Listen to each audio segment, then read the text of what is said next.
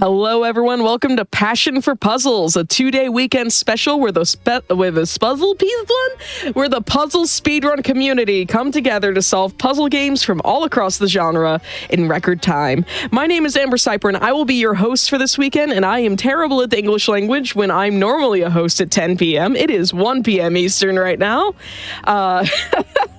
I hope everyone in chat is doing well. Thank you so much for being here. Kicking things off here for day one is Selkuth Mind and her commentator Darth Plagle as we go through our first point-and-click mystery game, Duck Detective: The Ghost of Glamping. Sel and Darth, thank you both so much for being here. How are you doing? Hopefully better than my English. I had a coughing fit as soon as we were told we were going live. So, we're doing great at speaking here, but that's okay because we have mysteries to solve. We do. I'm very excited to be here too. Hi, everybody. So there will be a chat poll that goes up because at the end of this, of course, it's a detective story. We're solving a mystery. We have to arrest someone. There's going to be 3 options. There's going to be the spy, the lover, and the egomaniac. So keep an eye out for when that chat poll goes up. And please do vote. You get to decide today who I'm arresting. There is technically a correct speed choice, but the difference is very minor. So with that all being said, this is Duck Detective: The Ghost of Glamping, the second game in the series. It's a little bit scary. It's a little bit eerie. It's a little creepy. It came out late last year. It's going to be a great time. So time does not start on me clicking new game. It's going to start upon me selecting sleuth mode here. And Darth, you ready? Yes, absolutely. Let's do it. All right. So in 3, 2, 1, go. Good luck. Have fun. Good luck. Thank you. All right. So the starting point here is we are in Freddy's room. He is living with Frederson, who he met in the first game. And he's now living with Freddy because Anna, his ex, is not replying because, the Duck Detective has a bread problem. He's irresponsible. He's just many things. It was a very messy divorce. So this is the tutorial area. We don't cover most of it. But welcome to Freddy, our roommate, who we have opinions about. And also, Freddy is very disappointed to see that we have bread under our pillow. It's okay. It's fine. The Duck Detective's been through a lot. It's very true. There's been a lot. It's very true. Yeah. And yes, it is deductions. Yes. Mm-hmm. There are many puns in this game. It is very silly. Keep an eye out for loading screens where I get true duck facts. All right. So here we're going to investigate, which we get to see more investigation in this game than we did the first, which is very fun, or at least in the speedrun. And we're just gathering some clues. We're gathering words that we need for things. There's so much stuff to investigate here, but we don't need to look at most of it. Mm-hmm. We're just going to, examine a computer. We're going to look at a lot of laptops in this run. There's a lot of snooping. There's a lot of rummaging through other people's possessions and getting information that way. So even though Sel knows all the answers and knows exactly what needs to be done, the game needs to know that she knows all the answers. So she's still going to have to do quite a bit of snooping around, which is very fun. The game's very funny. The writing's amazing. So anyways, all of that we did. We learned that Freddy has a girlfriend, which shocks the Duck Detective. And then as well, that Freddy has the surprise that Freddy burst into her room to tell us about is a vacation together to go to the haunted sanatorium nearby, which is now a campsite. So welcome to our setting for the game. Also, did you know that ducks quack 200 times a day on average? Do we have a quack button? A lot of quacking. We do. Yes! Victory! Yes. It's very important. Best game. There we go. Yes. There's the quack. All right. So yeah, we're going to do some investigation here. We're going to gain some names. So in my notebook, there's sort of 2 parts to it. Technically, there's 3. We never used the third one in the speedrun. But the first thing that we're going to do with it is we have to label everyone that we talk to. Basically, we need to have a suspect list. Oh, hang on. I need to question her about... Are you having fun? If yes, please. Anything. I got this. There we go. We also... Someone hasn't. Darth, can you help? I am having many thoughts simultaneously, and I'm trying to solve the puzzles at the same time. Yes, absolutely. So this is how we sort of get introduced to our cast of characters, in that Cell's gonna have to walk around as the duck detective and meet everybody, and then assign each of them their identity to try to piece together who they are and get a sense of what their role in this setting is going to be. So here, this is it's a capybara, I think, if I'm not mistaken, and we're gonna go through their luggage. You do. It's very fine. You know, we're a detective. It's fine. Yeah. It's fine. Yeah. Right. Yes. In my notebook, we have a section for suspects because we have to correctly name everyone. That's very important. So the game knows that we know who everyone is. And then we also will then have our deductions, which are the actual puzzles we're solving. So a thing that you've seen me do there a couple times now is use the unstuck button in the menu. I was just about to comment on that. That looks really cool for movement tech to get back to the center of the room. Yeah, there's a set point where that resets you to. It's not exclusively to the center of the room, but okay. Yes. This was found for this game. If I remember correctly, it was by the Masked Mango. We do know this also works in the first game. It's less effective in the first game, though, mostly because in the first game, it's not as big of spaces. It's just kind of smaller rooms. A little more cramped. Yeah. Versus in this one, there are some big maps. This campsite area is huge, and going from one side to the other is a lot. Oh yes, Freddie just learned there that you're not supposed to drink your pee. This is your note. Do not drink your urine. It's no bad. Yeah, it's an educational game too. Mm-hmm. We've got a few more edutainment games. Don't worry. All right, so this is an example of what we were saying earlier, in that Cell does need to have all of these names in the notebook before being able to fill this out. Just knowing as the player is not enough. Figuring did it. All right, so we're learning who people are.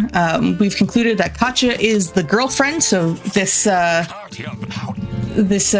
antelope here is the girlfriend. Here is the influencer who she works for. We'll learn more about him in a moment. Now that let's not. All right, so now to do the next section, we're going to come out to another part of the map, and you're going to get to see me do unstuck a couple times here. This is not the biggest section, but the one where the unstuck is the most useful. The pale now, and I had. All right, we need to go look at this knife. Definitely not ominous. It's fine. I'm sure it's fine. It's very fine. We're going to talk about Magic Horn a bit more later. Amber, how do you feel about Magic Horn? About Magic Horn or Magic Corn? Magic Horn. Magic Horn. It's one word. Okay. If it's edible, is it is it nutritious? Is it good for you? Yeah, that question will make more sense to you in a minute. Just wait. It will. Oh, I can't wait for the reveal. Oh, I can't. It's gonna be very good. Yep. We've also run the poll already, and the Egomaniac was the winner with 41% of the vote. Excellent. All right. That is not the fastest option, but it is also not the slowest option. So thank you, chat. You are costing me maybe 3 seconds. We're decidedly average. Let's go. You could have cost me much more time. Okay, I have done that. All right, so we have done all of that, and now it is time to fill in the last few. So we have Arnaud Benoit. We have Theodore Stumperton, who's the capybara. These are beavers, if I remember correctly, actually. Okay, yes. Yeah, you're right. All right, so Arnaud and Katja are in the VIP tent. Toby and Matilda are in that one. Theodore is in that one. And then Freddie and the duck detective are in that one. That's with havoc. All right, so now we need to name a few people. Toby is the child of Matilda, who's the brigadier.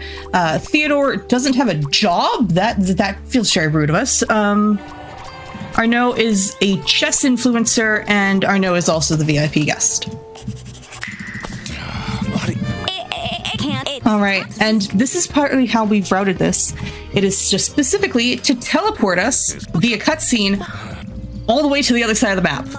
This is a thing that we make use of in both games, of just intentional routing and doing that puzzle where we get the final clue, so that we don't have to walk all the way across the map. Saves us time. Very handy. So anyways, we are now going on a tour for the Haunted Sanatorium. We're about to get a cutscene, which is a ghost story. If you don't really like ghost stories, maybe step away for like a minute. Take a moment. But yeah, we're gonna get to have a little cutscene, which we cannot skip. Her life in glorious motion. I also just wanted to say, like, I am delighted that this game has full voice acting, and even more delighted at how nonsensical skipping through the cutscenes, all the text boxes sounds, because you'll get like the occasional "What do you?" from like Duck Detective, and it's just like, it's like, yeah, no, that sounds like me at my alarm this morning. Shuffled to the window. Imported teas. Yeah, if you haven't played this game at all, you are going to see some plot points here during this run, but you're going to, like, Celis is going to fly past a lot of the really amazing dialogue just for speedrunning purposes, so it's definitely still worth checking out. Absolutely recommend it. The first one too. Oh yeah. And the voice acting is great also. We have to skip over most of it, which is a real shame. Like the voice acting is so good. Very, very well done. There's so much silly dialogue that we just miss. And also there's so many stories. Like that's the thing I struggle the most with actually with Glamping over The Secret Salami, the first game, is that in the speedrun, I find the ending doesn't have as much weight in the speedrun because there's a whole plot line with the whole girlfriend thing that really packs a punch at the end. Yeah. But we don't really get that in the speedrun because you need to, actually sit and read the dialogue. And quietly she reached for And quietly. if the folks in chat haven't seen the schedule for today, and you want to see the schedule today, if you use the exclamation point puzzles command in chat, that'll link you to our Hararo link, which has both days relative to your regular time zone, your own time zone. It will adjust for you so you can plan out your weekend of puzzling. We've got some really awesome things coming up. More point and click stuff. There's some puzzle platformers. We have a couple of memes along the way.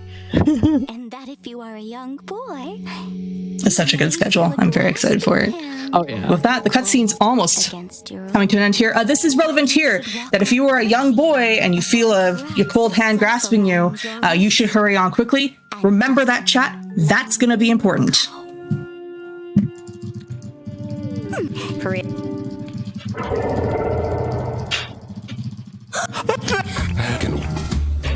The detective does not believe in ghost stories. This is an important thing. Anyways, we now learn that the VIP tent has been vandalized, so we need to go investigate. Vandaliz? That's as far as he got. Just vandaliz?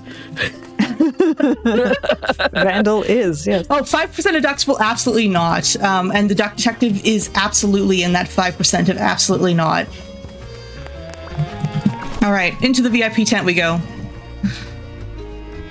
It's pretty big. It is very big. There's also always dialogue that I forget happens in this place, and I never remember quite what to do. Okay. Oh, there's so many steps to this. Could I hit the correct button, please, game?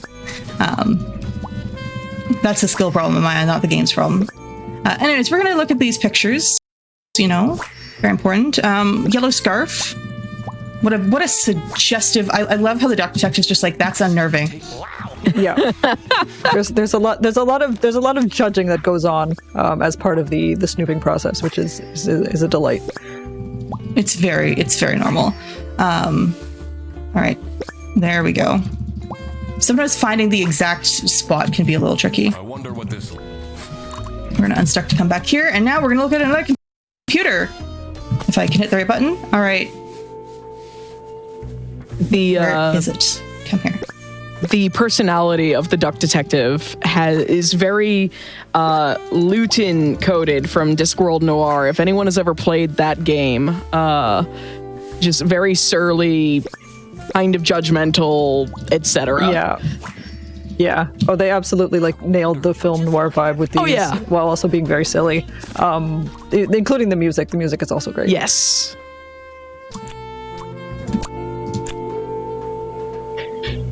So we're gonna get some more. I am missing a word. Where am I missing? Oh, I need to talk to Arnaud. I'm like, why am I missing a word? That's why, because I forgot to talk to him. There we go. Now I can finish this. All right, steal the lucky yellow scarf of Arnaud. Oh no, the lucky yellow scarf. Very, very serious theft. And Arnaud is getting bribed.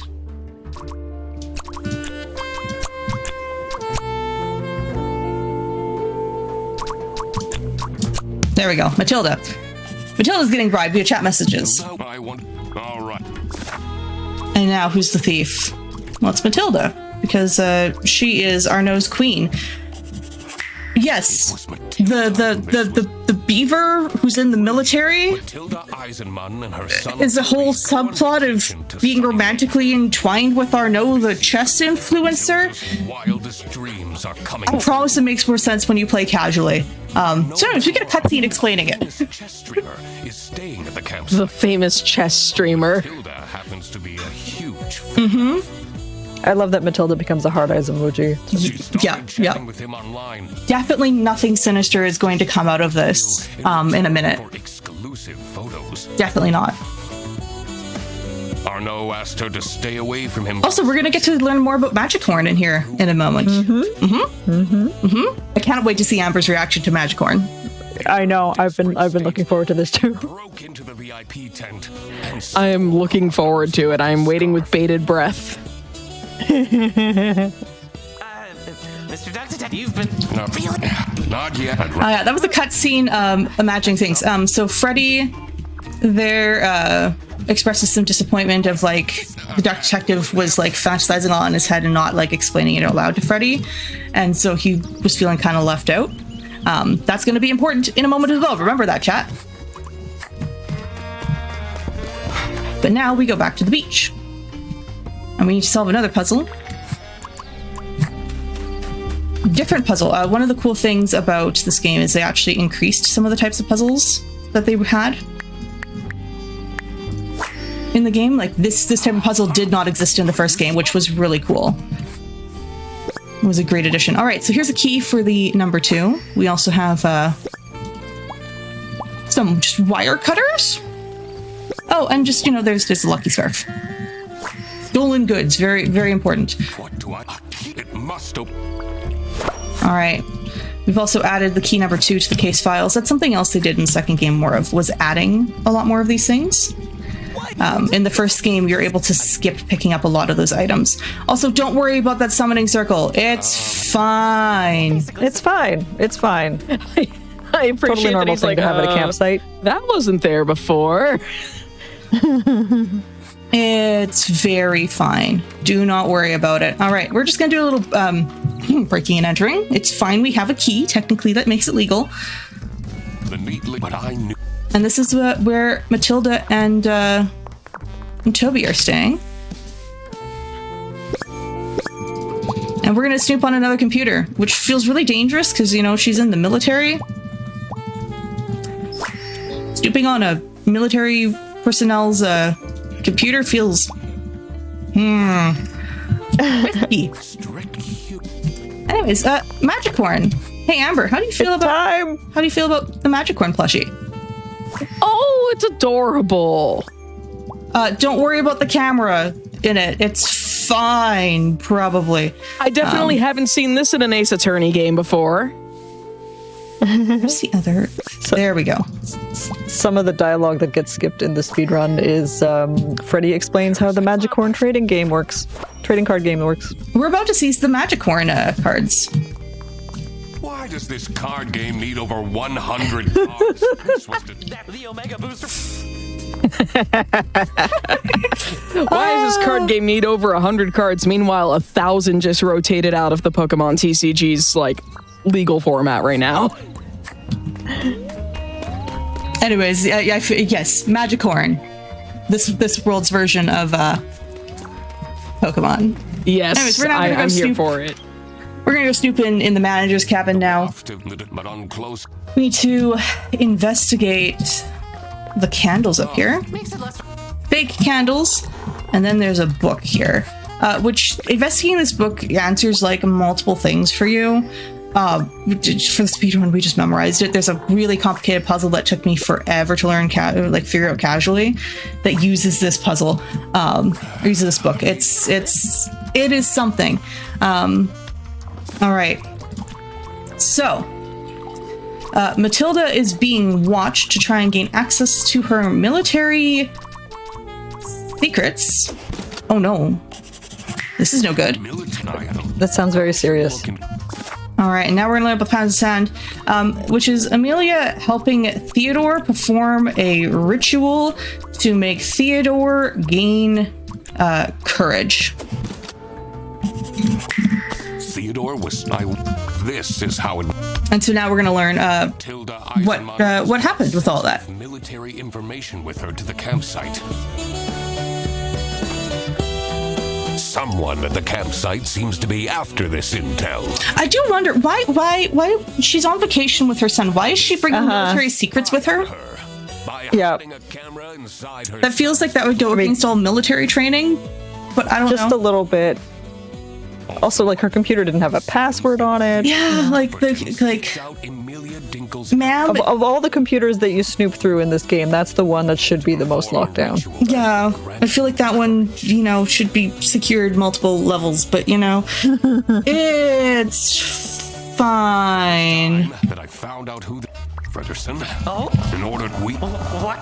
As we need to figure out who's spying on people, You s- and so we call everyone to meet here at the sanitarium, but Freddy's gonna take over, The duck detective.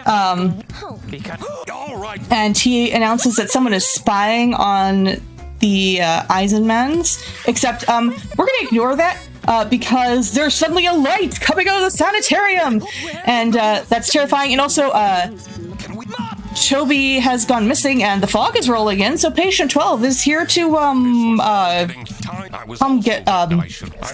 this is so. I bet. Don't. yeah, Prophecy's being fulfilled, basically. yeah, Or Toby's maybe. grab. Anyways, Magic Horn Go also exists in this world.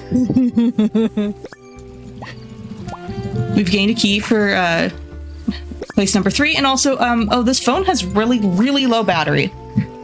Someone. Let's. Excited. I was. The duck detective is very angry with Freddy right now. Does not want to speak to him. That was a whole little piece of dialogue we skipped over. He's very angry with him.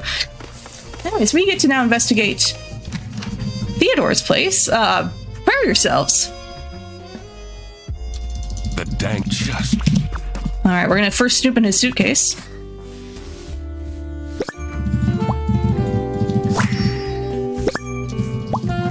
And we're gonna learn some more things here. Okay, look, I So agree with judging. that one.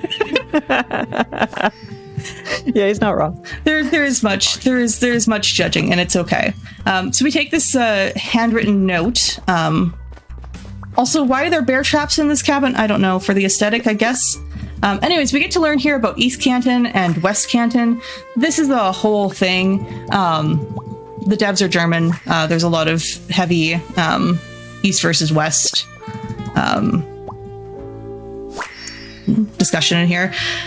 In the game, in the series, just a thing to note. But yes, that corkboard had pictures of Toby all over it, which is of course really concerning because Toby is missing. Oh no, we need this. Wasn't much of a blessing. We're going to talk to her, and then we're also going to question her about this notebook. I'm a dead snooping. All right. So, snooping is our job. We now need to go to the toilets because there's a secret passage in the toilets. And now for my least favorite puzzle in the entire game, and I need to just grab the answer here. There we go. Solving that casually was a pain. That's something about courage, love, hope. Well, I don't remember. It was complicated to figure out casually. Yeah. Guys, we're almost to the end of the run. We have our final section here. They're gonna make up here. You know, they're gonna solve some of their disagreement. I'm just very amused at how it's like, yeah, we're gonna bury the hatchet here. We're just all right, so there's a whole area in there that we're not going to go look at. It's a huge reveal of the story, so you are getting a little bit of solving the mystery yourself saved from you from watching the speedrun. If you play this, go check out that room. There's so much story that gets revealed there. But we're going to stop right here so that we don't trigger a minor cutscene by going in. Instead, we're going to just start solving puzzles. So Toby is on the lake with Theodore, where they are looking for magic horn. It's okay. Toby is safe. It's fine. Patient 12 hasn't come out to grab Toby. So the room in the sanitarium, which we're looking at, was set up by Katja because the bruise on her arm that we saw at the beginning matches the glasses that were on the statue that has fallen over there. How that makes sense, that was the one piece of logic that has never made sense to me, but it's fine. Connections. So, turns out Theodore is actually Toby's parent because he had a fling with Matilda when they were both in the military together. That will make more sense if you play it casually, I promise. Yeah, lots of little details in there. But turns out Catch is in disguise and using not a broken, what am I doing? A fake name. What's a broken name? That's a good question. And turns out she's actually a spy for West Canton. Oh no. All right. And the final puzzle to solve here, the military secrets that are missing, they are hiding in the broken toilet. And now that we have solved all the puzzles, it is time for us to call everyone together for the final reveal. So just to confirm, we are arresting the egomaniac? yes. Okay. All right, so we're going to get our final cutscene explaining everything. Ranking officer in the East Canton Army. Matilda Eisenman has access to classified information. She was entrusted with the physical plans for a new military base. Meanwhile, Katja Ray has been meticulously preparing her master plan to steal these documents. She found out that Matilda is a huge fan of the chess game, which prompted her to become Arnaud's assistant. What Arnaud really played the long game there. was that Katja was actually She really did. a spy for West Canton.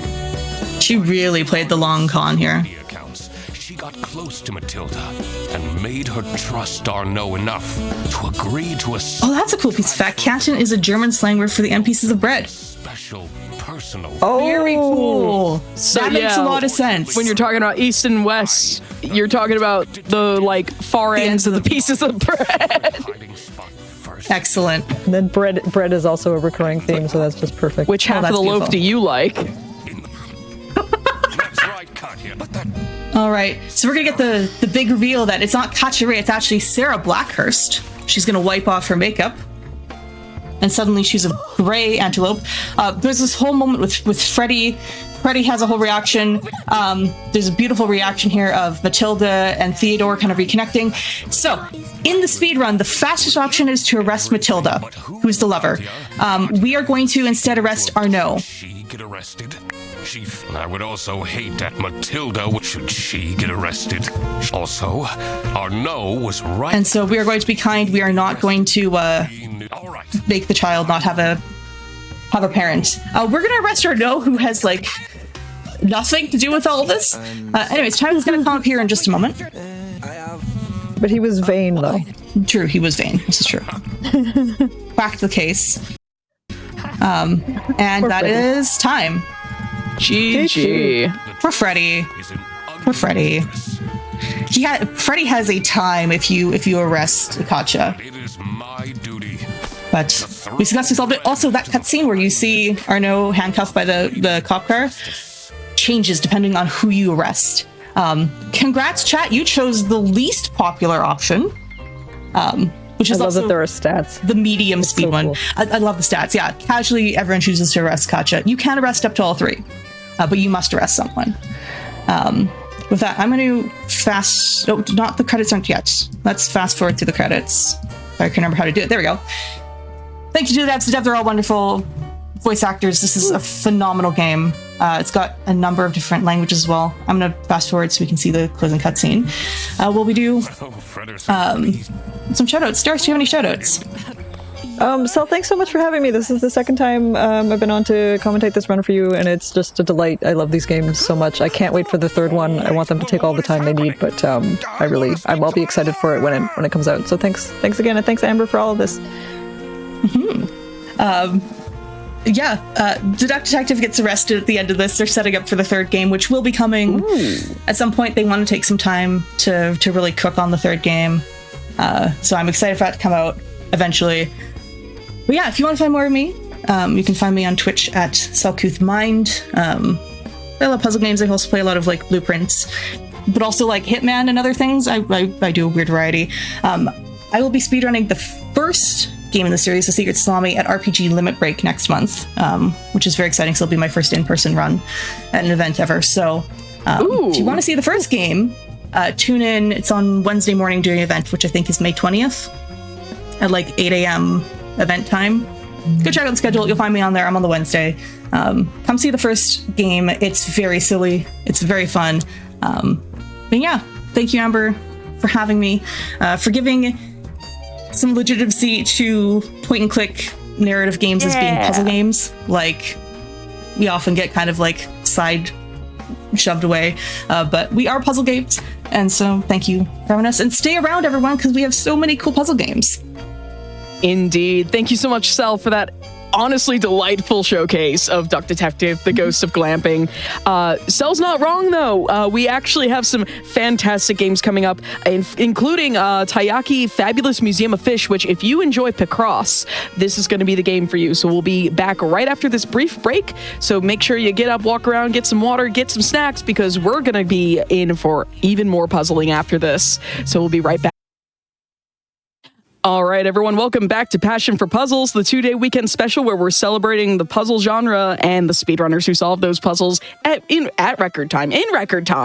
My name is Amber Cypher, and I'm still trying to figure out the English language, and we're joined by the wonderful Chaffee and Sweet Peebs for another round of completely different genre puzzles.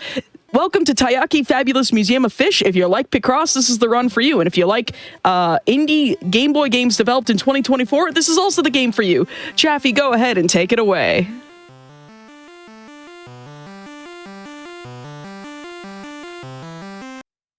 Amber. Like Amber said, this is Taiyaki Fabulous Museum of Fish. This is a Game Boy game full of Picross puzzles. It is free to play. You can either play in browser, on an emulator, or if you have that kind of money, a flash cart. I'm joined by the wonderful Sweet. Hi, it's pronounced Balitro actually. And yes, I have brought all 26 of my buckets to help carry all the fish.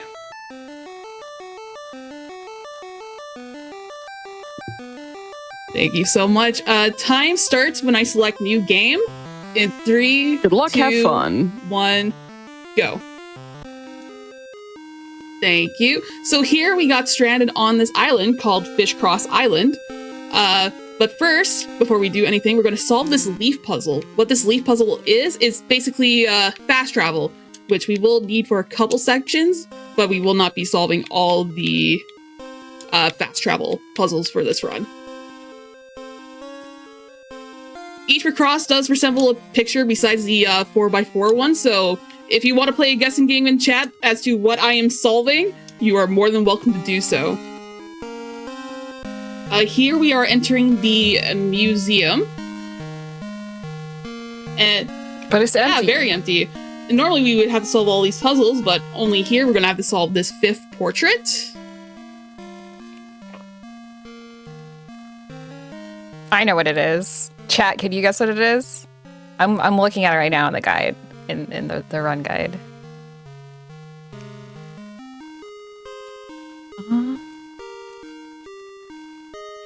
It's a cup. No, it's a bowl? The toilet. Wait, oh no, I'm starting to see it. Wait.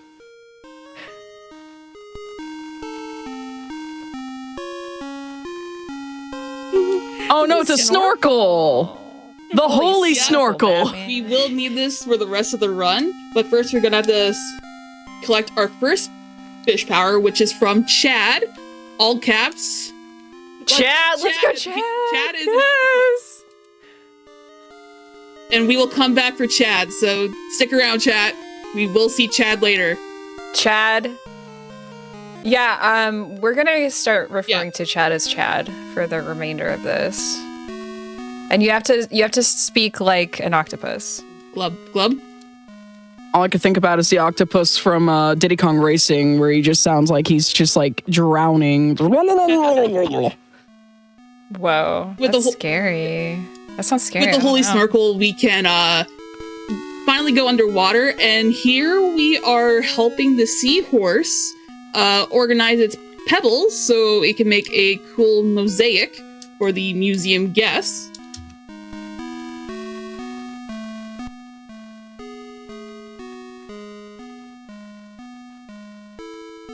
Whoa, so you're saying that this is a mosaic and it's gonna be a larger picture once it's all put together?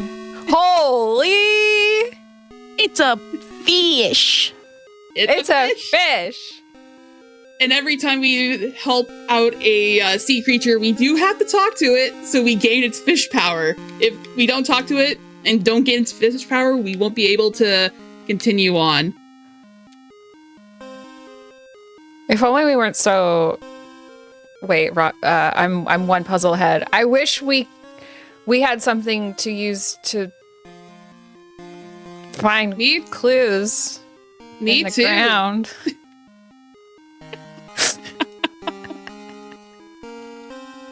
Oh, I remember the question I was going to ask you. Do I have time to ask you a question? Okay, so are you happy that the Carolina Hurricanes are going to the playoffs? For you. Thank you. Are you going to cheer for them? Cheer for them for you. I mean, the Jets still have a chance. Oh, they do have a chance. Okay. Surprisingly, they still... Does anyone know about hockey? What hockey is? You know what hockey is? What is hockey? What is hockey? Hey, how many people in this call right now are asexual? Me. Me. Now that we got this shovel, we need to dig up this specific spot right here. Whoa! If only we weren't so poor. What are we gonna do? I don't know. We're gonna have to figure it out.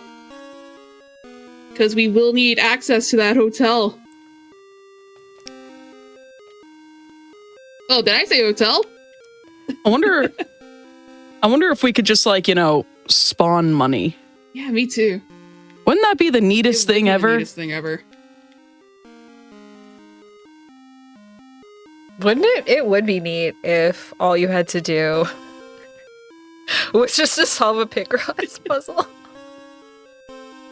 Yeah. And that's oh boy! $300 in non-construct bills! Non-consecutive bills. Chad will love this. Yeah. Now we need to dig up this spot. Whoa. I don't know, apparently we need it later. It looked promising. Whoa. It was very vibrant. Can we get like a chat poll or something? Like what's Chad's favorite food? Or something like that. This is clearly a picture of Kirby. Wow.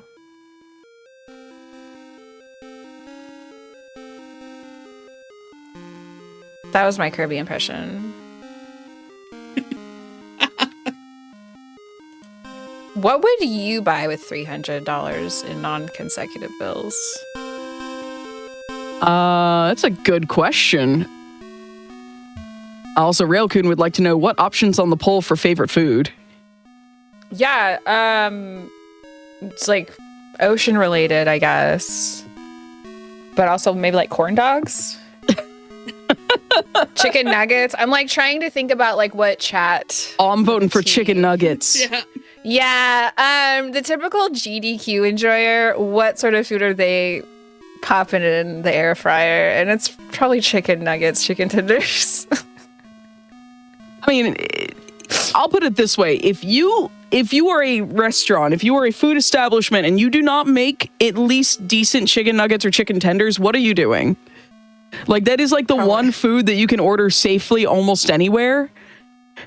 And like, if you're just like, oh, I'm not sure if my stomach can handle something new or whatever, like, or if you are autistic like me and you are having a rough day and you need your safe food, like, we got a chaotic poll. Okay, what is Chad's favorite food? Chad, I need you to all to vote. We've got tacos, Kirby, non-consecutive bills, corn dogs, and chicken nuggets. Corn dog is 2 words, not one. We got singular corn dog word.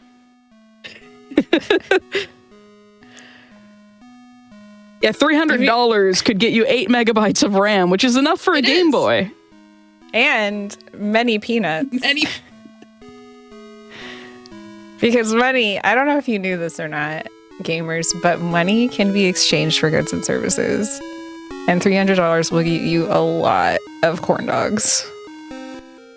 We just helped. Are you a fan of the corn dogs on a stick, or do you like the mini ones? Oh, good question. Meanwhile, we just did something in the game, I presume. We just dug something useful up. So, have any of you seen The Master of Disguise? Oh my god! God!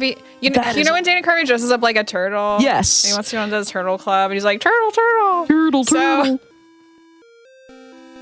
So there's a turtle in this game.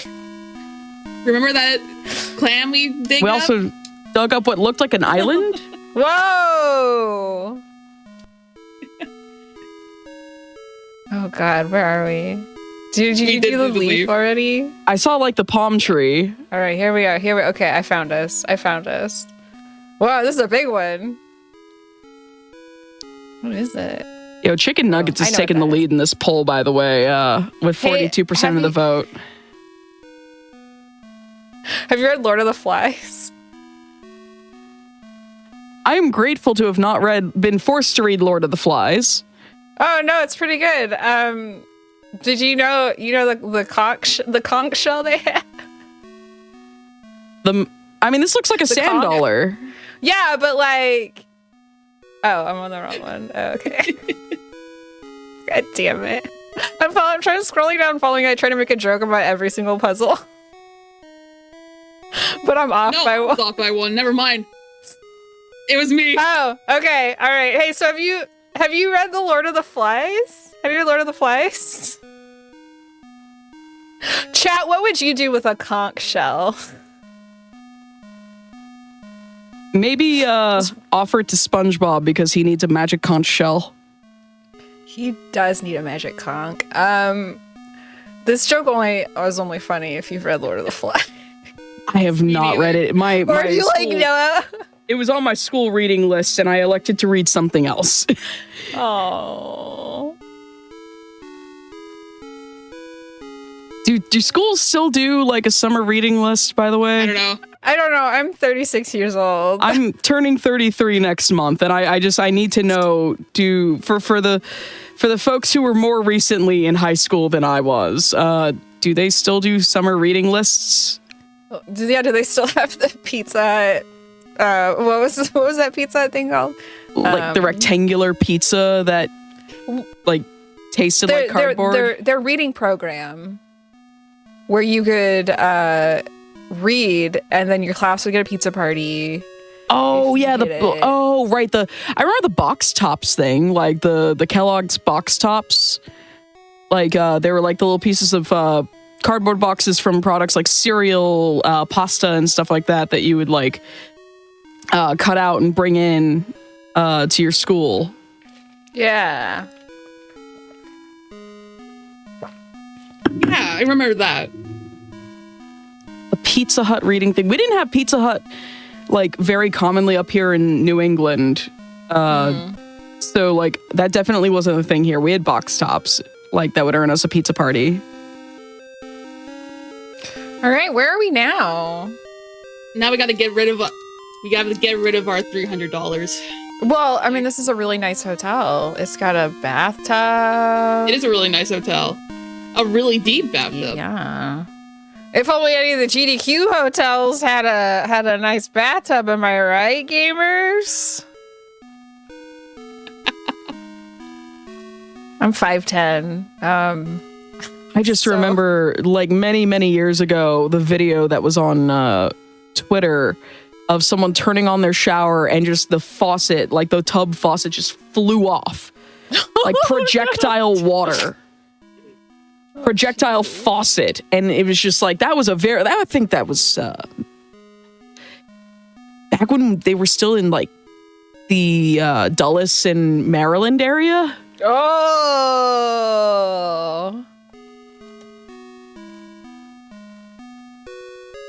That's a while ago.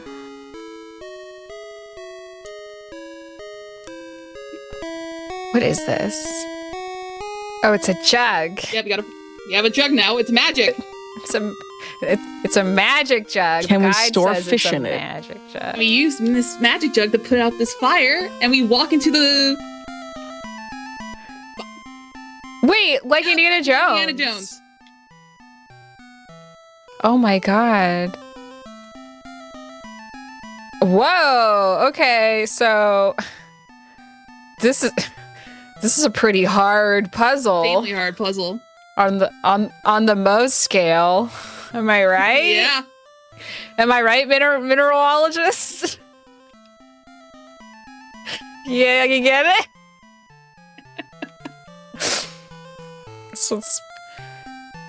This one will scratch any surface. Because it's a diamond. Get it? Anybody? $300 will get you full access to this whole hotel to do all these puzzles. Like this top left bubble in this cooking Yeah, the crab doesn't want to be in this pot anymore, so we're going to replace it with a more suitable option, as you may say.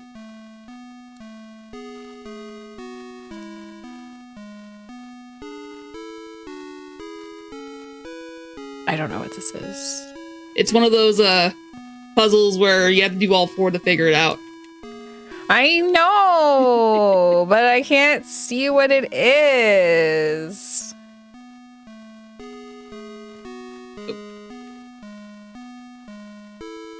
So Pizza had a campaign a few months ago where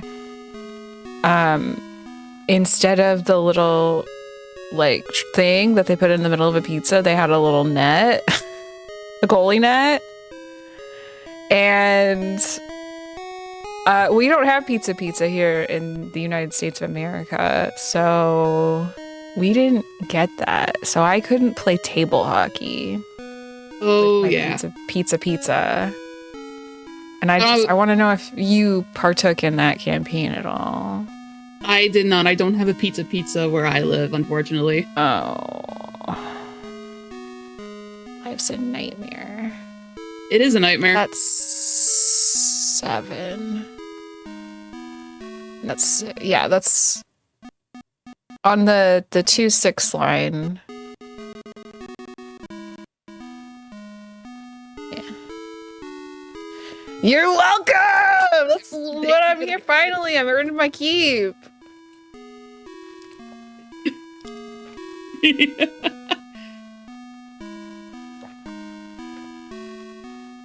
Chat, counting under pressure is a little hard. Counting is hard. Counting is Is that anything I learned about this game? Counting is hard. Doubly so. Okay, the folks who are talking about Little Caesars, like, okay.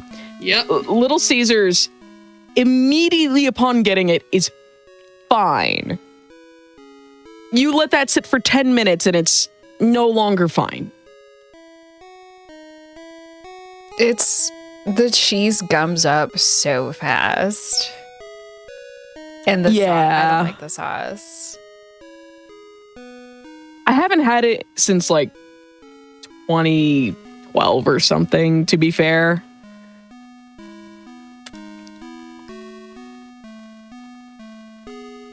I think I've had it once, maybe. I also don't have a Little Caesars where I am. Dox yourself right now. I have heard very good things about the crazy bread. That is like the one thing. Yeah, no. Ray is right. Little Caesars is a fine, like a good pizza for the price. Like, especially like, in this economy, they keep raising the dang old prices of everything. Look, I've had some awful pizza experiences from like more expensive places, including Domino's. Like, how do you order an extra mushrooms pizza and get literally no mushrooms? That has happened to me in the last like 3 months or something. Well, I hate mushrooms, so that would be fine for me. I mean, you wouldn't have ordered the extra mushrooms in the first place. That's true. You're so right, bestie. You're so right. So whatever this image will be, will be cooked in the crab's stead. Yes. That's what you're telling us.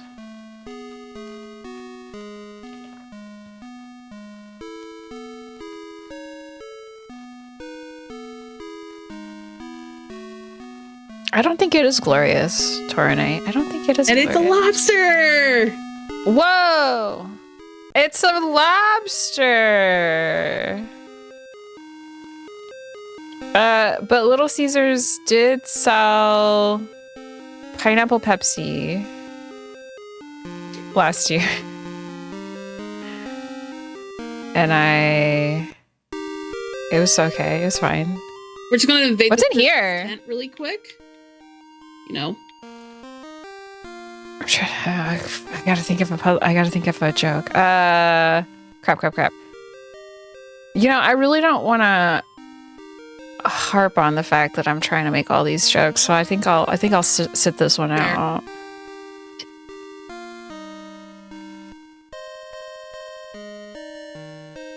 I mean, Picross is even hard when you know the solution and you're just trying to copy it over, like to sit there and make sure you're not missing rows. But yeah, exactly. In all honesty, like I have to ask, like, how did you stumble on this game? Like, genuinely curious, because I had never heard of this until I saw it come through the submissions, and I was like, oh, this is kind of neat, actually. Yeah, so I only stumbled upon this game is because, like, I'm part of Lady Arcaders, and every year for Christmas they do an advent calendar full of free games, like free games, and this was day 18 of last year. Oh. That's actually really sick. That's such a cool idea for like a advent calendar of free games. There's so many cool things you can find on itch, honestly, and this is one of them. Yeah, it's a fantastic group because it's like we take submissions in November and then for that period in December it's like 25 days, I guess, which is not Advent, but not true Advent, but anyway. I mean, you get 24 days plus a Christmas gift. Yeah. But yeah, there's a lot of gems, and there were like one or two multiplayer games. Okay, were found in there, and it's just I don't know. Lady Arcaders. Yeah, Lady Arcaders mentioned. Is this a bomb? Yeah, shout outs to the Lady Arcaders.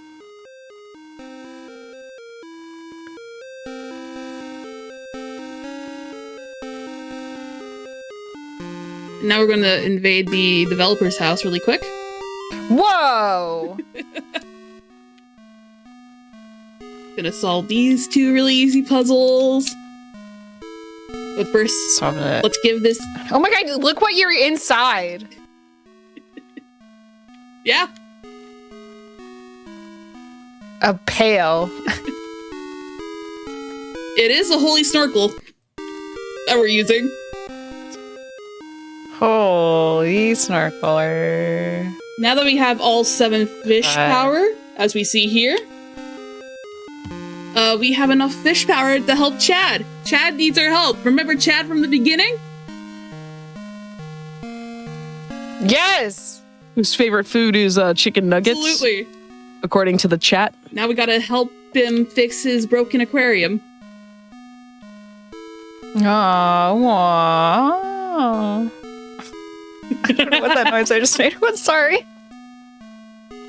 It was sort of, I was going for like a commiserating, like, oh, buddy, but then it just kept going. That was perfect. Oh. That sounds like my brain trying to do Picross on a regular basis. I love Picross.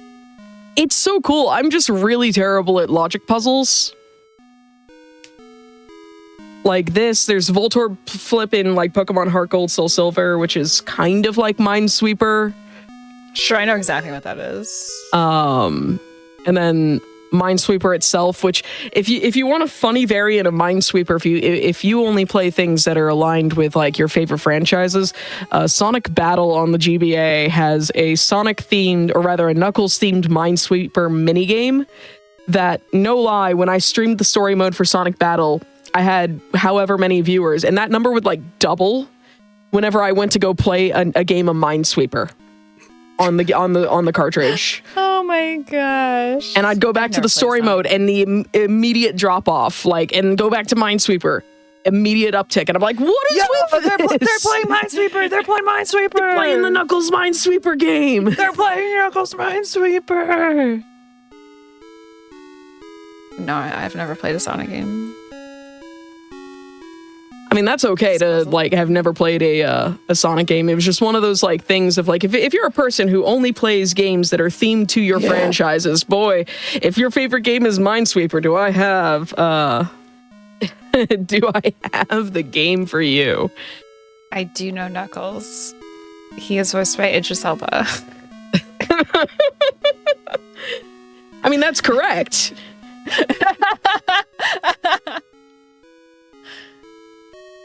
Yes. Voltorb, I know all about Sonic. Yo, someone who knows Voltorb Flip. There's a mod of Pokemon Crystal called Pokemon Crystal Clear that implements Voltorb Flip into it, and no lie, that was my life for like that mod is like in general like was my life for like a solid like 3 weeks, but that mode was my life for an additional week on top of that.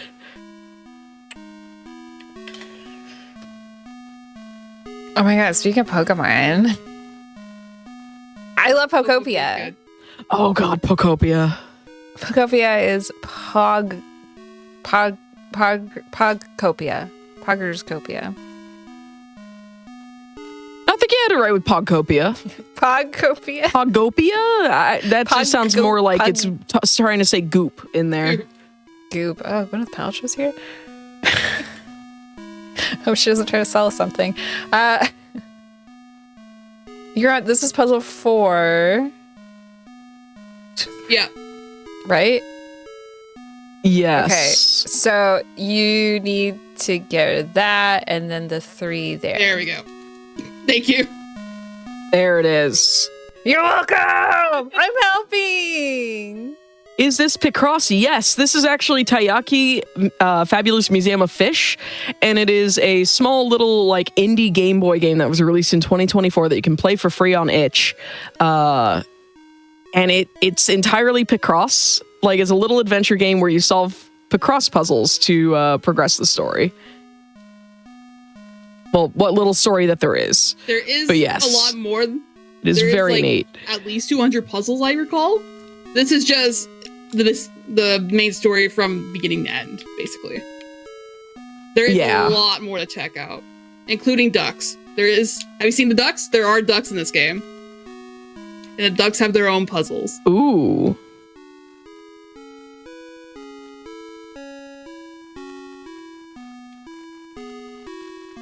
Yeah, there's the puzzles command in chat, which I'm going to type in the chat right now. If you want to see if I could type it correctly, there is an entire schedule across today and tomorrow of really neat games. If you think this is a neat game that you can play on itch, well, don't worry, because we've got another one coming up after this that is a little bit of a meme, but also really cool. No way. You're telling me there's an entire weekend of puzzles? Oh, yeah.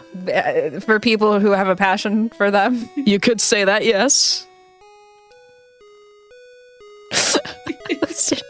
Hosted by Passion Project host Amber Cypher. You're telling me?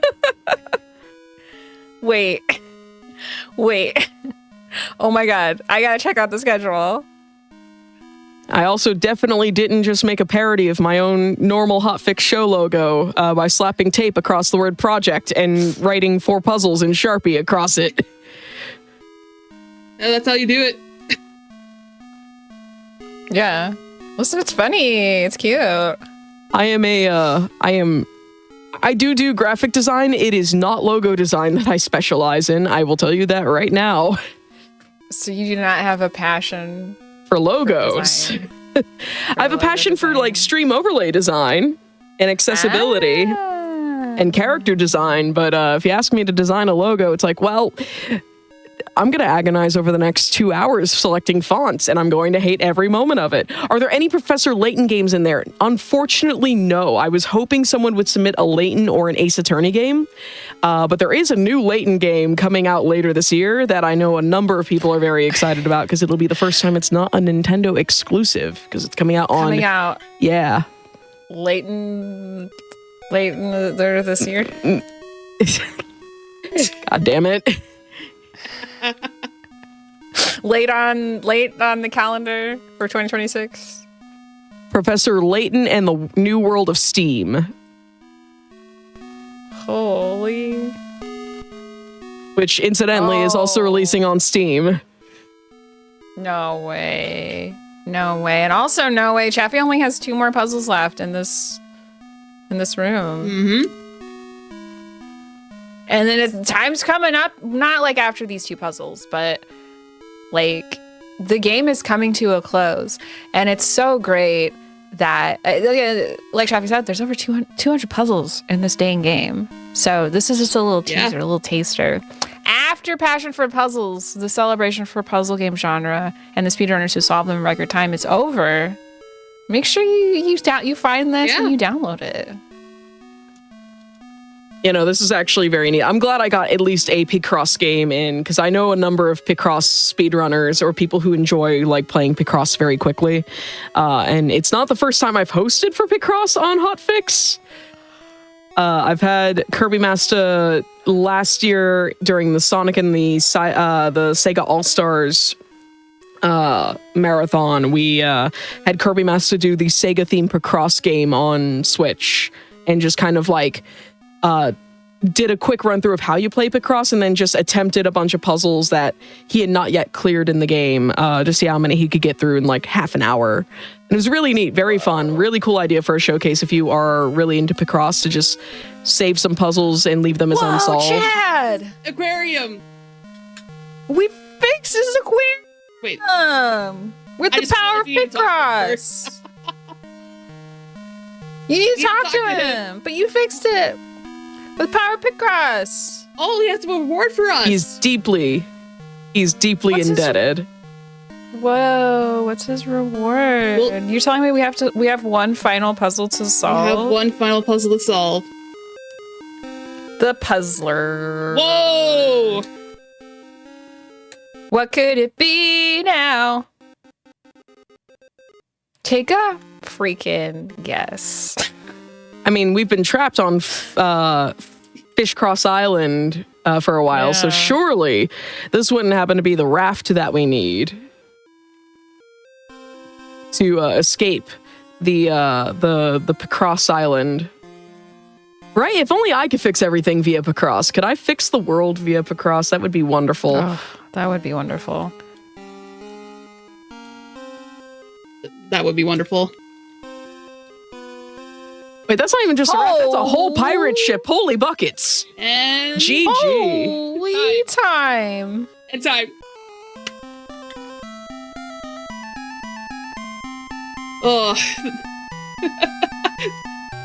Thank you, teams, for the commentary, because I had to block it a little for this. Yeah, Counting's hard. I'm the yappler. The yappler. For all your yappling needs. Yeah.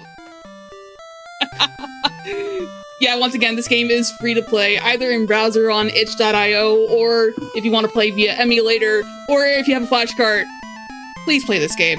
It's wonderful. And I think there's like a version where you donate to the developer.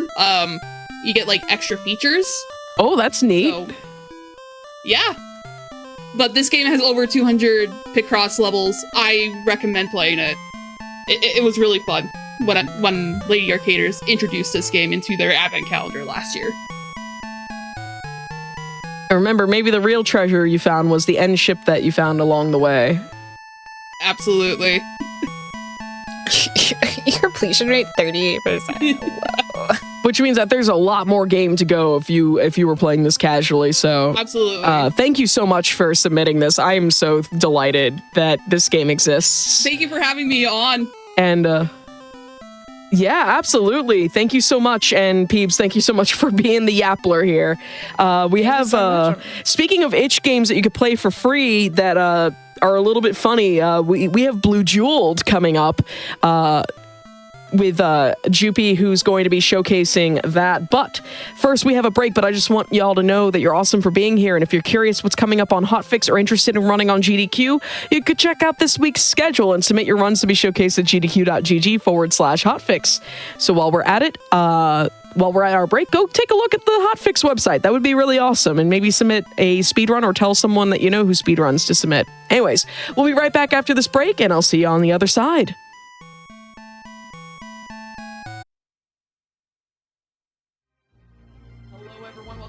Hello, everyone. Welcome back to Passion for Puzzles, a 2-day weekend special where we're celebrating the puzzle speedrun community and all of the solutions that come with it. My name is Amber Cyprin. I'm feeling a little bit blue. And I think you'll understand why as I introduce our next runner running our next game, which you can also find for free on itch.io. Jupy, go ahead and take it away with Blue Jeweled. Thank you so much, Amber. Hi, I'm GP, also known as Cute Tangies, and welcome to the Blue Jeweled world. I'm accompanied by Corey. Hello. I thought you were going to say blue. Oh, yeah, I mean blue. It's blue time. So, yeah, welcome to Blue Jeweled. This is definitely the Bejeweled we have at home.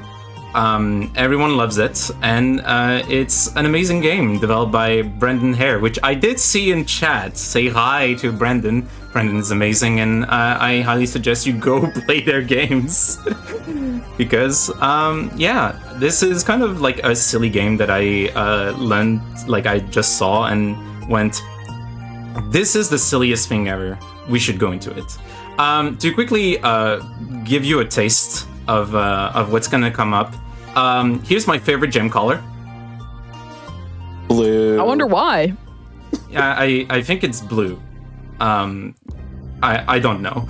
But in any case, we're gonna go into classic. I'm gonna do 30 levels. It's gonna be really fun. And you're gonna see how fun it is to do some blue. Time is gonna start when I'm gonna click on classic. So 3, 2, 1, go. Good luck, have blue. Welcome to blue. Welcome to blue. So, blue. I hope you like it. It's my favorite color. Same. I love blue. Do not quote us on that, please.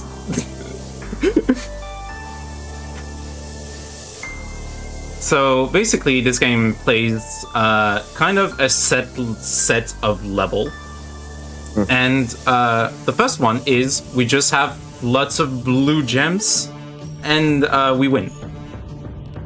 Blue. Level complete. Yeah.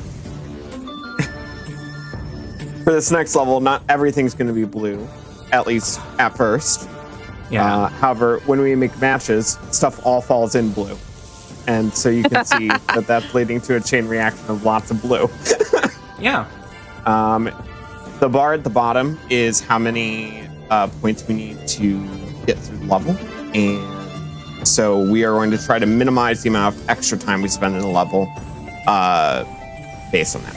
This one, everything falls in ready to explode. So it just leads to these chain reactions of lots of explosions. That's fine.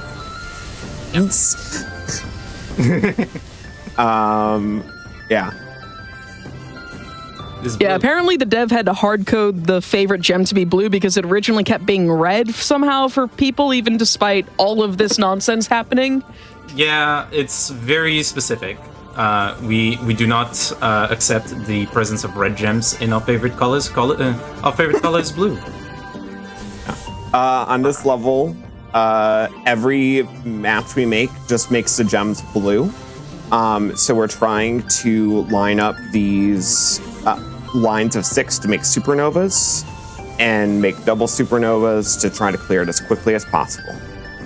I'm being corrected that it's actually not a score meter, it's my blue meter. It's very important.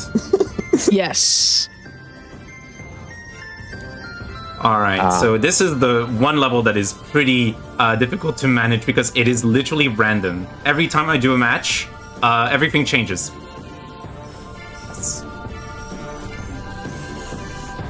So we're just gonna hope it chains into itself. Yeah. Thankfully, hypercubes do not get changed, which I'm gonna explain what the hypercubes are in a second. But Rand is not giving me the funny, the funny chains that it can.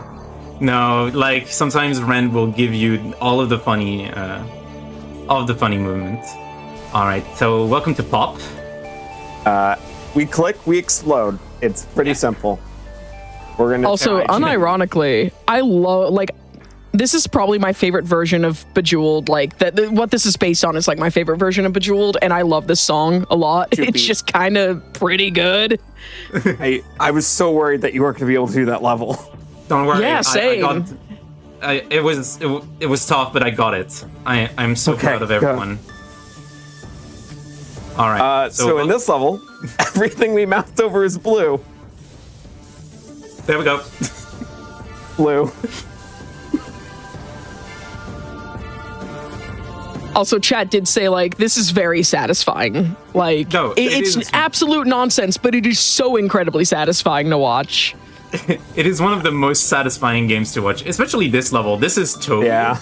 To note, I will still name them with the wrong fact, despite the fact that I know that basically those are just Bejeweled, but blue removed for another thing, and basically the letters do not appear because they were not coded in by PubCap, so they just make a jumbled mess of letters.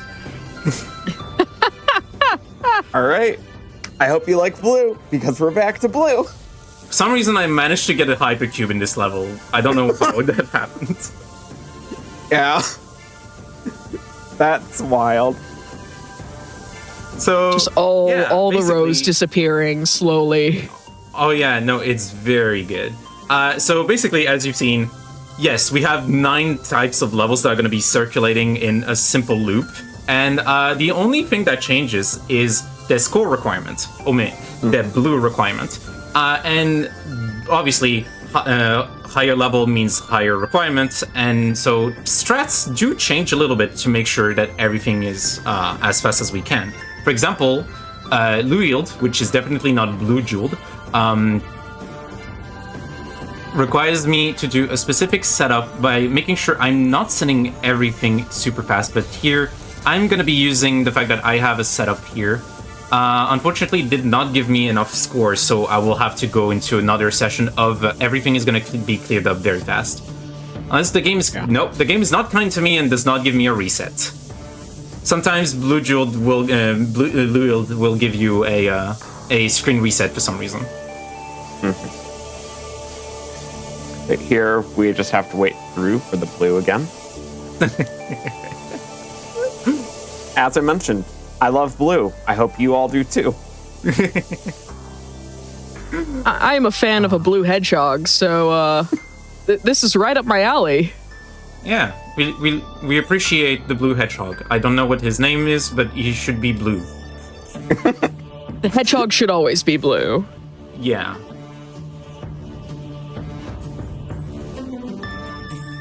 what is the next thing they're gonna invent? Yellow foxes that have twin tails? Right, or like red echidnas? No. We don't I cannot speak of other colors in this game. All right. I mean, I think we're committing blasphemy by saying yellow or red here. Yeah. Fun fact, I believe this is the only level you can actually lose the game on. Yeah, for some reason, I never saw this, but Corey did see the game actually softlock on Uriel, which is supposed to be for fire jeweled, but...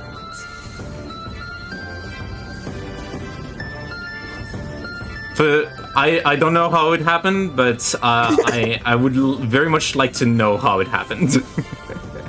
All right. I did not understand how it happened either. So yeah, Clone is the most involved at the levels here because obviously making supernovas does require me to do specific setups. And also if the game does not want to cooperate, I need to do some specific movement.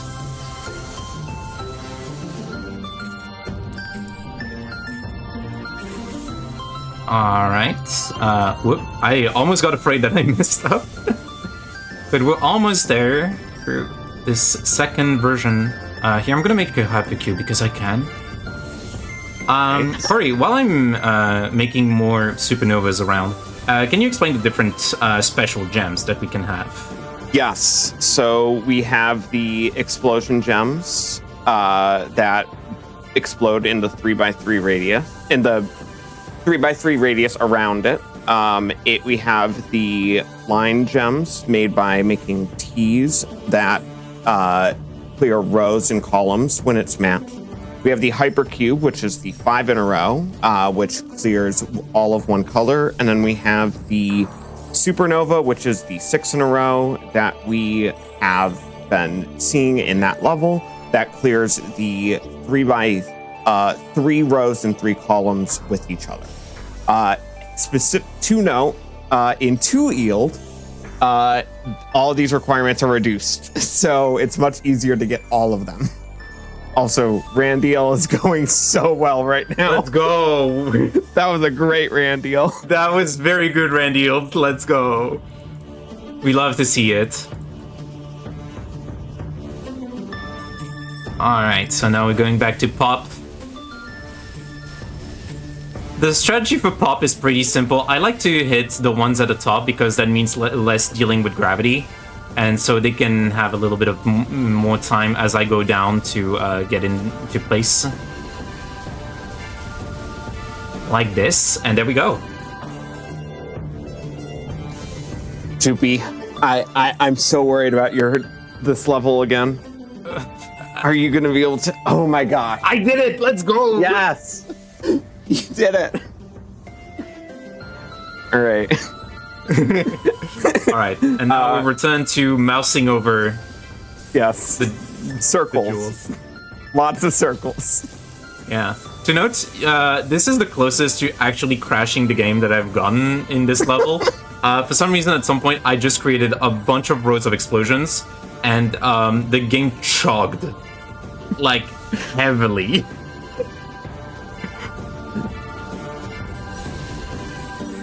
Now it's time for Toe. We're returning to Toe. Everything's gonna move. I'm gonna pretend I'm not seeing these other colors. There we go, there's my blue. Yeah.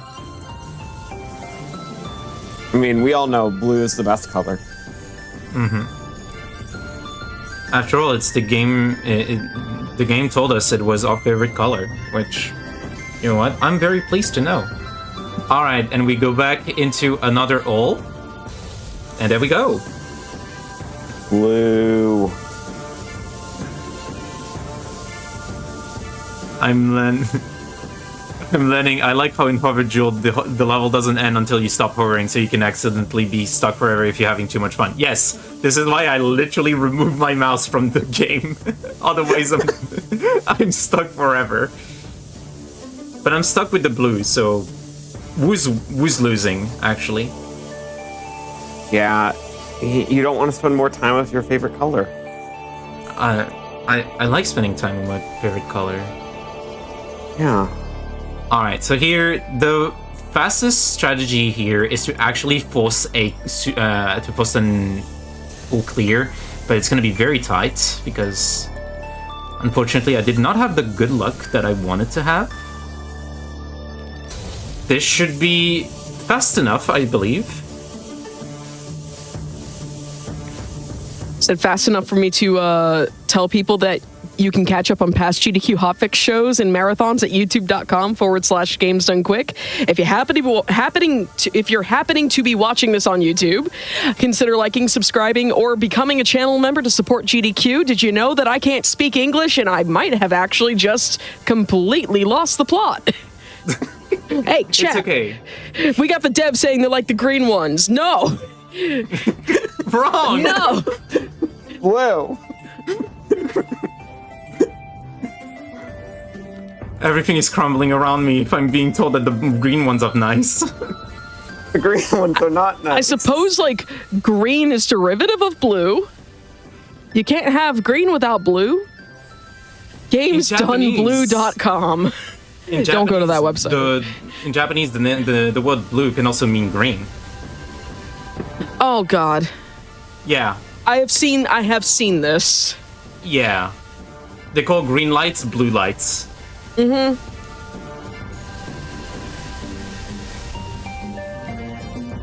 Blue games done quick. Yep.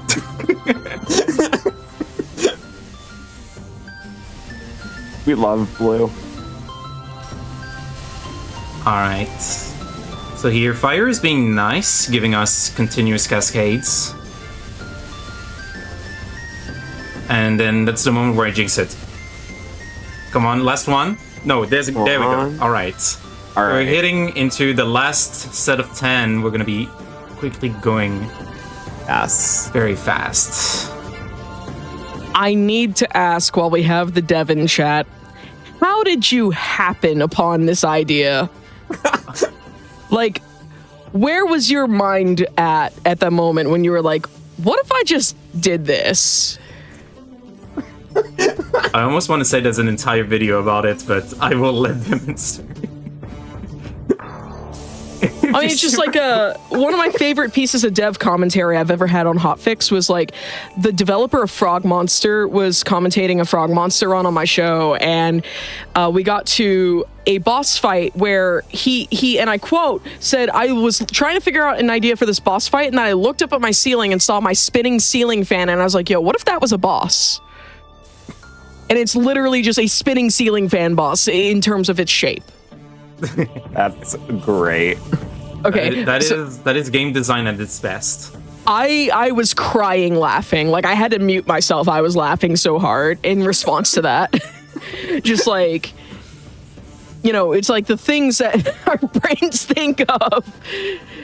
And yeah, apparently Brandon's thought was I could just do this was about all there was when it came to coming up with this idea. It's like, yo, what if Bejeweled but blue?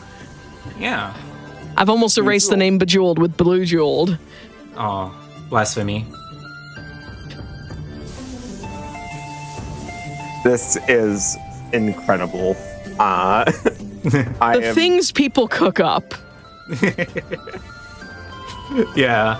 You gotta imagine that the first time I ran this at any event, I still wasn't like fully aware of how this game came to be, and then I literally a couple of days later I saw that Brendan Hare posted an actual there was an actual video where Brendan was present at, I forgot the event, but basically an entire 7-minute presentation of how Blue came to be, and that is amazing, and I highly suggest you go watch it on YouTube. I will totally get the link somewhere on my Blue Sky at some point, which fits very well because it's Blue Sky.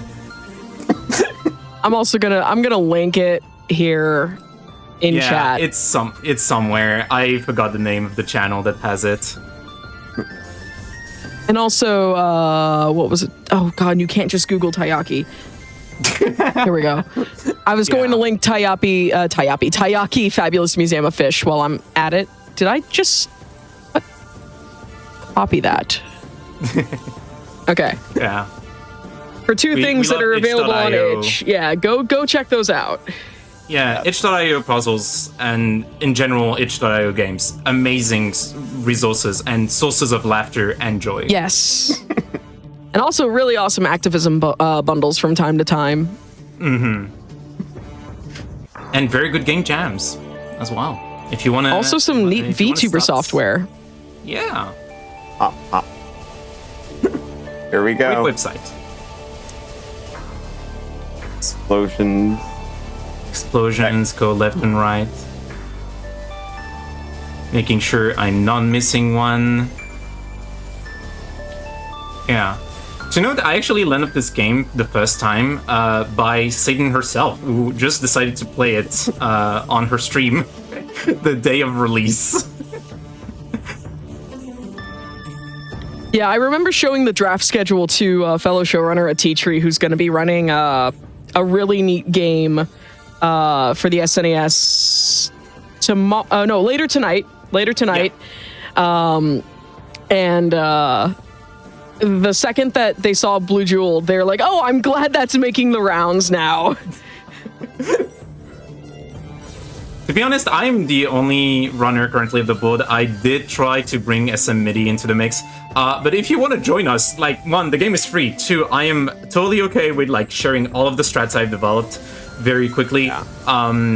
Like for real, if you want to run Blue Jewel because it's just a fun time and you get to make the strategies even better, come over. We are always welcoming of people getting into more speedruns. Time for toe. Time for toe. We're pretty close to the end because we're now at level 27. Jupi? Yeah? Do you want to talk about the score cap thing you discovered? Oh, yeah. So basically, a Bejeweled free runner at some point came to me and was like, can you reach the high score level for Bejeweled free in Blue Jeweled? And I quickly asked Brendan, because Brendan now, Brendan and I, mutuals on Blue Sky, and I said, hey, can we reach the signed bit limit, which I don't remember the number by the top of my head, but because we're in all, I can just look for it. Yeah, this is the perfect time for that. Yeah. All. Also, if you want to... 147,483,647.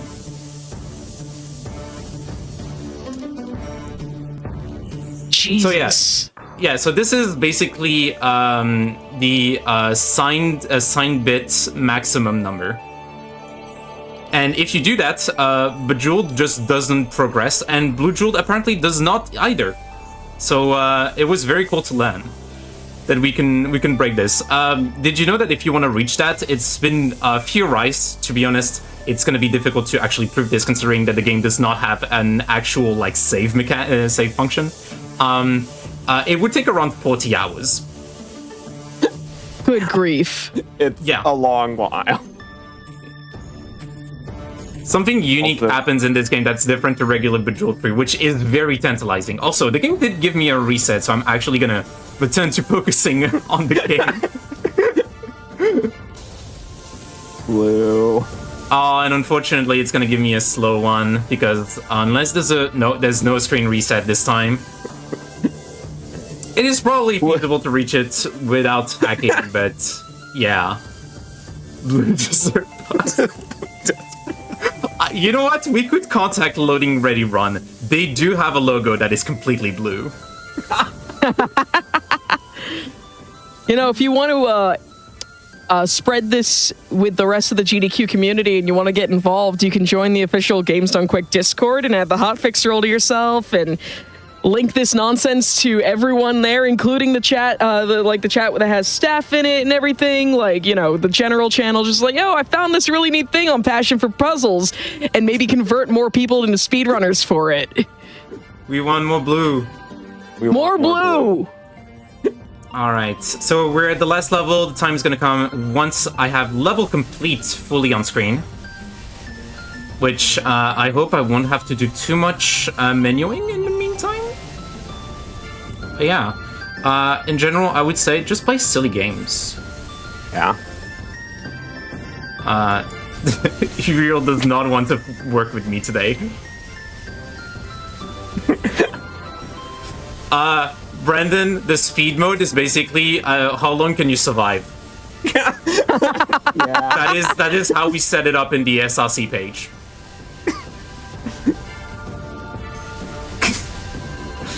I'm not gonna spoil what speed is, but it is hilarious and you should totally do it. Yes. If you want to check it out, you should check out this entire thing, but also so you can just see the speed mode. Yeah, I would say just play Brendan Hare's entire ludography. Did you know that one of the games is just called Plants? And it's Plants vs. Zombies, but there's no zombies. What? There's just plants! Yeah, and time! GG! Ah. And with this, the game technically does not end, but we're gonna head back to the menu. Also, yes, you can see that my sound levels are extremely low. I did not want to explode your ears. This game's so loud.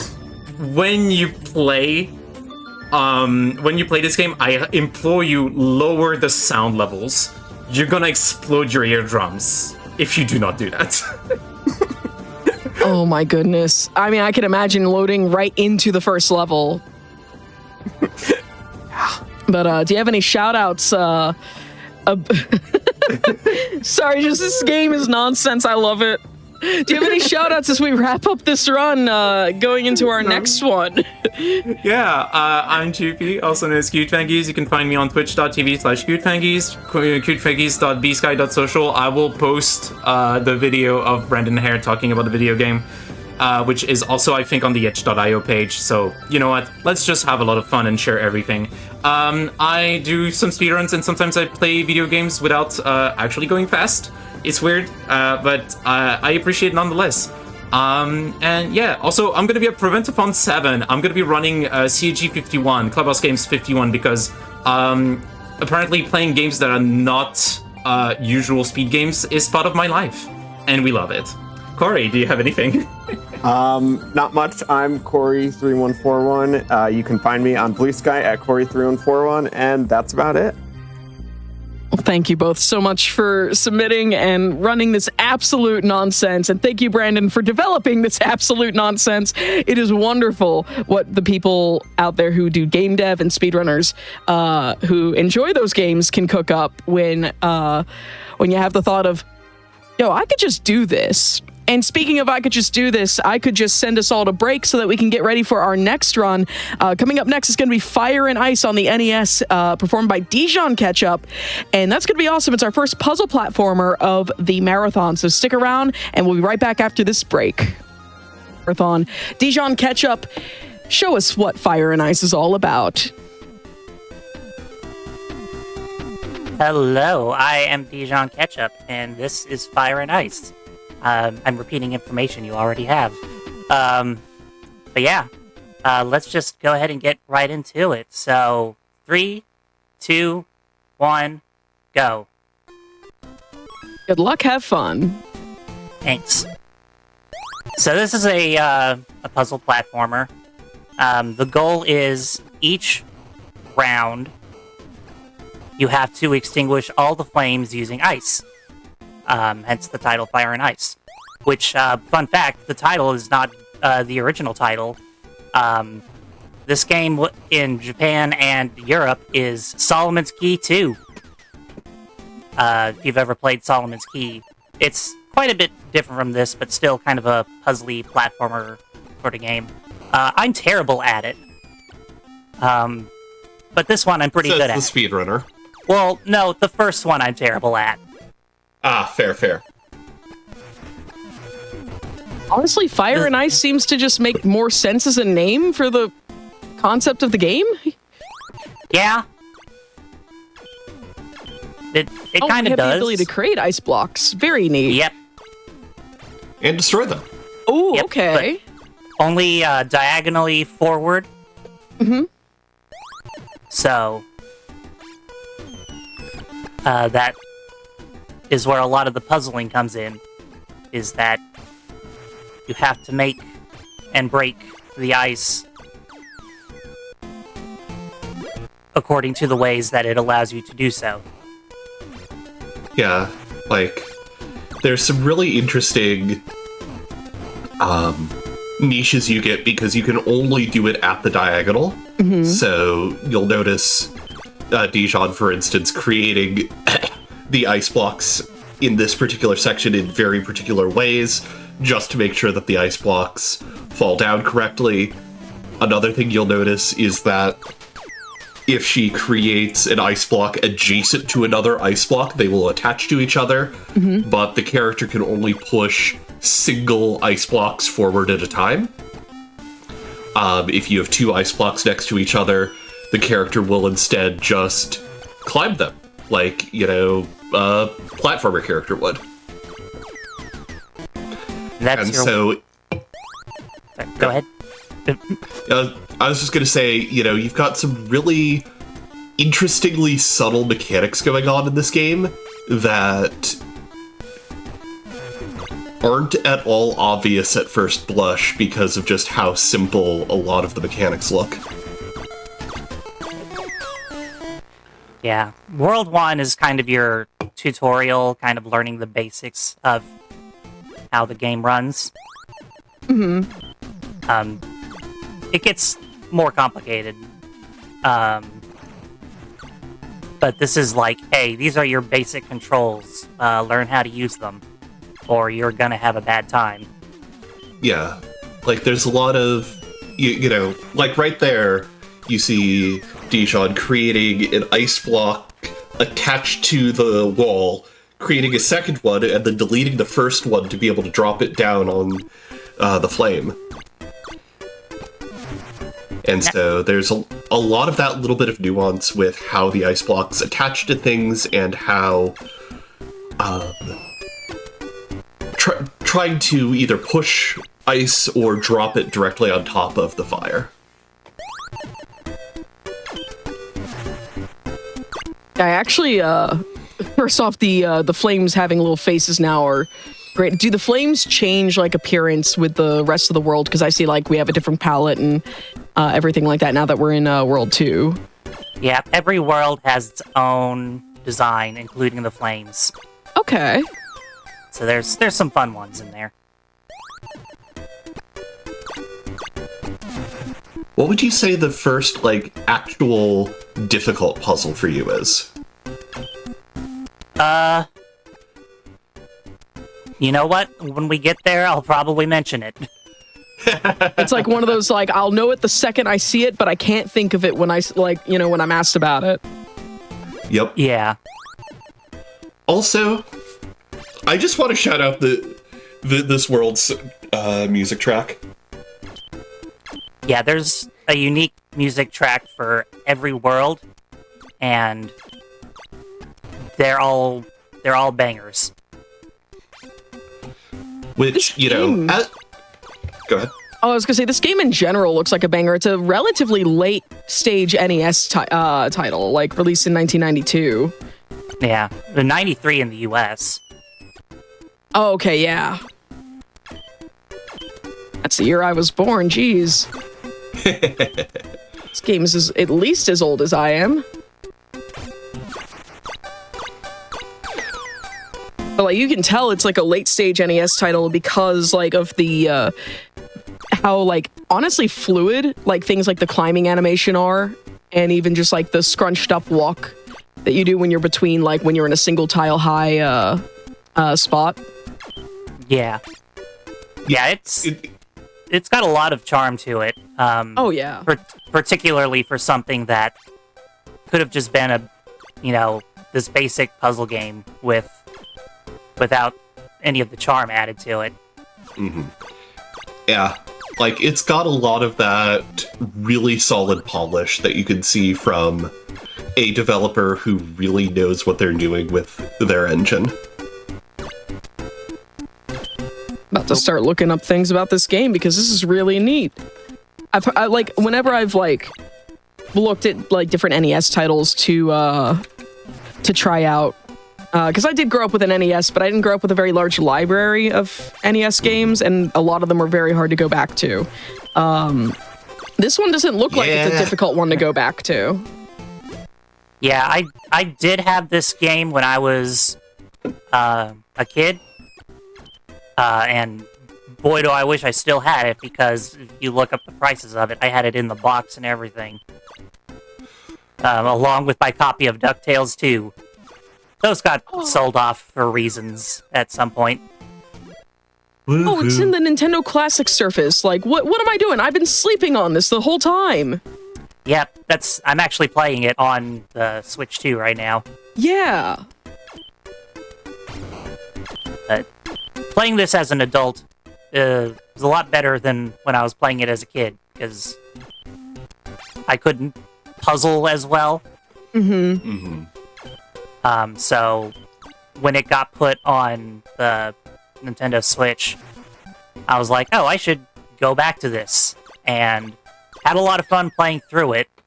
And the cool part about playing it in modern era is that if I got really stuck on a puzzle, you just go to YouTube. Yeah. Yeah. And speaking of getting stuck on a puzzle, this is the second style of boss stage. You'll notice that the flames are moving. Oh god, so now timing is a mechanic. Yep. Luckily, when you have ice blocks falling, the enemy flames just stay still. So you don't have to, like, time the fall, you just have to time when you're doing the drop. Yeah, basically when things drop, time sort of stands still. You can't move.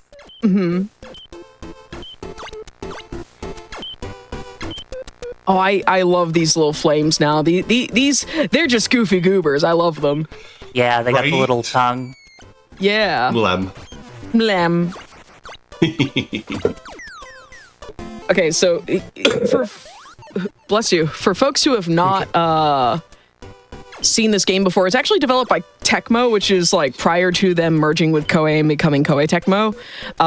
So they're like known for like the Dead or Alive franchise, Fatal Frame, Monster Rancher, Rygar, Tecmo Bowl, of course. I didn't realize this was a Tecmo game at all. That's actually really neat.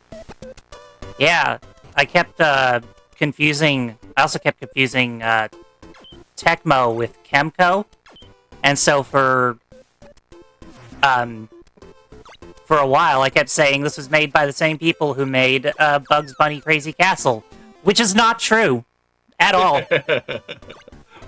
Very different company.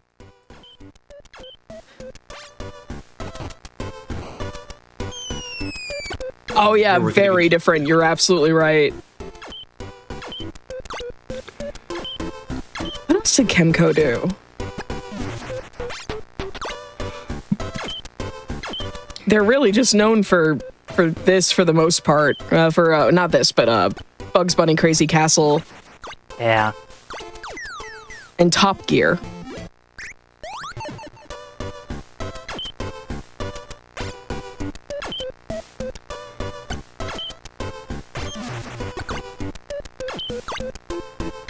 But yeah, we've just kind of been blazing through some of these levels. We're already on round 3-5.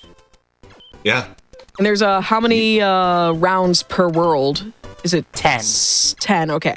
Because there's 100 puzzles in the standard game, and then like from what I'm reading, like there was a cheat code you could get when you beat the final boss that gave you a sound test plus 50 more levels. Yep.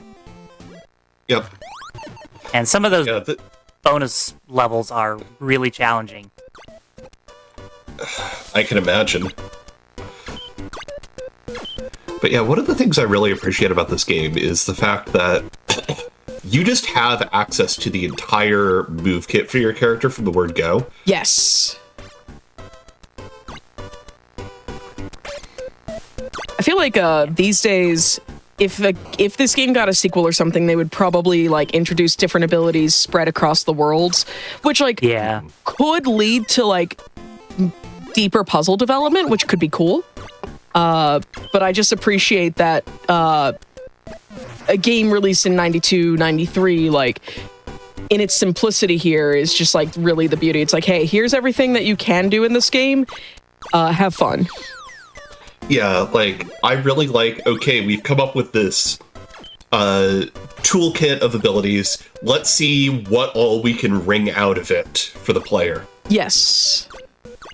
It's like they knew the one thing that they wanted to do with the game and, like, just wanted to polish that into something refined. Yeah. One really cool thing about this game is it has a level editor. Really? Yeah. Yep. That's really neat. The unfortunate thing is that in the US and European releases, you can't save the levels. Yeah. But the Japanese version actually had a save to it. Yeah, because I'm looking at it. The Japanese release included an internal save battery, kind of like what the Legend of Zelda cartridge got. Whereas like English and European releases had the password system. Jeez. It's a bit of a symptom if you've seen those passwords. Yeah, like God, they're very Metroid 1 passwords. Yeah. Oh god, I was not ready for the level to not scroll when you got to the top. Yeah. That's why some of these boss levels have kind of a set time that you can beat them in, because even if you go faster, slower, you have to wait for the screen to catch up. Mm-hmm. Okay. I guess I was wrong. This game does introduce a new feature in this level. We're now Mario. Oh yeah, we got pipes. And we got little gremlin flames. Which, funny enough, the pipe animations look a lot like the ones from the Bugs Bunny Crazy Castle.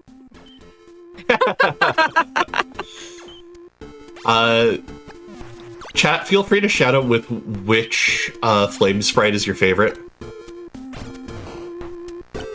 I don't know. I think my favorite so far has been World 2, just because that just feels like in the era of like instead of emojis, when we had like to use like grammar symbols as our emotes, the like capital O underscore lowercase o. Like, it just reminded me, like, the level 2 flames or the world 2 flames just reminded me of this. Oh, it turns into a global emote when I type it in Twitch chat. Oh. But that one. This level is different in the Japanese version. It has a fourth chamber, but they took that fourth chamber out for the other versions because it looks not great. Oh, yeah. Yeah, like...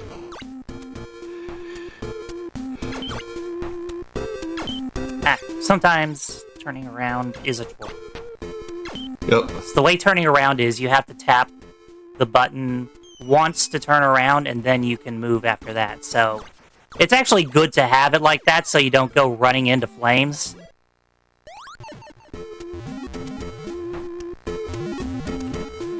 But yeah, this is a very pipe-heavy world, because it's like, hey, we made pipes. Want to see them? Would you like more pipes? They're orange. I got you some pipes. You can use them to solve puzzles.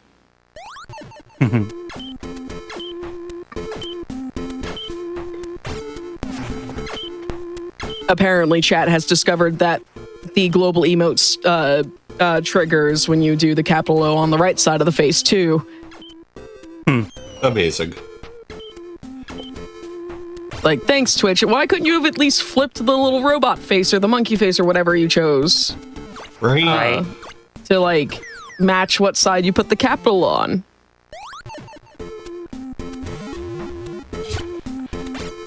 So did you know you can climb a square up into a pipe? Because I didn't know that for the longest time, and I had to look up the solution to this puzzle the first time. Oh, I could see that. Because I just did not know you could do that. Mm-hmm. Yeah, that's probably one thing that doesn't seem immediately obvious. at first glance. Yeah, there's that, and then there's being able to put a block through a, like, diagonal. It's hard to explain what I'm trying to say. If we see it again, I'll point it out. Mm-hmm.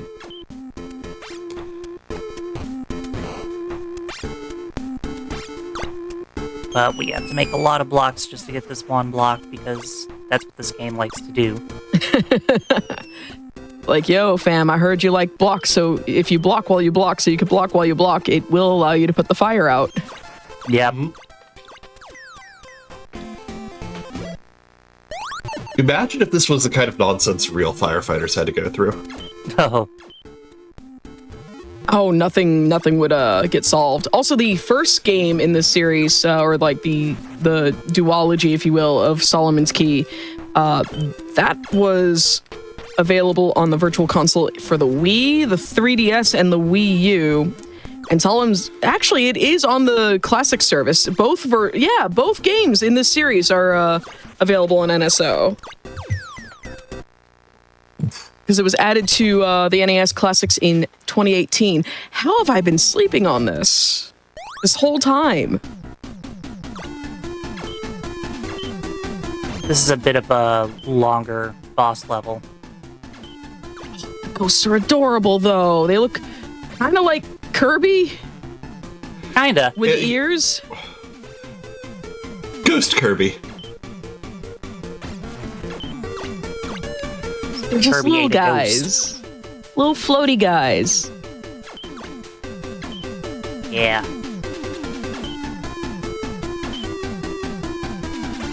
But yeah, I to answer the question of why you've been sleeping on this, I think the answer is just there's too many games.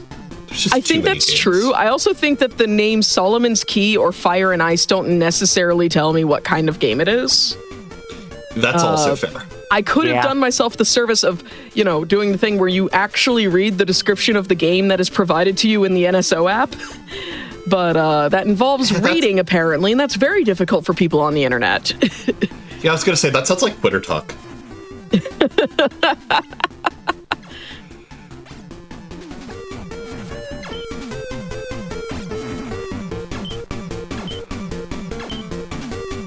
And we're through round 4.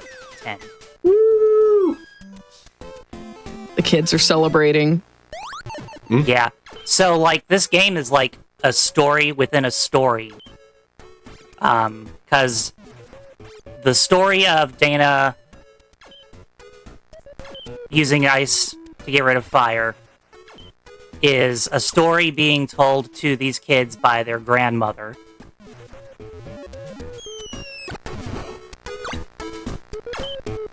Is this a kissing game? Is what now? Sorry, I was trying to come up with the first Princess Bride reference I could think of. I'm just like delighted by these shifty eye flames right now. Right. Yeah, these flames they're onto something. And their entire moods. Excuse me.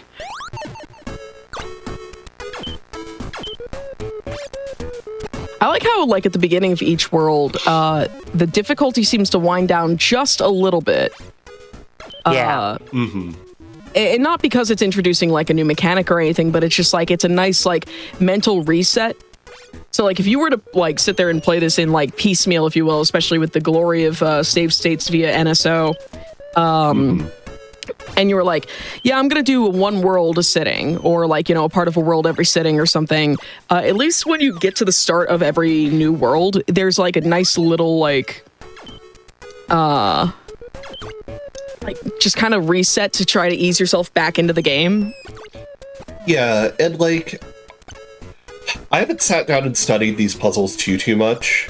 Dijon's a speedrunner here. I'm just here because I make words good. But it does feel like each world has like its own unique like motifs going on with the different puzzle designs. Yeah, absolutely. It's very much So- got a pattern of world introduces a new thing, uses it a lot. Next world uses that in more complicated ways. Mm-hmm. Yeah. And I think that's just good game design. Oh, absolutely. There's a puzzle platformer that I speedrun that's co-op with a tea tree called Ricky and Vicky, and it does a very similar sort of like thing where it has like the concept of like it's also a box using or a cube utilizing puzzle platformer for the Atari 7800, but it like here's everything that you can do with all the blocks or all the boxes in the level, and here's your like primary goal of clear X thing off the screen. Now every world is going to introduce a new fold, and it's going to become more complex as the worlds progress, but also as you go to new worlds, it's taking previous concepts and reintroducing them in more like complex ways. And I think, like you said, that's just good game design. It's like it takes a core concept and just layers like complexity on top of it. Yeah.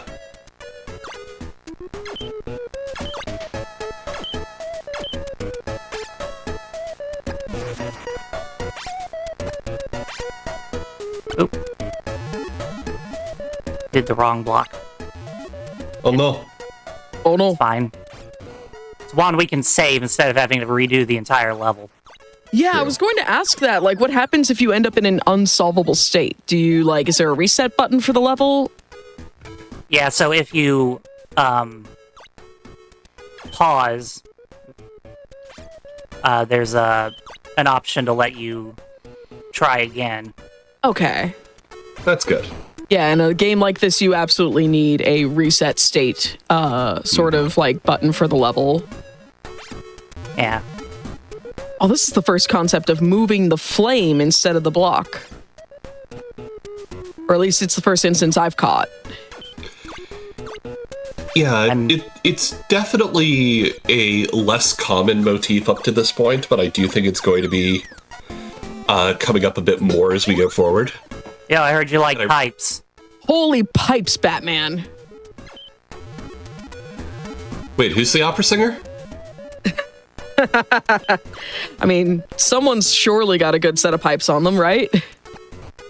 Ain't me. Not me. It's not me. Every time I'm still recovering from like the ick I caught at PAX, and just like every time I start laughing, if y'all haven't noticed, I start kind of wheezing and trying to not cough. Look, I've been doing my best to mute my microphone every time I've been getting into a coughing fit, so yeah, I feel ya. You are doing great at that. We've had exactly one sneeze, and I've like I think that's forgivable, you know? Yeah. The joys of being sick. Right.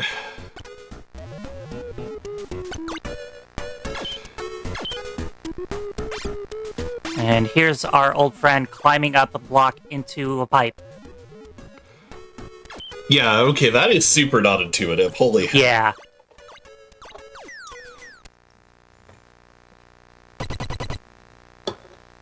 Like, based off of the way that the rest of the game has been designed, I would not have guessed that.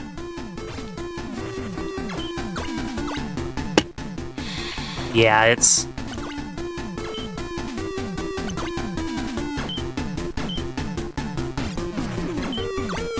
One thing I think I saw mentioned is that this stage and a couple of other boss levels wrap vertically.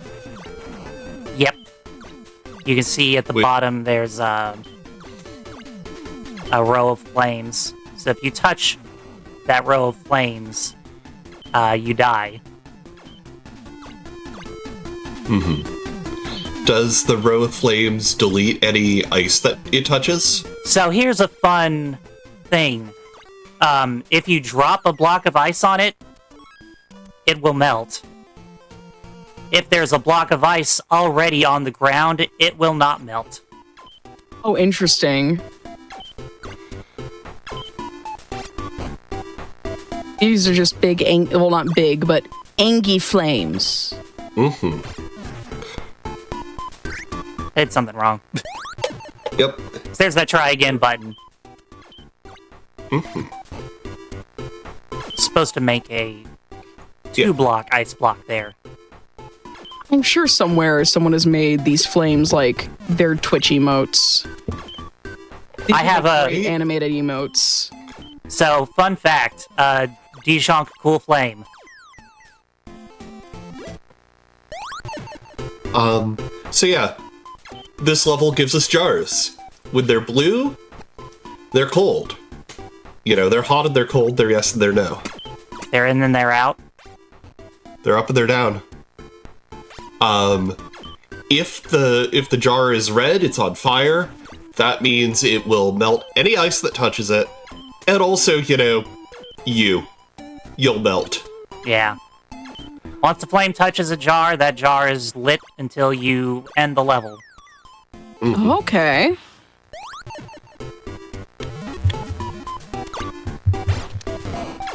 When they're blue, they're cold. Take them inside.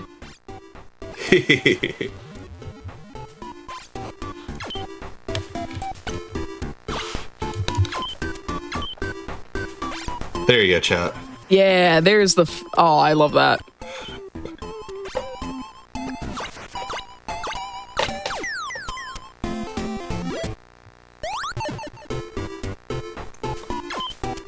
This is the... I like this level because it's just kind of fun. Mm-hmm. I can't really tell you why I think it's fun, it just is. Tell me why. I could not immediately think of, like, relevant lyrics. That is fair. I am so sad and disappointed at myself. You'll notice, I only got that far.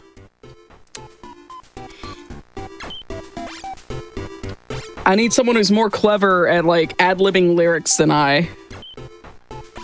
Like, stat. I mean, I can be better at it if I'm not trying to remember 100 puzzles at once. Yeah. Got to put this floor back in.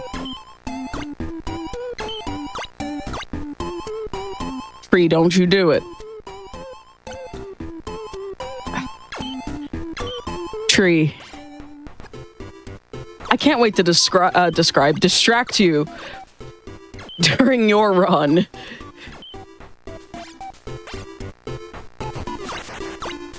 My English weren't nothing but a mistake. Describe you during your run. All right. Okay.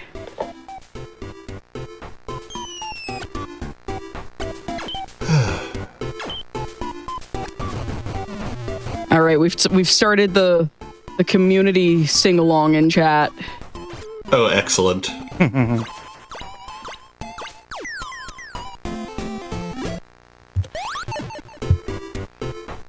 This is exactly what I want on my Saturday morning or Saturday afternoon puzzles.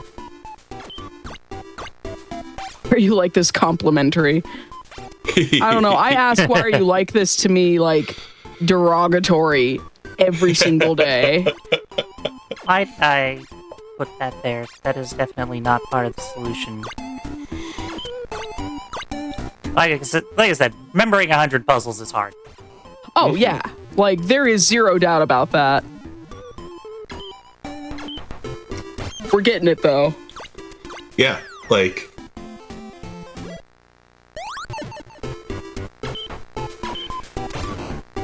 I'm just here enjoying the vibes. Yeah, like, one really nice thing is that, like, once you've walked into a world or, like, you introduce, like, a new concept into the world, it's like, hey, here's how this works, and now we can vibe for the rest of the world. Mm-hmm. That level definitely has a more concise solution, but I can never remember it, so I just do my own thing. Ooh, that's a good question. Is there a blindfolded category for this game? Ooh. If there's not, you probably could make one. Like, let's see. There's the US, the EU, and the JP version, any percent, bonus levels, and all levels, which is 150 levels. No, if there has been a blindfolded run, it is not on the leaderboards, nor is there a category for it, but that doesn't mean that there can't be. And honestly, even if it isn't a quote-unquote actual category, Someone needs to do that for a dodo incentive for something. Yeah. I imagine, like, the bosses might be a little tricky because it involves having to move. Yeah. Or, like, not having to move. It involves, like, the targets moving. Ah, dang it. There's a really small window right there. Also, I love these little ghosty guys. Yeah, it's like they're bats, but they have actual limbs. So they're like little demons, I think. I always see them as like manta rays. Huh. Oh yeah, the vertical ones? Oh yeah, the vertical ones definitely look like sea flaps. Yeah. Either that or like floating elephant faces. Yeah, no, that was the other one. Oh yeah.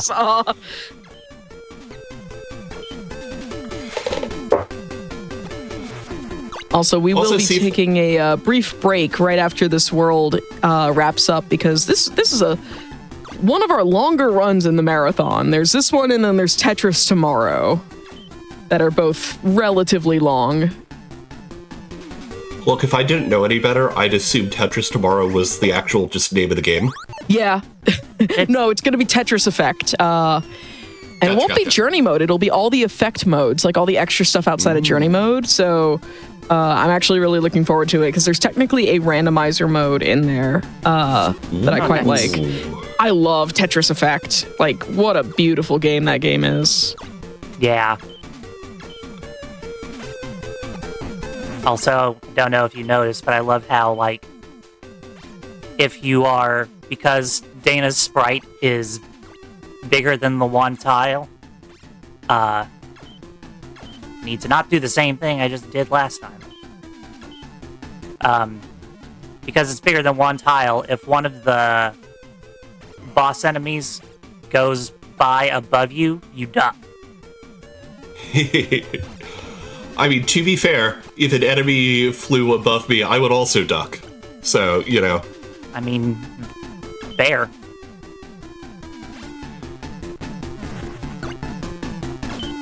This one I also don't do the most concise way because I forget. All right, we're going to pause the timer momentarily. I think when we, we're on the World 7 map here. We can pause the timer to take our first break, or our only break of this run, and we'll be right back after we get up and stretch our legs and get some water, and we'll see you in just a couple minutes. Hello, everyone. Welcome back to Passion for Puzzles. We just took a break in the middle of our Fire and Ice run. We're at the start of World 7, so I'm going to go ahead and pass it back over to Dijon Ketchup. Take it away. Howdy, howdy. I'm back, just like I said I'd be back. We're on World 7, so I guess I'll just count us back in. 3, 2, 1, go. And these flames. These are the flames. These are the cool flames. Yeah. Also, during the break, I was comparing the box art to the first game, Solomon's Key, and the second game, Solomon's Key 2. I keep putting the apostrophe S in the wrong place. And I'm just like, we went from ugly box art Mega Man to like really just like appealing, cute mage versus a bunch of dinosaurs and dragons and knights and stuff sort of thing. And I'm like, no wonder I didn't give this game a second look because I didn't see the Solomon's Key 2 art. Because I'm looking at the Fire and Ice, the US and like EU box art, and it's just a bunch of blocks of ice on fire. 7-3 is my nemesis. Oh, this... What? Yeah.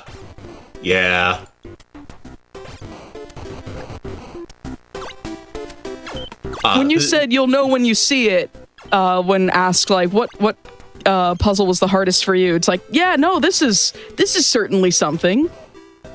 Yup. Got this massive collapsing structure of ice that you have to manage, like the most awkward game of Tetris you can imagine. Yeah. This looks like Also, a weird game of like what was the Pac-Man puzzle game, Pack Attack? Oh God, yeah. And by the way, you'll notice that Dijon is not talking right now. This is intentional. Do you want to try and talk while trying to solve this? No. No. Okay, got it in one. Try, baby. Right, like this is presented as a prequel to Solomon's Key, and it's like meant to be a fictional story presented to like by a grandmother to her grandchildren, so like it's gonna look more cartoony. But the I'm sorry, I can't get over the box art for the rest of the regions where it's just fire and ice, because like the NSO version just has a bunch of blocks of ice on fire, which is really funny because they removed a green warning label from the box that says, "Warning, this cartridge contains logic puzzles that may be highly addictive," in all bold capital letters. Caution and restraint are recommended. And I'm just like, I guess that would probably sell me a little more if I were like into logic puzzles as a child. Mm-hmm. Yeah, but that's often just like a really 90s way of advertising your game. Yeah, it's got big 90s attitude advertising. Warning, this game will blow your face off. Oh my god. The 90s and early 2000s of marketing games in the US, like the ad campaigns that you would find in like magazines and stuff, were certainly something. Yep.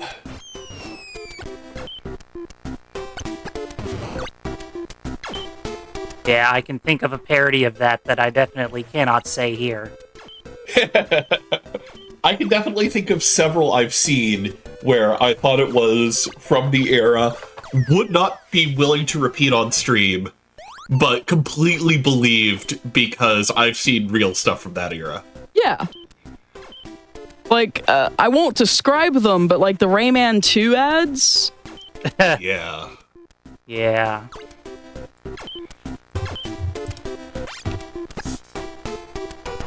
Or apparently like the Donkey Kong 64 marketing campaign that involved like Dr. Pepper, like some sort of Dr. Pepper sweepstakes or something. It was just like, this is the most important tip you'll get for playing Donkey Kong 64. Drink Dr. Pepper. It'll allow you to win the game. Okay, that's hilarious.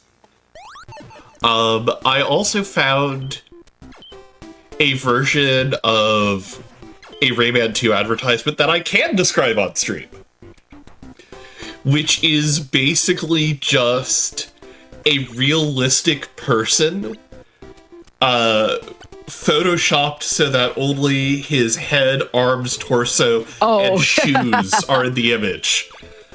And like, it is so cursed. That is incredibly cursed. Yeah. I remember being a kid and I really liked Rayman 1 on the PlayStation to the point where like I was small enough to like be able to fit into like my torso could fit into a like paper shopping bag that I like wore like I think like a black long sleeve shirt and like drew Rayman's like purple, what eventually became a purple like and red hoodie in later designs, but like his purple round torso, I drew that and colored that onto the paper bag and like cut armholes and a head hole in for it and just like tried to cosplay Rayman as a child. Like, God, I can't even think of how old I was or how young I was rather, but I just remember like really liking Rayman at the time and being like, when we got to Rayman 2, it's like, this is not what I remember. I liked Rayman 3 a lot, though. Yeah, chat brings up Rayman 3, but I really liked Rayman 3 and 1, I think. 2 did not click with me as well. I think it might have been, it scared me. I think I remember it scaring me.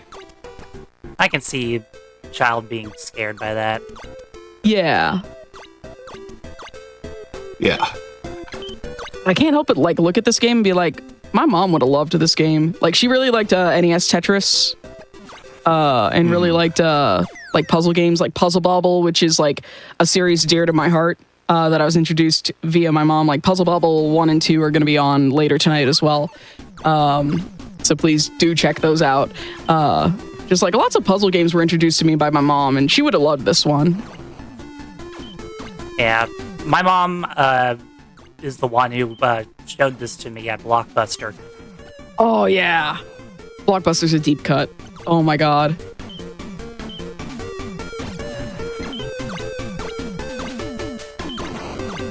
And yes, Rayman 1 was quite evil in terms of what it asked of the player. I remember my mom and I didn't understand that it was asking for the player to 100% it to see the end of the game. So we would clear all the stages, like get, from beginning to end, but we didn't understand that it wanted us to get all the cages, because I was like, what, is that the game? There's no credits, no final boss, nothing.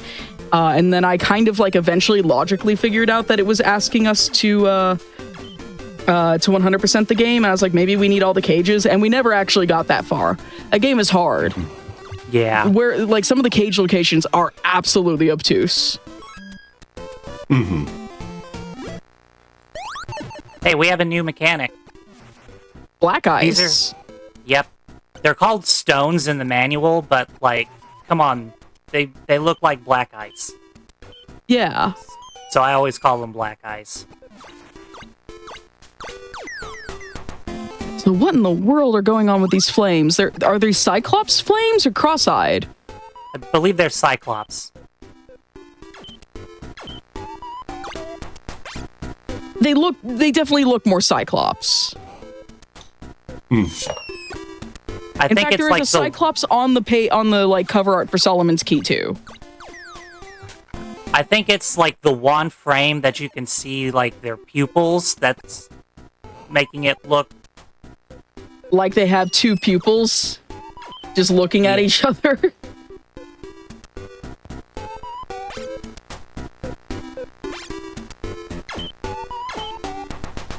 I could just imagine like putting on my angry face and my eyes just start looking at each other and I can't look at the person I'm angry at. Mm-hmm.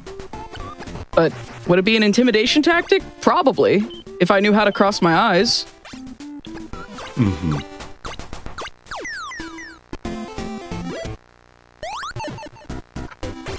This one looks... Oh, okay.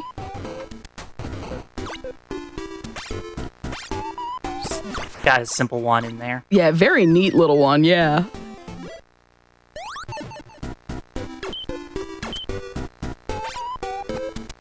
Of course, I say some of these are simple, having known the solution for years. Yeah. So. Mm-hmm.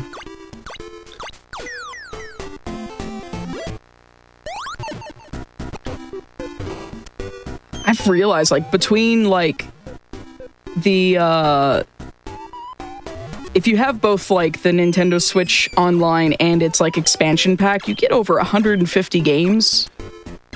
Dang. Yeah, it's not bad. That is not bad. Like, I know when, like, the original subscription came out, it wasn't a whole lot, but, like, they've been consistently adding to it. Like, it's a bit of a drip feed, yes, but, like... And so people are like, oh, it's such a bad service, or it's so, like, dissatisfying. And I'm just like, the drip feed may be a little dissatisfying, but if you were to jump into it right now, you have 150 games. That's probably more games than any one person can play.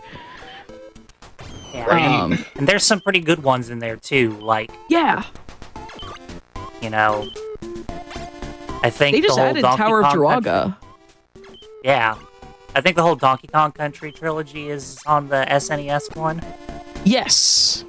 There's also some, you know, a T-Tree mentions it in chat, including puzzle games like Kirby Superstar Stacker. You can get both Solomon's Key 1 and 2 or Fire and Ice. Claymates was one of those SNES titles that, like, I grew up with, and I swear was a fever dream. Like, I couldn't remember. This is one of the ones that we rented from Blockbuster, so we never owned it. And I was just like, I just remember playing as, like, clay animals, and I don't remember anything about that game. And then it came out on NSO, and I'm like, oh my god, that's the game! That game is a bit of a fever dream. It kind of is, I'm not gonna lie. Yeah, I have a copy of it behind me somewhere. One of the few SNES games I actually own. Oh yeah, there's Magical Drop 2, which was another great puzzle game. If you there's Mario Super Picross. There's also, if you have the Switch 2, which has the mouse mode, there's Mario and Wario, which is like mouse exclusive controls and is a really cool puzzle game. Yeah, no, I've pulled up a list of just like all the games that are on NSO right now. And, yeah. like, there is some wild stuff there that I'm like, I will admit, I had a GameCube growing up. I've never played Luigi's Mansion. Really? That was a launch title too. I remember renting it from Blockbuster. Yeah, no, I think I got my GameCube a little later in the life cycle. Oh, that's fair. Yeah, I got mine around when Sunshine came out. Same. Yeah. I think that's when I picked mine up, because I remember my first 2 games on my GameCube were Sunshine and Melee, Smash Melee.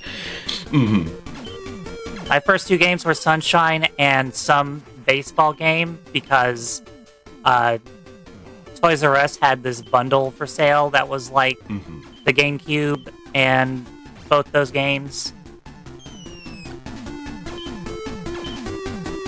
Chibi Robo is also like Chibi Robo, Fire Emblem Path of Radiance. Like the GameCube games, you get a lot of value out of, because like the price that they go for now is obscene. Yeah, like I haven't played Wind Waker in years, and I'm like, oh, I need to replay that. Yeah. Well, am I gonna make this cycle? Yeah. You got this. Yeah. The cycles in that level are very difficult to manage. There's a like pause buffering strat that you can do that I haven't learned that helps with it.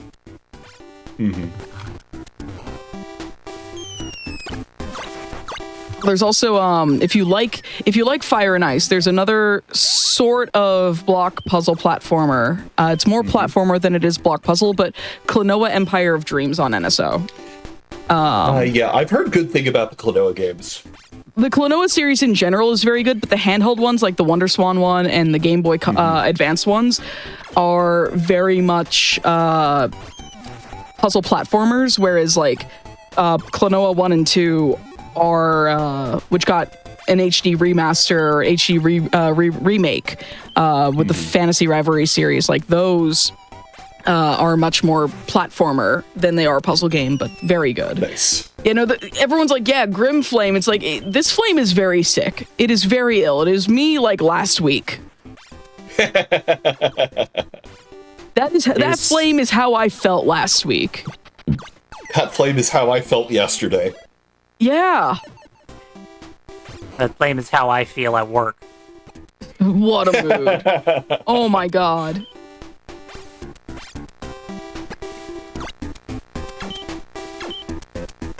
Yeah, no, there's like, if you have a Switch, even if you have just a Switch one, and you have the ability to subscribe to the NSO stuff, like, you should. There's so many really cool games on here. Like, I have the NSO subscription, and I just don't think I, like, appreciate how many games it has now. Like, now that I'm, like you said, I'm also looking at, like, the list. I wish they would do something with the Sega Genesis classics. Please give us more. Yeah, it has been a while on those.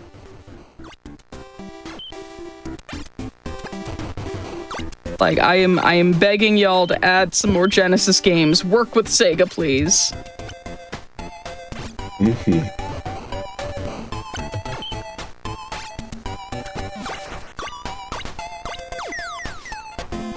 Someday I want to get some of those controllers that they have for the... Yeah.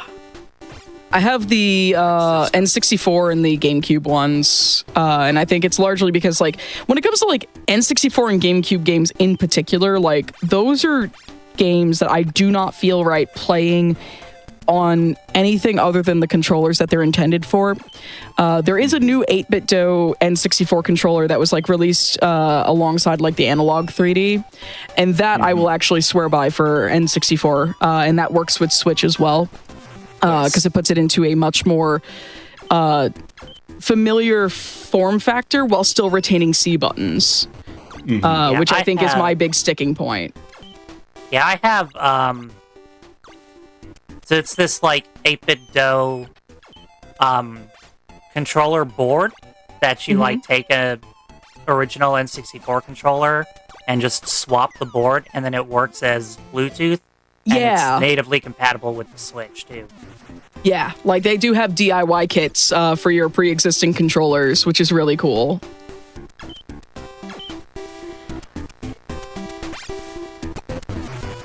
Tree, I was not making a pun, I promise, with the word sticking point. Or the phrase sticking point. Because I was talking about the C. Actually, no, you're right. I technically unintentionally made a pun because I hate using right stick for C buttons. Especially in, like, on the Switch in particular, like, the right stick, you sneeze at it in a direction and it goes left or right or, like, the opposite direction of where you nudged it. Like, the slightest, like, actuation will make it pick a direction, and I'm like, why? Playing Pokemon Stadium on it, and I'm just like trying to select a move, and I select the wrong move because, oh, I moved slightly left instead of up. Uh-oh. Yeah.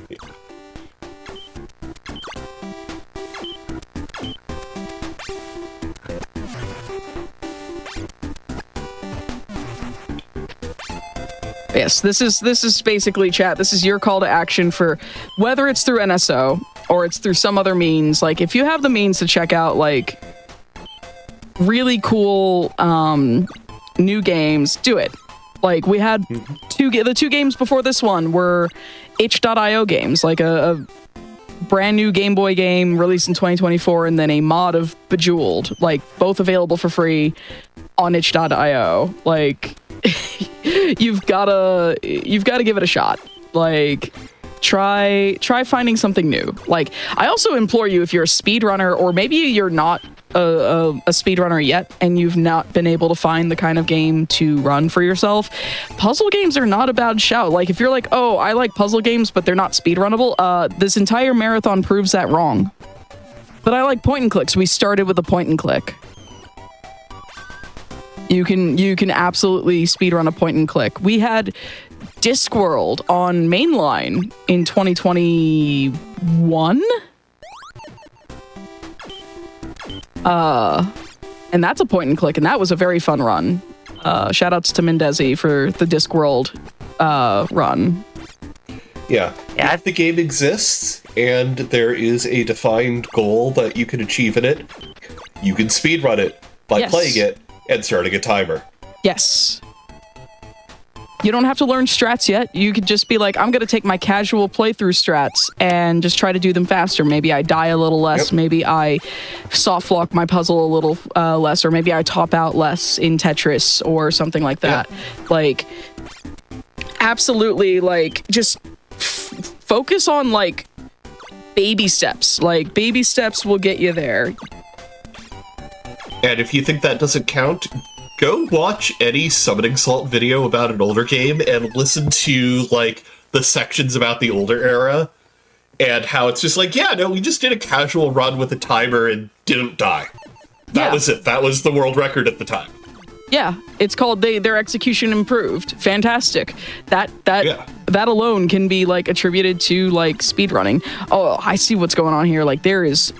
That flame being at the bottom of the screen is so diabolical. Does it get cleared by the flame moving up?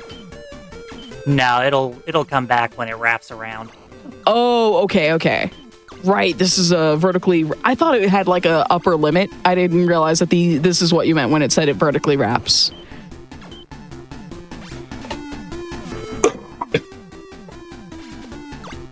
Yeah, we literally have a Tetris category for Tetris Effect tomorrow that, like, the runner made up. The run by the King's Pride on mainline, which was also on Passion Project for the Armored Core game. I can't remember which entry it is. I'm so sorry. The Fires of Rubicon, I think, was the subtitle for it. He literally made up that category and that play style, which was, like, basically like Battle Factory, but Armored Core. And that's just really cool. Armored Core 6, thank you. I was like, I was thinking Armored Core 9, and literally I was just like remembering the shape of the number, not necessarily the orientation. But yeah, the Arena Rush mode, which like, yeah, you could have gone at it with like an optimal build, but that just kind of like was boring to him. And he was like, what if I just started with like the base like Armored Core, and then every time I beat the next Armored Core on the list, I take that Armored Core and now have to fight with that one for the next level up. And that was just like a category by his design, and that was really cool. So like if it doesn't exist as a category, make it yourself. I mean that. I mean, there's a whole show about that. Yes, make your own victory. Yeah. And like at the end of the day, every speedrunning category is made up. It's just coming up with interesting rules to make the game you want to play as fun and interesting to you as possible. Yeah. Like, speedrunning has evolved beyond the basic definition of beating a game as fast as possible using any means necessary. The rules are all made up by either the singular person who really likes that game or the community at large who really like that game. So it's just like, you know, if you are the singular person who really likes your game, then you are the community for it.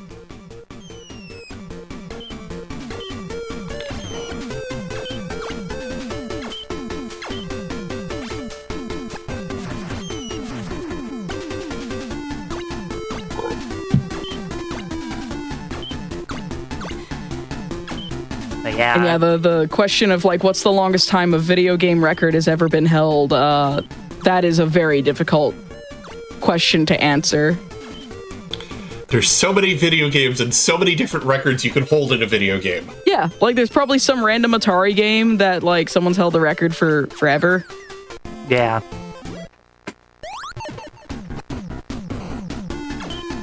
In fact, I'd go so far as to say there's just way too many video games at this point, but that's a good thing. So many. There is literally just something for everyone. Yep. It's like one of the reasons why I feel like speedrunning is more accessible than ever. Like, you don't have to run a retro game that's established like this one if you don't want to. Like, you can run an indie game that just came out a month ago, or even today. Like, if there's something that came out today that you were playing and like, I want to play more of this, speedrunning is a great excuse to just keep playing the video game when you're done with it. Yep. Like, you don't have to be done with it. Yeah, no, the sprites, yeah, we were talking about this at the beginning of the run. The animations on these sprites is just great. Like, you can tell this is a late NES title because of how fluid the animations are.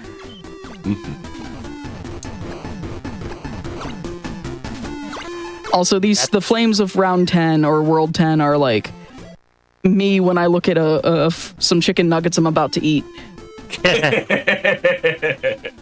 Right? That's the only thing I could think of. Yeah. I don't know what it is about me and chicken nuggets right now. I mean, who doesn't love a good chicken nugget? Man, plenty of people, I imagine, but but also, if you can't find a game you want to speedrun, there's always the secret solution of make the game you want to speedrun. That too, I've actually seen devs like go out of their way to do that. Yeah. It's wild. It's so cool. I love it every single time I see it.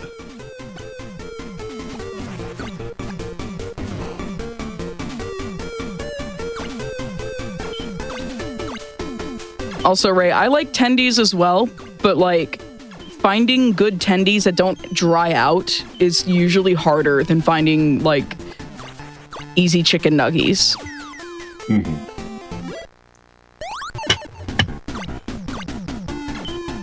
And yeah, no, like Q-Fengi's, like, who just ran Blue Jewel, like, it was literally just a silly thought that the dev had of, well, what if I did this? And like it has someone who actually speedruns it, and I think that's awesome. That rules so hard. Yeah, and Professor, Prof Ness in chat, on Passion Project, which shout outs to a tea tree for hosting the last Passion Project because I could not stop coughing up a lung. Literally ran a game that they developed for the NES for the Power Glove and the Power Pad on Passion Project. So it's there. Yeah. Video games are good. That's all I really have to say here. Yeah, that's the takeaway. Video games are good.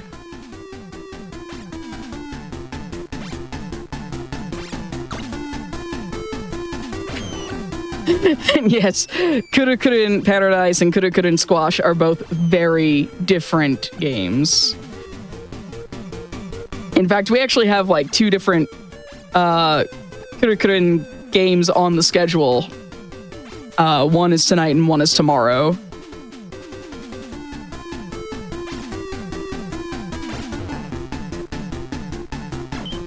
I love video games so much that I want to make more video games. Yeah. Yeah. Same. That's why I've been speedrunning. That's the problem with making more video games. It takes time away from playing video games. Mm-hmm.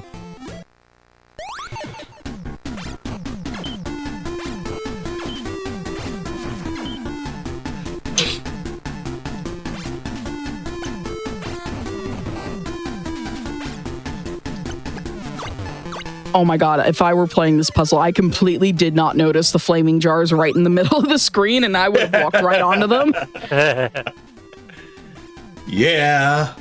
That feels like the exact kind of mistake every person playing this game for the first time makes at least once. Oh yeah, in particular, they kind of blend in with the black and red background. Mm-hmm. Mm-hmm. So I can imagine it'd be kind of easy to make that mistake.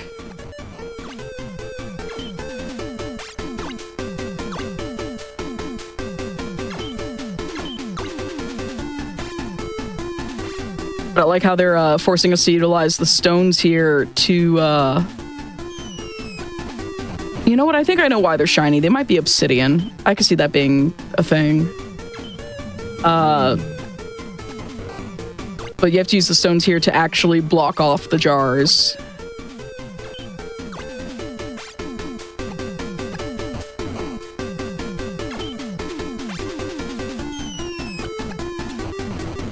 And I do love the fact that you have to get into this pattern of okay, I stack regular ice on top of the obsidian on top of the regular ice to make sure that I can get back up to the next layer. Exactly. Yeah.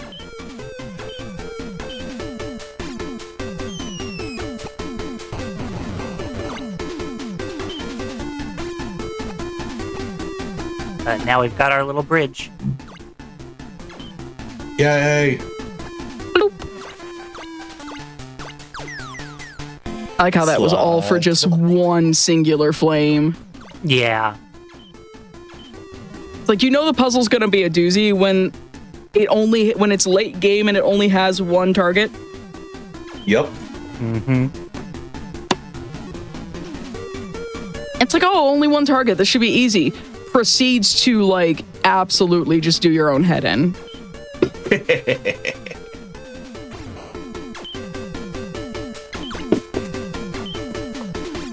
No, I have so much respect for people who speedrun puzzle games. Especially logic puzzles. I think logic puzzles are the ones that really do me in. Because of the way my brain tends to try to think about things logically, or I guess the way it circles around itself very often. It's just not very intuitive. But I just the entire idea of this showcase stemmed from the last time I was sick in January, and I was just laying there playing Puzzle Bobble or Bust-A-Move for the folks in the US.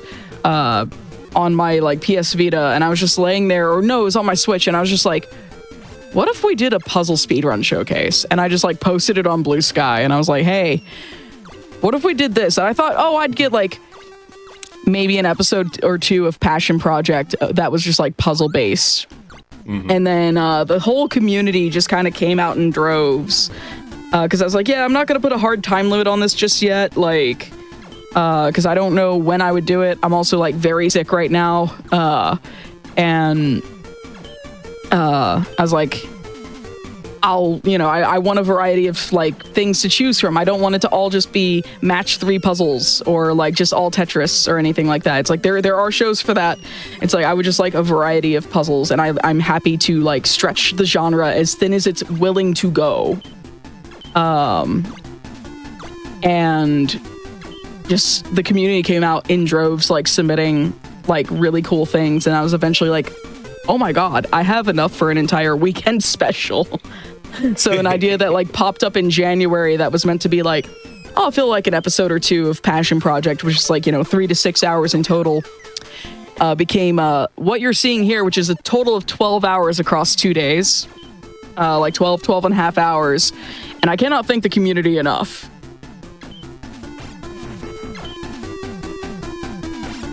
No, you see, like, when I'm sick, it's not that I don't think, it's that I think too much because I'm stuck in bed with nothing to do but thinking. Like, I was laying there playing Pokemon Heart Gold last time I was sick immediately after PAX. I was playing Heart Gold on my DS, and, like, my partner was like, there's something nostalgic about being sick in bed playing Pokemon. And I look at him, he didn't catch whatever it was I got. We were both at PAX, and we both live in the same space. He didn't catch it. And I just looked at him and I was like, well, next time it could be you who's sick in bed. Like, you can join me.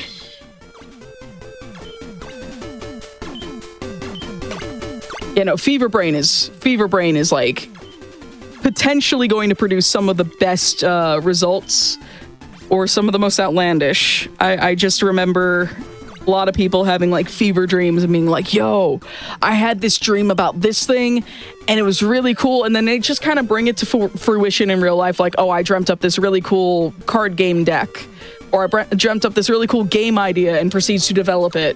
Just like, yeah. I also don't recommend sick.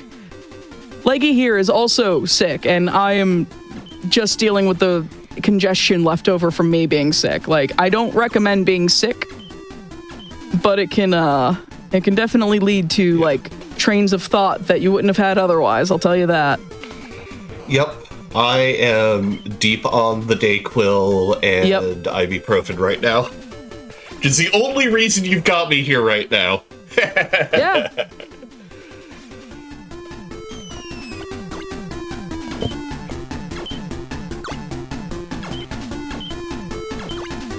I wonder how many games that I have on the schedule were developed or thought of when someone was sick in bed with nothing else to do and being like, yo, what if I made this game? Well, we're coming up on the final level here. Yeah. It's the final level. Ba-da-da-da. Get ready for the most underwhelming final level you'll ever see. I see the one singular flame. I'm like, this is either going to be a doozy of a puzzle or it's going to be massively disappointing, and there's no in between. All right, now we've got the final boss. What? Kind of trapped at the moment, so we gotta wait for him to do his attack.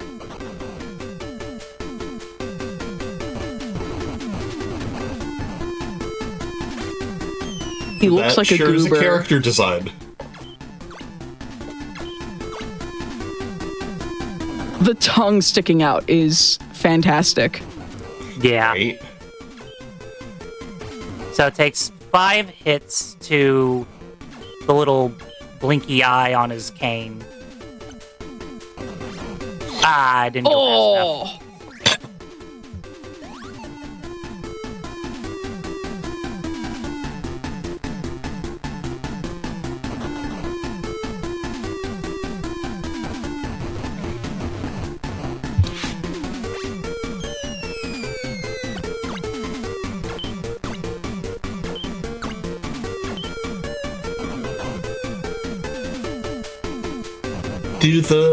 Does his flame attack always do the same pattern? Yes.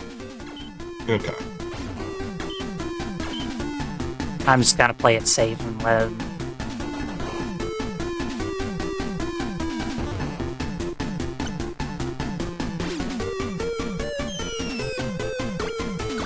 One, 2, 3, 4.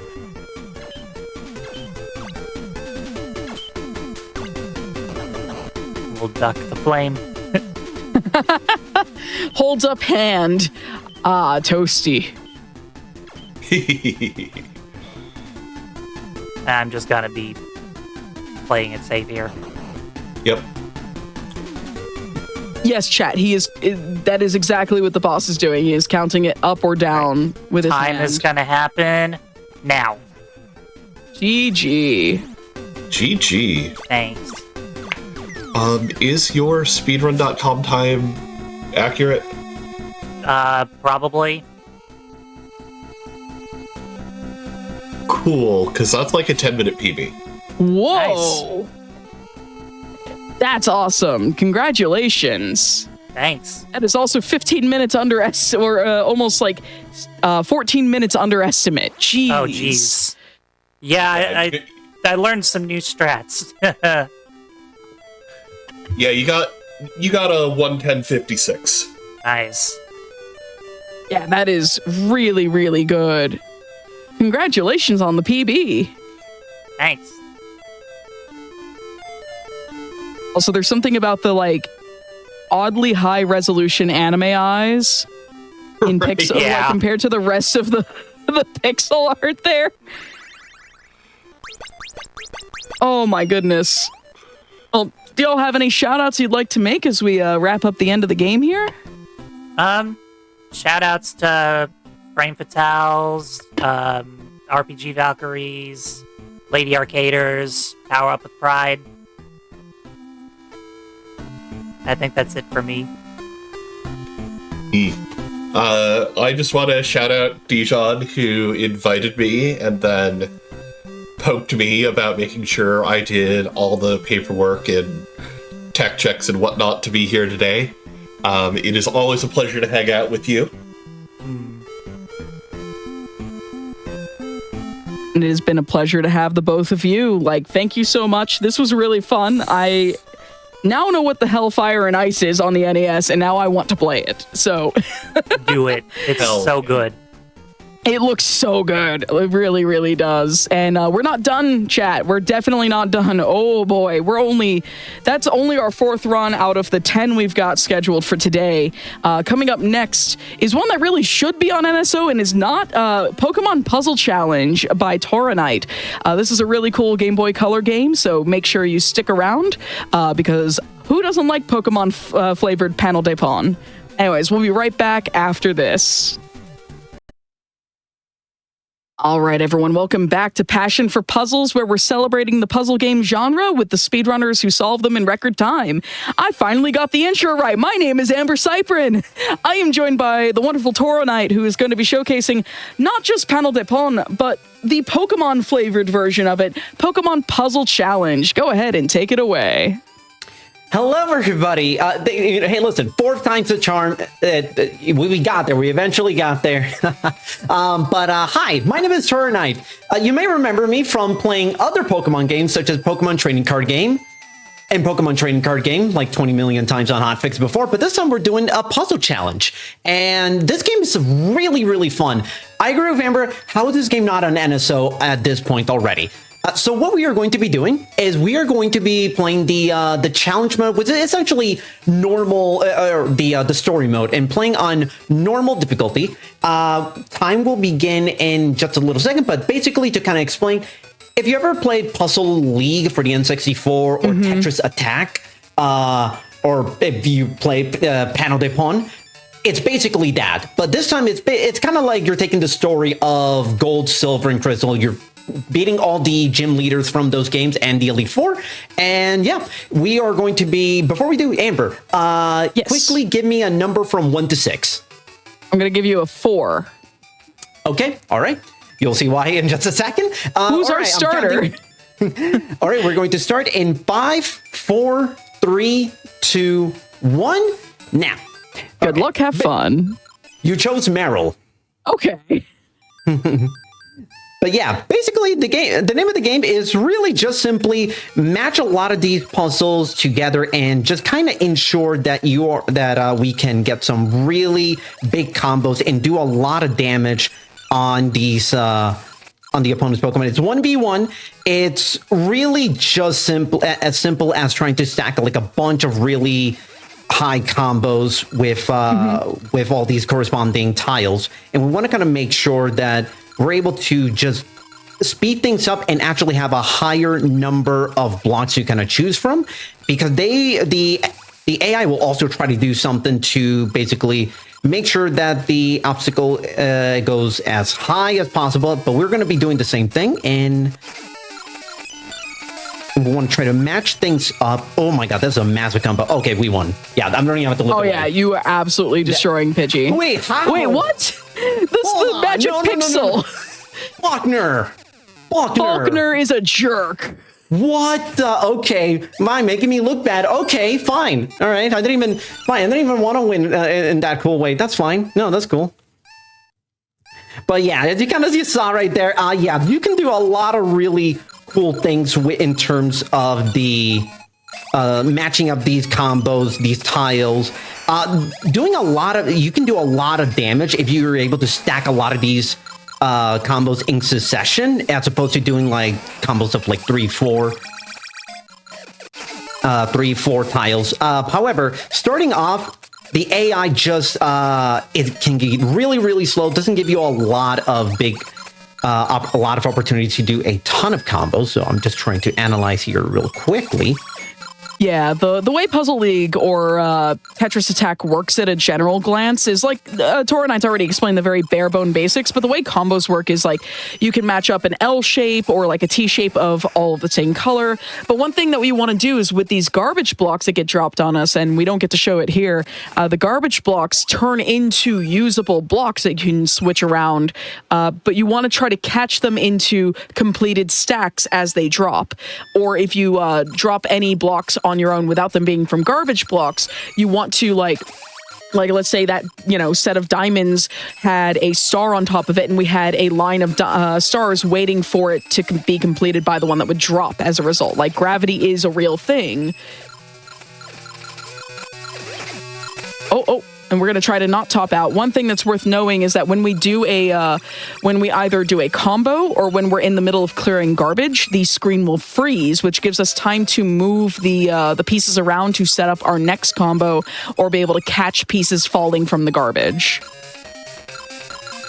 Like, the higher the number, the more damage you deal. In Pokemon Puzzle League on the N64, what happens is you can actually actively see what your opponent is doing. Here, you're not able to see how much garbage is going to come over, at least not in casual play. And you just want to deplete the health bar of the opposing Pokemon, and type advantages don't matter here. The Pokemon is, I think, purely cosmetic. Yeah, it's entirely cosmetic. I was one of those kids back in the day, because I think they was like one of those like old game facts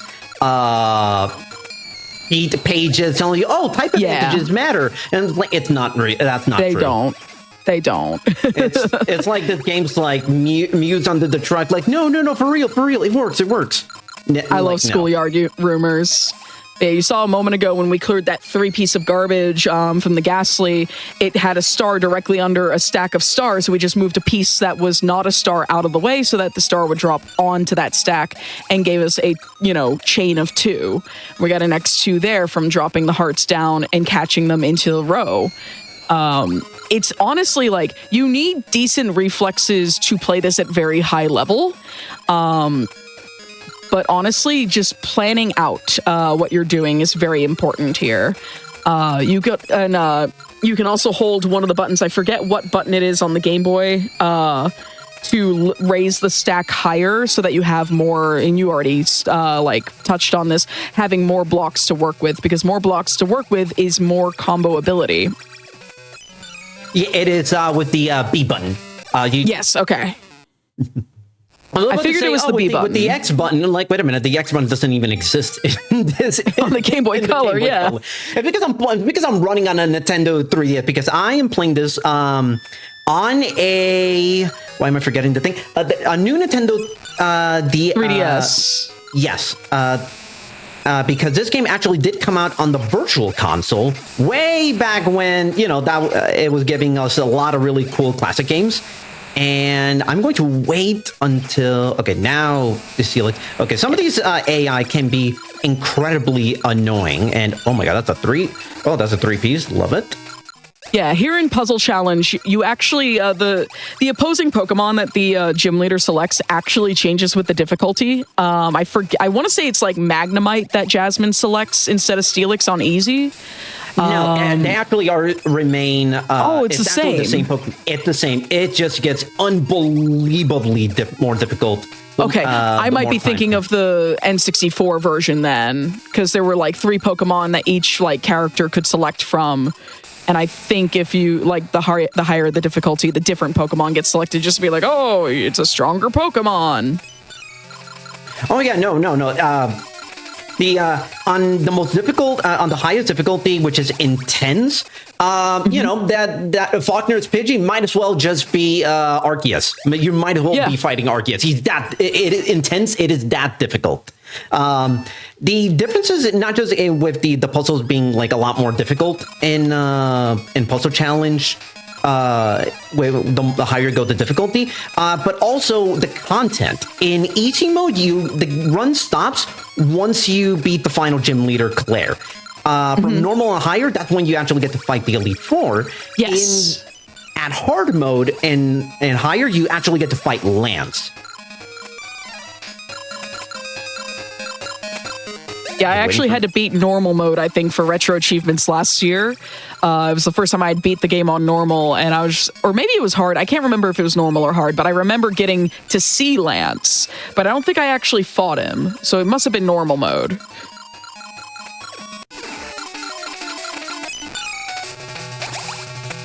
But once we get into the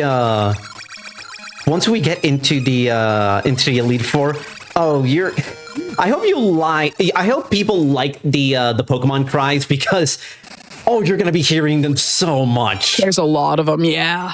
Yeah. Oh, once we get to Jinx, oh man, it's so over. Because you're going to be burning Jinx's cry till the heat death of the universe, because it keeps spamming and spamming moves and moves like nobody's business. At least it's not like Electabuzz, because in Gen 1 and 2, Electabuzz's cry felt like it was going to break the sound, like the speaker on the hardware. Oh, you know what's funny? Growing up, this was my Gen 2 game. Everybody had whatchamacallit? Gold, Silver, and Crystal. I had this game. Everybody had Red, and Blue. I had the trading card game for my Gen 1 game. So this was my introduction to those games back in the day. Yeah, the only spin-off I had on the Game Boy was the trading card game one, but I did start with Pokemon Yellow and then went on to Gold as a kid.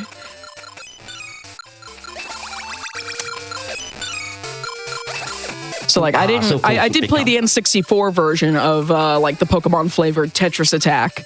I did play a lot of Puzzle League, but I didn't play Challenge a lot. A friend of mine who mostly grew up with like a Game Boy. Oh, this is a 4X. We're looking good here. That is one of the. Oh my god! If we actually got to see the full value of how much damage that did about. That probably would have cleared about half damage. Its entire health bar. The way it works with the health bar in this game is doing the simple 4-piece combos. Like, yeah, they can be good, but if you're able to do a lot of stacking, like multi-line combos, and just keep that progression going. You'll do more damage. It's not exactly like a full-on multiplier, but it does do a significant amount of damage. Okay, good. Oof, that was a close one.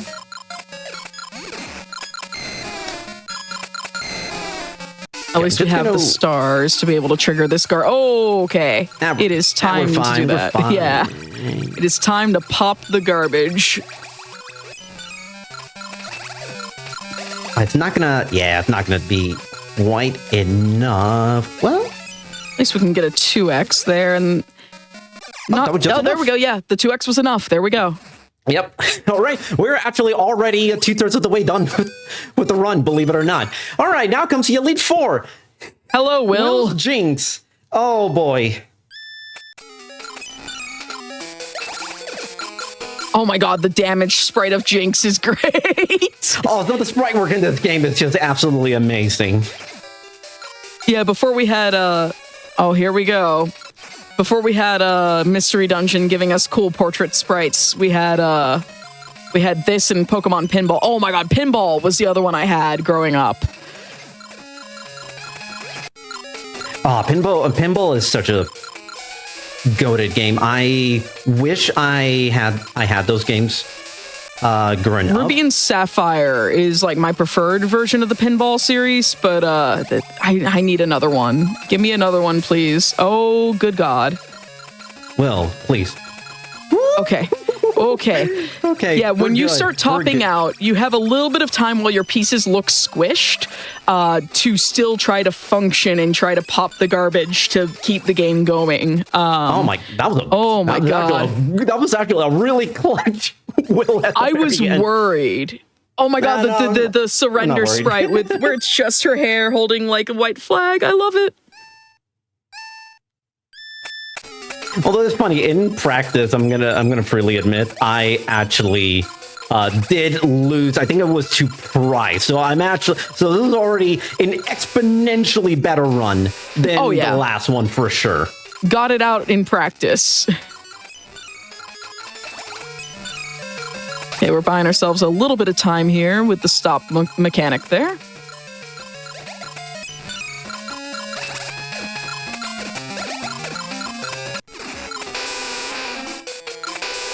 I'm just gonna wait, because one of the things is like you want to wait sometimes to kind of get yourself more opportunity to see what. I just could not get that one in time. That's fine. Yeah. But now this one will get a nice combo. Yeah, there we go.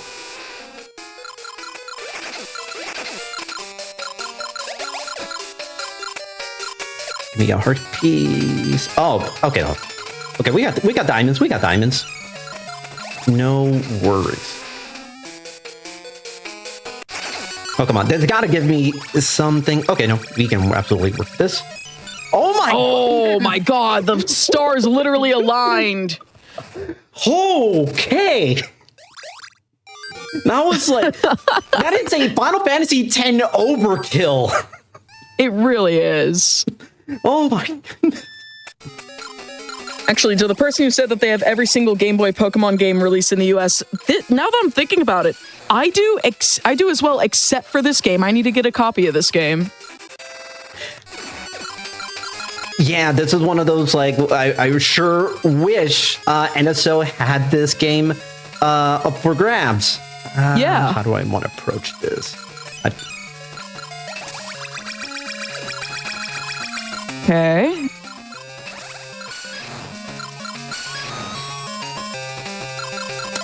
Hit one time. All right, we're fine. We're fine. Yeah. Not stressing. Oh, this is really. Oh wait, no, hold on. It's something.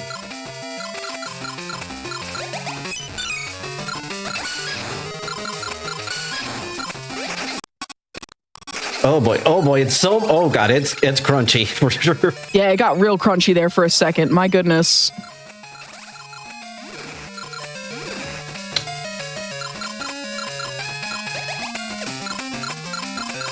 Okay, now come on, give me good RNG. Ooh, this blues. Is nice. Okay. Oh god, Hitmontop, please. Man, Hitmontop usually it's not giving me this much trouble. But I can still get out of danger in this one. I'm not stressed. Oh no, we are so good. This should be enough. Oh yeah, here we go. Here we go. Overkills. Oh my goodness. There we go. Okay, we're good. We're safe. Everything's fine. Anyways, now we're on to the actual final boss, Karen.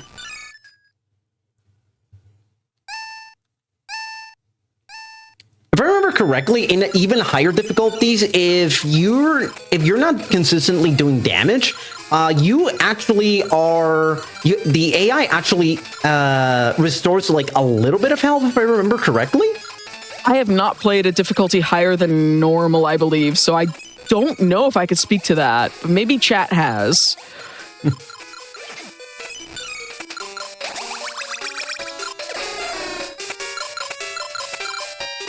But yeah, time is coming up basically when the board like turns black, indicating that I won the fight.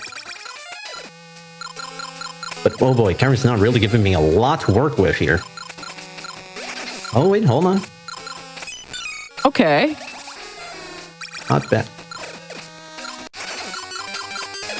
All right, we don't need the stressful music. We're fine. We're fine. It's like, yeah, we're actually in an okay position here. It's one of the things was like I wish I could just like switch the positions of those blocks while like we're still in like in the movement in like the unraveling the garbage. Oh yeah. Portion. That would be so nice. I think the N64 version allows you to continue moving when things are frozen. I've definitely seen other versions of Tetris Attack like allow you to move blocks when the garbage is like transforming. Should be. Oh, nice.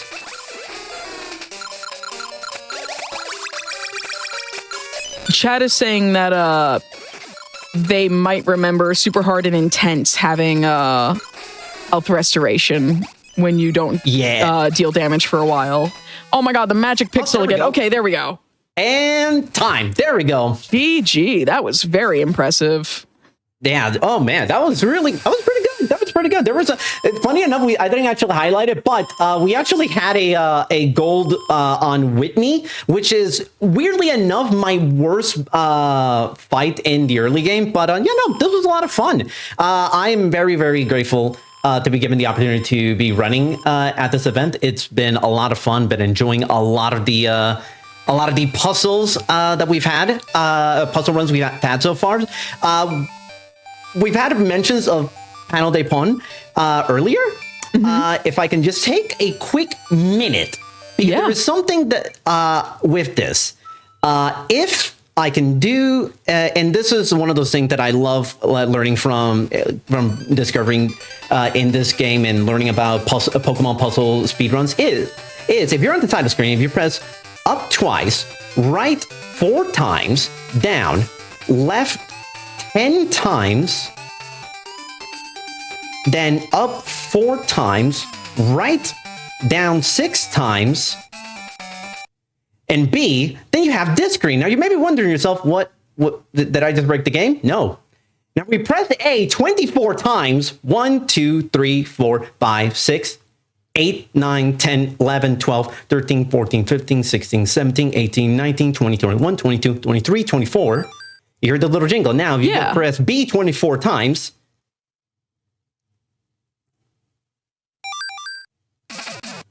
we unlock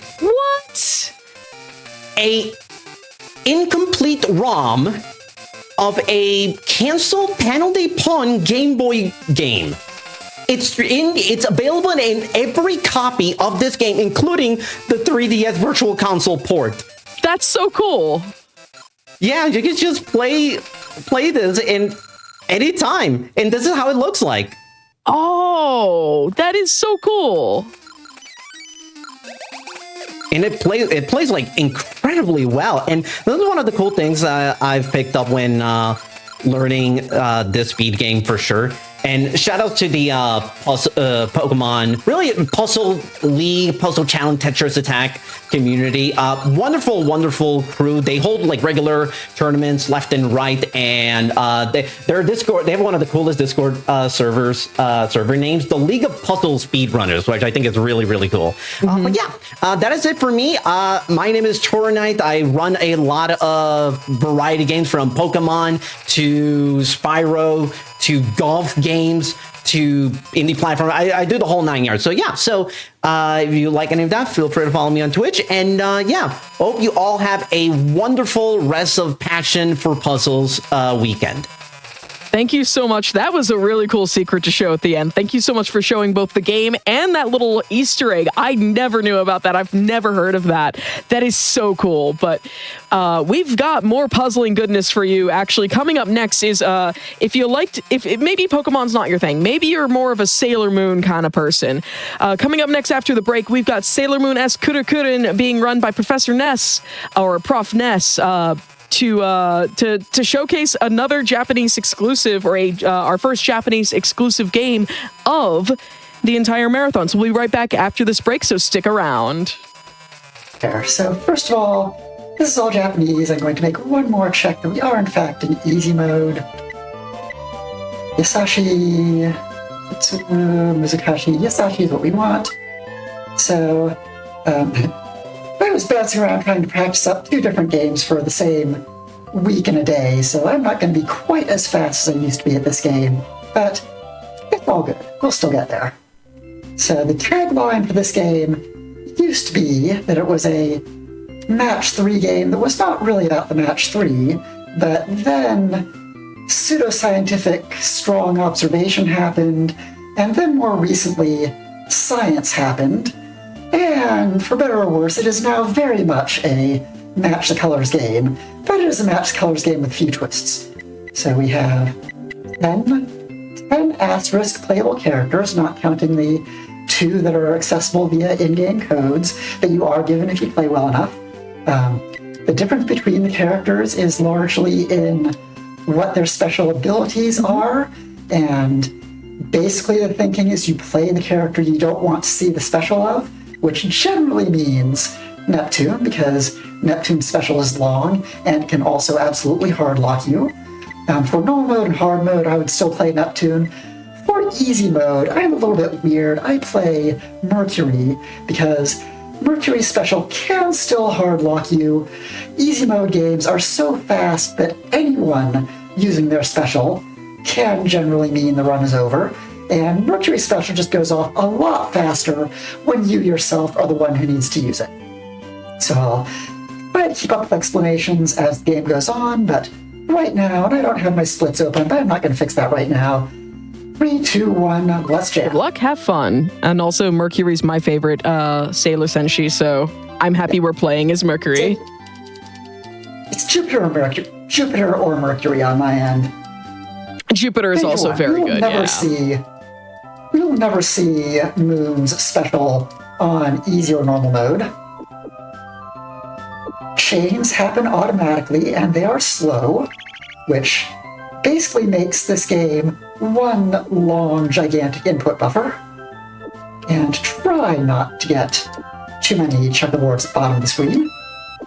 Notice you can only clear revealed parts. White ones you can clear by adjacency when you clear a color group next to them, but otherwise you have to walk the cat on them to reveal them before you can clear them. You'll notice that I'm leaving a center column clear as much as possible. Objective, by the way, is to get these treasures, like the sword, the heart, not these lockets. These lockets are remove a color, any color. The sword, the charm, and the mirror. And when they spawn on the field, you just have to get them to the bottom of the field as quickly as possible. There are also other items. The locket, as I already explained, you tap the locket, you tap any other color but white, and it will remove all that color from the board. We will see... I think they add rods before they add bows. Rods let you use your special. Venus's special is a shotgun. It will take away a cluster of whatever the flames land on, including the treasures. I was explaining why I want to have a middle of the screen clear, because hearts that you clear across the middle divider count as hearts that you have cleared, which counts towards spawning stuff. And so you can steal hearts across the divider, but so can the opponent. So It's good when you can steal hearts on their side. It is less good when they steal and get credit for half of your board, because in easy mode, there are only 3 colors, and the board goes real quick. In fact, we might lose this one since I'm trying to walk over and explain. Or we might get like, oh, okay, we get to use ours real quick. Our special freezes all the opponent's white hearts, which means they cannot be flipped. That's actually like really cool. Add as I was in the middle of adding. Sorry, that's actually like really cool, because like I'm listening to how you explain it, and just like the fact that the center barrier isn't just a hard line that divides like the boards. It's not like the fact that there's some crossover and you can steal like hearts from the other player for progression is actually really cool. There is actually an option in the settings that I found when I most recently came back to the game that turns off or puts a barrier in the middle of the board. So you can play with the barrier, but leaderboard doesn't. But Genswisho. Genswisho works again in combination with other colors. Genswisho blue reveals all of your side. Genswisho pink hides all the opponent's side. Genswisho yellow removes the bottom of the board almost irrespective of what's on it. Colors in higher difficulties. Genswisho green swaps the middle 2 columns, and Genswisho orange in hard mode will make the opponent's cat move randomly until the effect ends. Which is a good segue into cat motion. These are not targeting reticles, they are cats. They change direction only when they are at the bottom of the bounce, which means there is some skill in weaving your cat and inputting directions when the game is ready to receive directions. That is possibly the biggest technical aspect of running this game.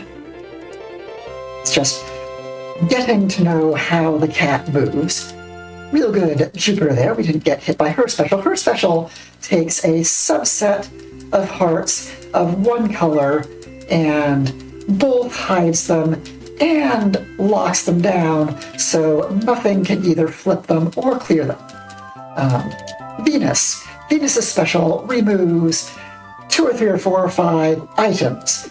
Items can be your lockets, your Genswishos, your bow and arrows, or they can be your treasures. You really do not want them to be your treasures. So, good strategy on Venus is to have more revealed than usual, keep more items around than usual, just so she cannot nuke your chance at a treasure by using her special. It means I hopefully she doesn't have a rod. She doesn't have a rod. Good. So, and quickly grab that. And collecting 3 treasures before your opponent is what allows you to win in the match, right? Yes. Okay. Round is over when either side collects all 3 treasures. Cool. I'm trying to make sure I follow along because I've actually never seen this style of puzzle game before, and I'm just like very fascinated whenever I see a new game I haven't like sunk my teeth into. Again, when I first started this game, it was okay. The treasures appear at random, and the objective is to play kind of good okay until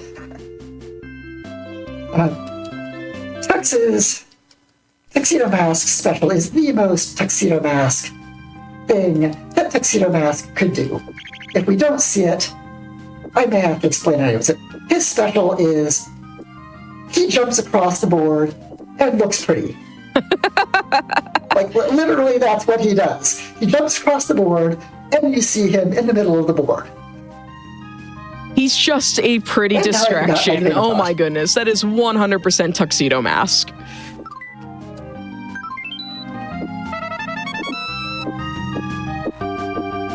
So, Tuxedo Mask is the only character who cannot hard end your run. He can be annoying, and there are things that he can do, his AI can do that are as obnoxious as any other AI. But this special, pretty uniquely, will not destroy a treasure, take away a treasure, kill your chances of completion. Oh, we have a bow and arrow straight into a treasure. That is good. We're going to sacrifice a rod, but we want to move as fast as possible since the game's going pretty well already.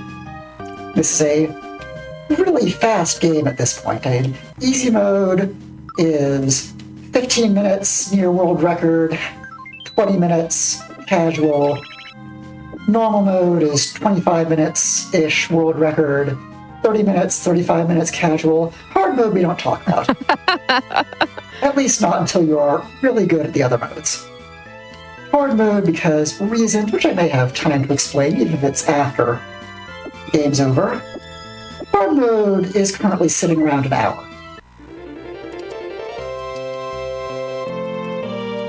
Next round is Chibiusa. I used to main Chibiusa because Chibiusa's special is really obnoxious. Chibiusa is the only way to put parasols on the field in easy and normal mode.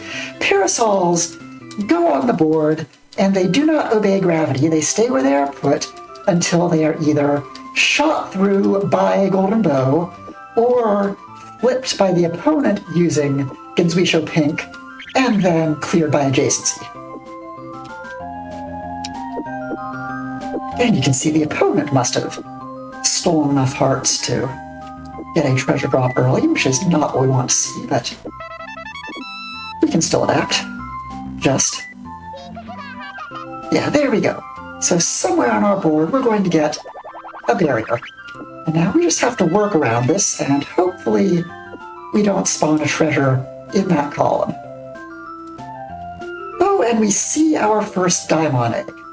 Green eggs, after a fixed amount of time, will hatch into Daimon, and Daimon can only be destroyed by using your special, which means it hits your side, not the opponent's side, but its sole function at that point is to clear Daimons, so we're going to need to let the Daimon hatch because we don't have a bow to clear it out, so we have to burn our rod to clear the Daimon, which kind of sort of helps our side, actually, just a little.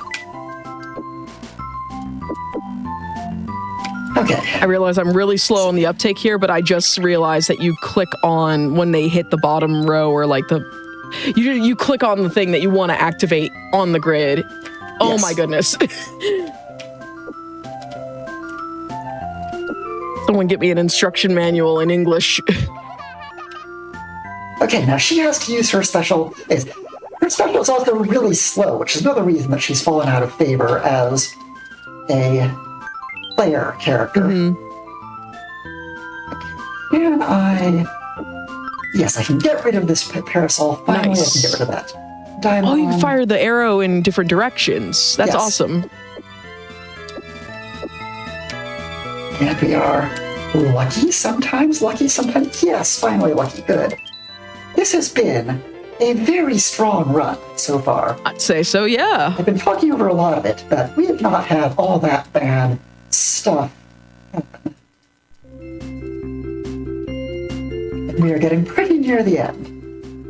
3 more, which were a little earlier than it feels like. I feel like we are, just because I'm not as used to playing Mercury, and Mercury is an early game character, not Neptune towards the very end of the game. Uranus, her special is just nuke a column, plain and simple. Choose one at random. Sometimes it even helps, but usually it's just an obstruction. A really good column from Jason Clear.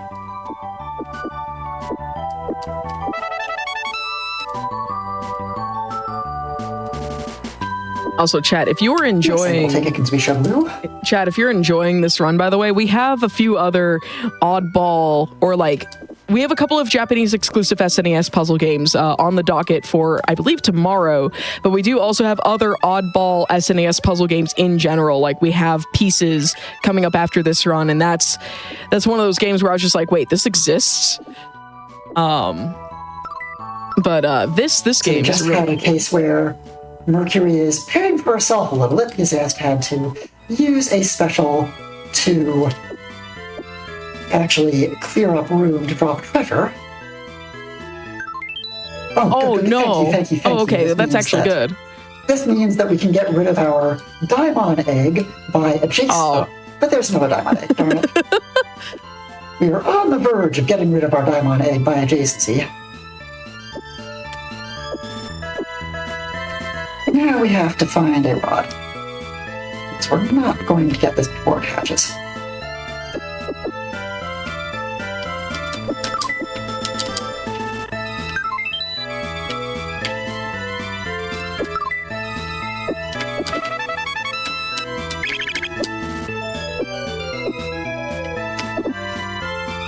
I really cannot afford now to tap anything towards the bottom, because I do not want to chain.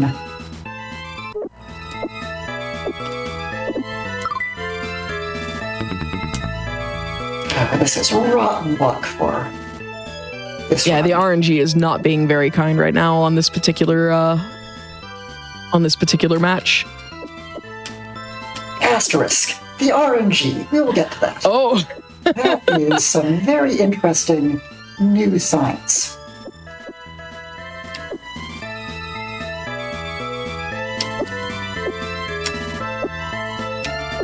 Okay.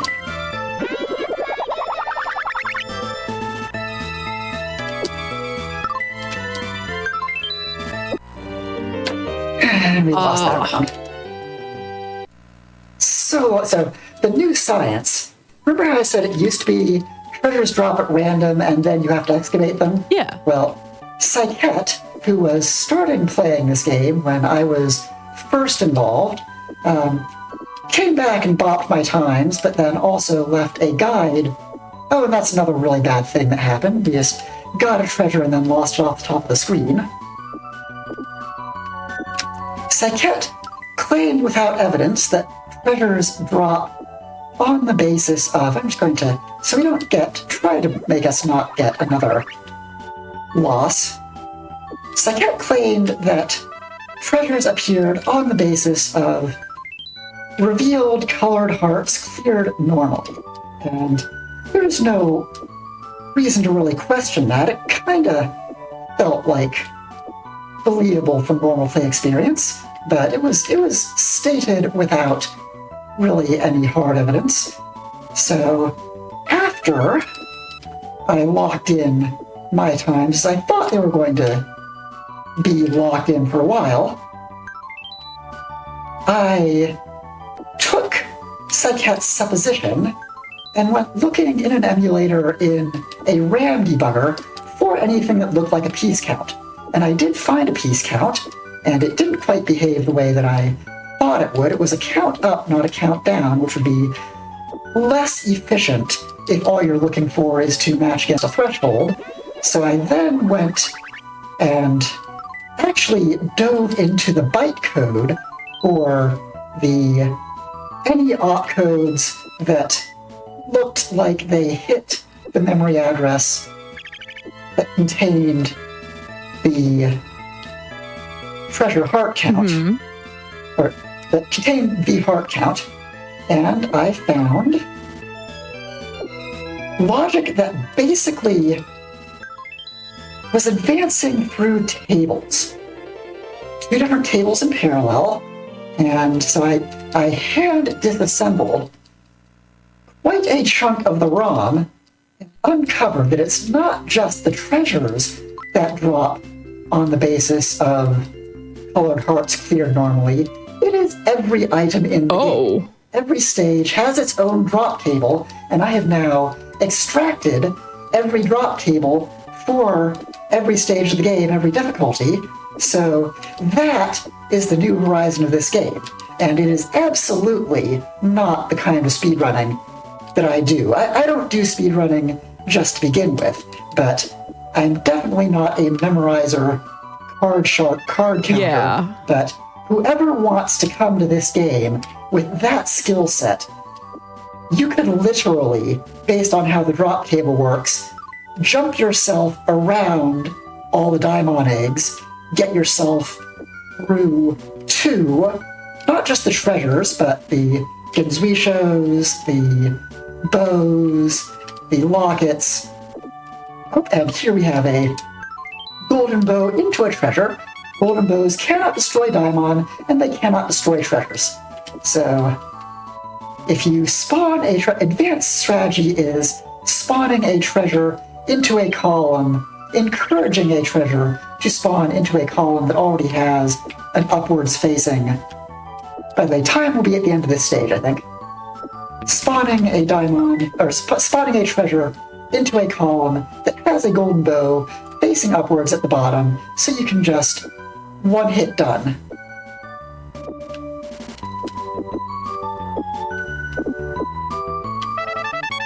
God, it is wild how like pseudo RNG has been programmed in various games over the years. Like how different developers choose to handle it.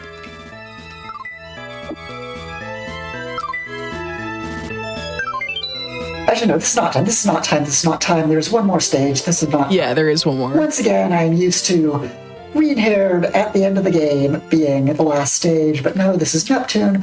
Fortunately, Neptune did not use her special. Her special keeps pieces from falling into the board, which again, given the latest science of everything spawns on the basis of pieces cleared, that really can mess up your day, particularly if she uses it twice. Pluto is the last stage of the game, so end of this stage is time.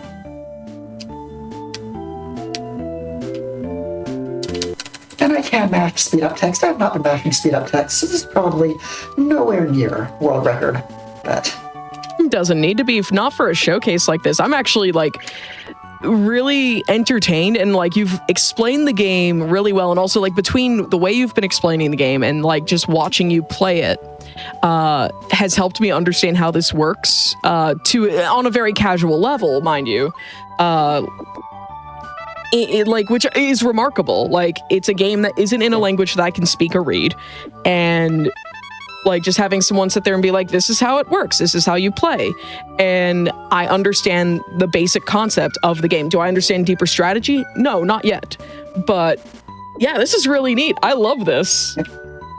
I have literally had a viewer go through my stream, watch me play this game, and then put a time on the easy mode leaderboards just to say that they have. Because it was, once you watch it for a little bit and understand the mechanics, it is very accessible. It is a reflex game, and his name will come to me, but he plays another game I very much like and almost got in the speedrunning community of Azure Dreams. And that's also you basically learn how to react and then you play by reaction sort of game, which is my sort of game. I don't like long-term memorization or frame-perfect strategy, but give me a mechanic that I can just learn the mechanic and go. We can have a lot of fun with it. Yeah, I think that's actually really brilliant, and I think there's nothing wrong with that approach to like speedrunning, even on a casual level of like, hey, give me a set of mechanics that I can adapt with and react to, and like it's totally fine being a reactive runner. And there are plenty of games for that out there. Sandlight. Sand was the guy who also actually runs the Azure Dreams community, so that was time, by the way. GG. 20 minutes, we'll go with it. That is a rusty time, but we did have that one stage, game over. Not game over, but lost a stage. Now, the sort of normal mode, we would get the Here's How to Play Super Sailor Moon code if we wanted as Super Sailor Moon, which gives you an extra stage playing against... Was that Saturn or Pluto in the last stage? It was Pluto, I believe. Okay. There is the rogue Dark Senshi from late in the early season, who is the hidden secret boss once you know how to play as Super Sailor Moon, and that is your reward for beating, whether it's hard mode or just Super Sailor Moon on any difficulty. But at this point, we are basically... We're not soft-locked? I thought it was I guess it's when they're showing you the secret codes, it is a soft lock until you reset, but anyway, that is the game. It is. I'm glad I switched to this time estimate for easy rather than trying to squeeze in a near world record normal mode. Yeah. So, like, this was very fun to watch, and I really appreciated you submitting this. This is really cool. I didn't know this existed, and I want to see if there's more games in this series. Maybe not necessarily Sailor Moon theme, but I do love the Sailor Moon theme. I don't think I have seen this mechanic anywhere else. So it might just be this, but either way, very glad and grateful that you showed this off. And do you have any shout outs you want to make before we move to the next offbeat SNES game? Got a few. Shout outs to Inven, who introduced me to this game. I picked it up after watching him casual play it. I extended him an invitation to commentate, but at this point he feels he is so far out of the loop that he didn't feel he could add much on commentary. I disagree. I would love to have you here, Inven, but I respect your decision. Shoutouts again to Psychet for the write-up that got me to look into the code base. Shoutouts to Juniper Theory for getting me back into the game by posting about how many queer trans community people she knew who were former world record holders in really obscure games. And I thought, wait a minute, I am trans now. I could be a non-former world record holder. Hey! And I was, very briefly. And today of all days, I was not expecting to give this shout out. I completely lost track of the date. But today of all days, if you know, you know. Big props to Carnegie Involvement Association, CIA Buggy. Great job this morning at finals. Women's second place. Men's we need to talk. Second place, but we still need to talk. All gender. Congrats on representing all gender. Just great job all around. Have much fun at the award ceremony. And other than that, take it away, Amber. Thank you so much, Prof. It's been a pleasure to have you on, and thank you again for showing off Sailor Moon S Kurukkurin. Coming up next, we have, if I say the name Nippon Ichi Software, does that mean anything to you in the chat? Because Pieces by a Tea Tree is another offbeat SNES game that we're going to dig right into right after this, and it's maybe you like jigsaw puzzles, but we'll see right after the break. I'll see you on the other side. Hello, everyone. Welcome back to Passion for Puzzles Day 1. This is where we are celebrating the puzzle genre of games and all the speedrunners who solve them in record time. I may have lied a little bit. There is like connections to Nippon Ichi Software here with our next game, but it has an even stronger connection to the controller developer Hori. I'll let a Tea Tree get into the history and like nonsense behind this game, so go ahead and take it away, a Tea Tree. Hi everyone, my name is a Tea Tree, and this is Jigsaw Party if you are in Japan, or Pieces here in America, published by Atlas. That's kind of the gimme out of the three companies involved in this. Published in Japan by Hori, as you might have just seen on the screen there, Hori Electric, the makers of many controllers and other peripherals, and developed by a little company called Prism Kikaku. And if that makes you think Keikaku, like that old Death Note joke, you're right to think about it, because Kikaku and Keikaku are similar words. That I learned this morning, that Keikaku means a plan that you've been, developing for a long time, whereas Kikaku is more like a brainstorming session. Prism Kikaku released this game before changing their name to something that some people in chat were already anticipating, Nippon Ichi Software. So 3 stars, all of whom still exist making amazing games today, just coming together to make a very unusual product. Yeah, like it's it is quite the group of people that worked on this game, and I don't think they've ever aligned on anything else but this. Maybe not. There are actually 3 games in this series. Again, something I only found out this morning. I thought there were 2. There's a sequel that I knew of that was like a release era game for the PlayStation 1 called, I think, Jigsaw World. Mm-hmm. That is basically the all play mode for this, but with CD quality audio and a few other niceties. And then there's also a third one that's kind of Puyo based, like more like a Puyo game, in that it has cutscenes between the combat and things like that. But yeah, this is perhaps the most literal puzzle game you will see during Passion for Puzzles. The reason that this is called Story Mode Controller is because this game also supports the SNES mouse. And with the options that I have available to me, not having a genuine SNES mouse available, I could not get the sensitivity low enough to make that a feasible option. So yeah, release this on NSO Switch 2, dang it. Right? It would be pretty cool. We have All right, Mario and so Wario. We're doing the story mode, which means we're going to be starting on easy and going all the way through. You can see a little bit at the bottom of how the power-up system for the game works. This game is a competitive puzzler. You are playing against computer opponents. You can kind of see the Nivonichi software style here with the characters on screen. But without further ado, let's get it going in 3, 2, 1, puzzle. Good luck. Puzzle.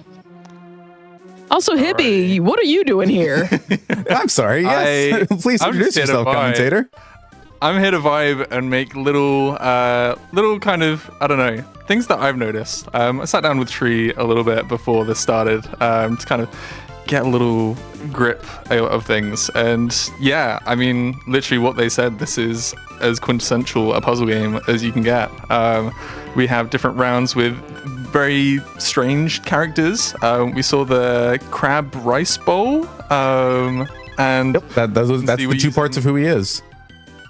Yes, and we'll have some interesting theories as to something later, I guess. But you can see we've already been using a power up here. We've got a collection of animals that we're making in our jigsaw, and the auto one is helping us out. We're going to try and fill out the bottom kind of stuff. Yeah, that'd be one of the things that's nice to do wherever we can manage it, because the two power-ups that we get that we really want to deploy most often are one that I'm using here called Auto, that places the pieces for you, but naturally it does it a little bit slower than you do if you are holding the L and R. If you are holding the L and R to speed up your cursor. This is the default speed for comparison. So I'm traveling at, roughly 150% speed all the time, which makes lets me place pieces faster, but also makes mistakes much easier. So we're doing like a snowy themed puzzle right now. Just imagine ice physics on a cursor. That's what Tree's pretty You're much not wrong. with here.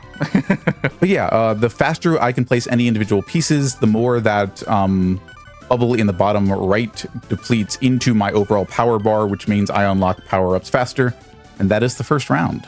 Well done. We're not going to have any bonus stages during this run, but thank you. Oh, Here's the crab. The delinquent boar. I'm going to tear you apart. If you've played Nivonichi soft games, especially the likes of the Disgaea series, like this, that's the thing that's probably most familiar to you. It's the character stylings here. They're very silly. They're very Nipponichi coded. The likes of, Laharl and the whole Disgaea 1 gang probably got their starts around about this period of time. Or at least you could certainly see that like the same artists were probably involved in both products. Down to the bottom, place a piece, bring out my helper. Do I necessarily need to have the helper out at this point? Not necessarily, because like you don't, the auto and the helper has a longer timer, but they continue to burn time in between puzzles. So if you're hyper optimizing, you do potentially want to have them out only at times when they're going to be useful, like 90 to 100% of their active lifespan. But the opponent also has their own power-ups and power-downs. So the way I think of it is one set of power-ups you get is power-ups and the other set is power-downs. And each time you use a power-up on one side, 1, 2, 3, 4, 5, 6, 7 pips, you take away 1 pip from your own power-up bar, and then the next power-up you get is from the other side. So I use the last power down thing, or rather I get to that point. I use the, hey, show me where the 3 pieces I'm holding now go, which costs 1 pip, and I switch over to the auto assistant. So that's basically, I'm trying to mill my power-up bar to get the auto and the assistant as frequently as often as possible. Also, shout out to Rockin' Cats, run by Eldar at SGDQ 2025. That was what that puzzle was. Geeky Gilbert. They keep getting better. They do keep getting better. Spam your pup time emotes. It's pup o'clock. It's pup o'clock. Oh, my dog. You're gonna see that basically when it comes to the pieces in the middle, knowing how the puzzle rocks is handy, but all of the corner pieces a little bit easier because this kind of 4 by 6 grid here? Yes.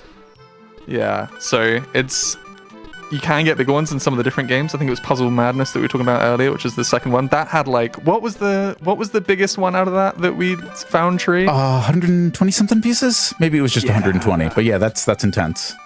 You could tell they needed the CD processing for that. Oh, for real.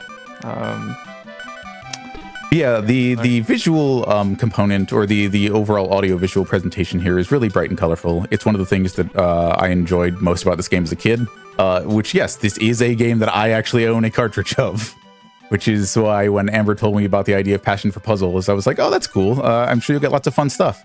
And then I'll get my controls reversed, but that's not a big deal. This is actually the power down I like to see the most because it's the one that bothers me the least.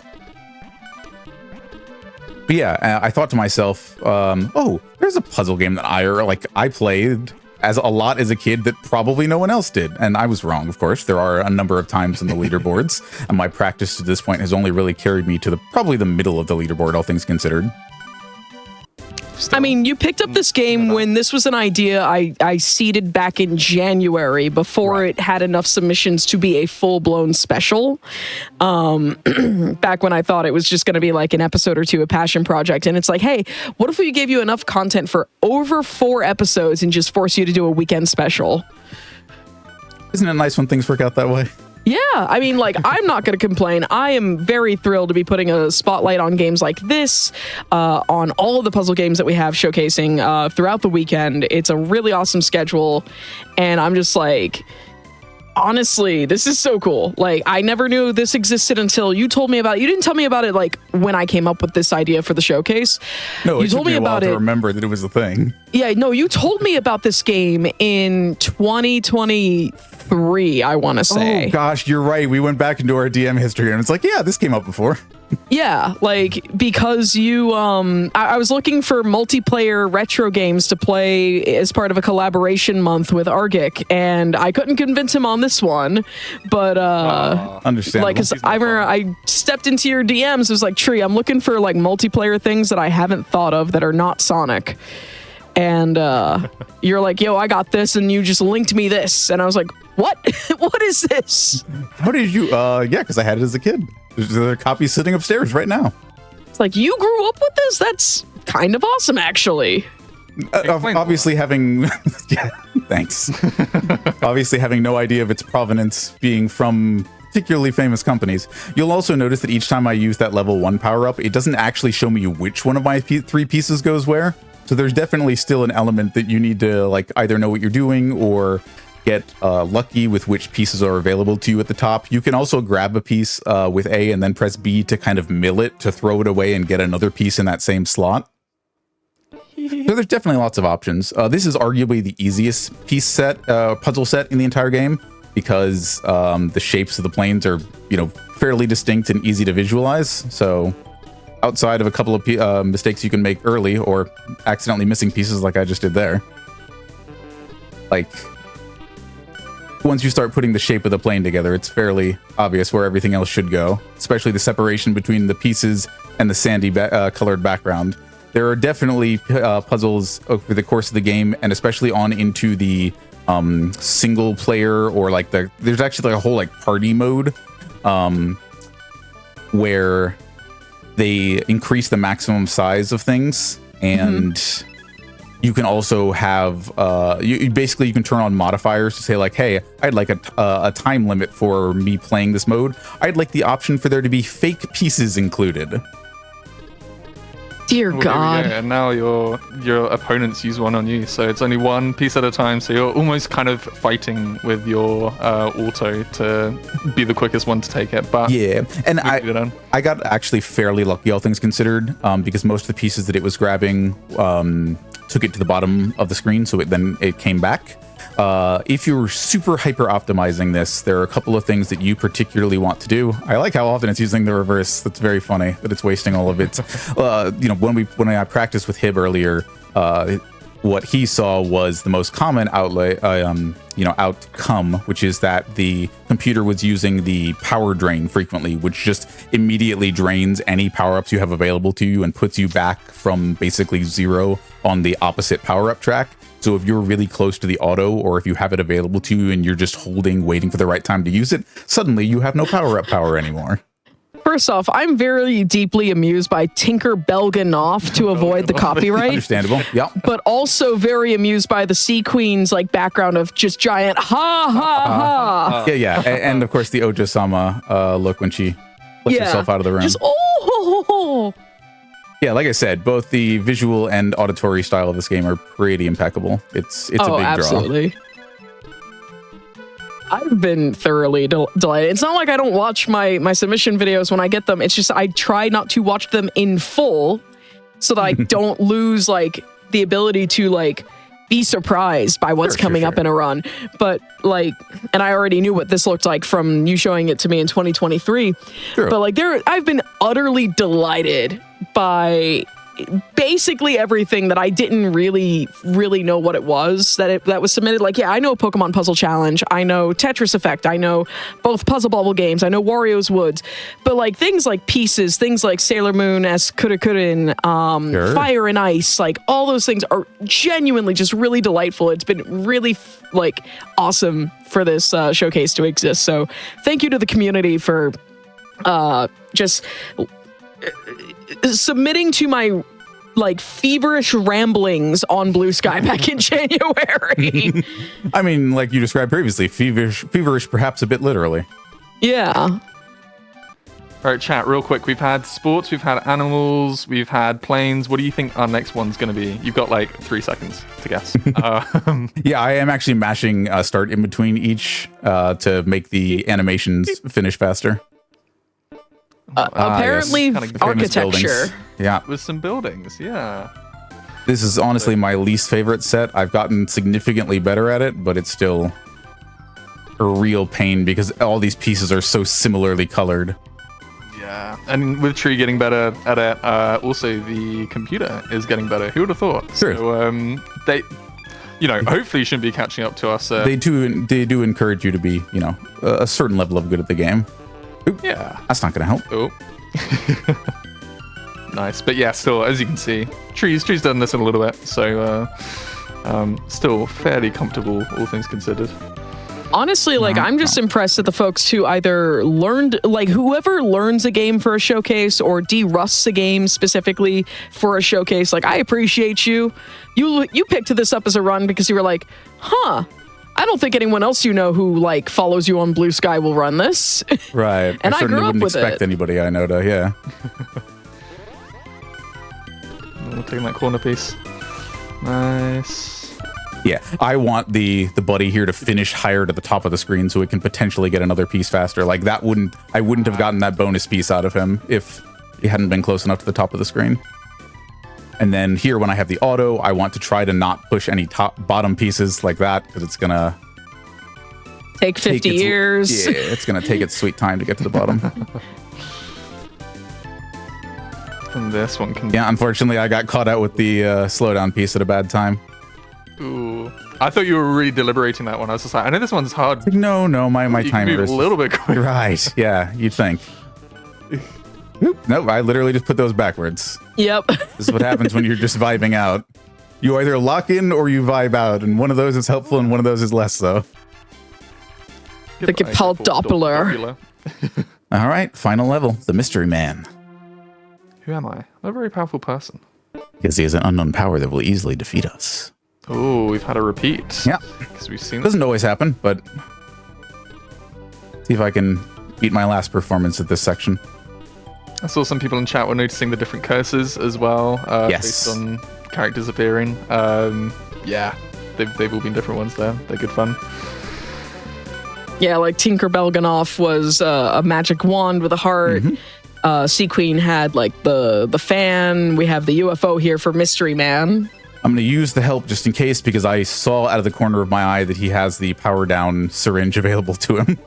So it's going to happen sooner or later, unless he decides to pull the helper of his own, which he did. Okay, now I'm clear to move ahead, should I need to. At least for a little while.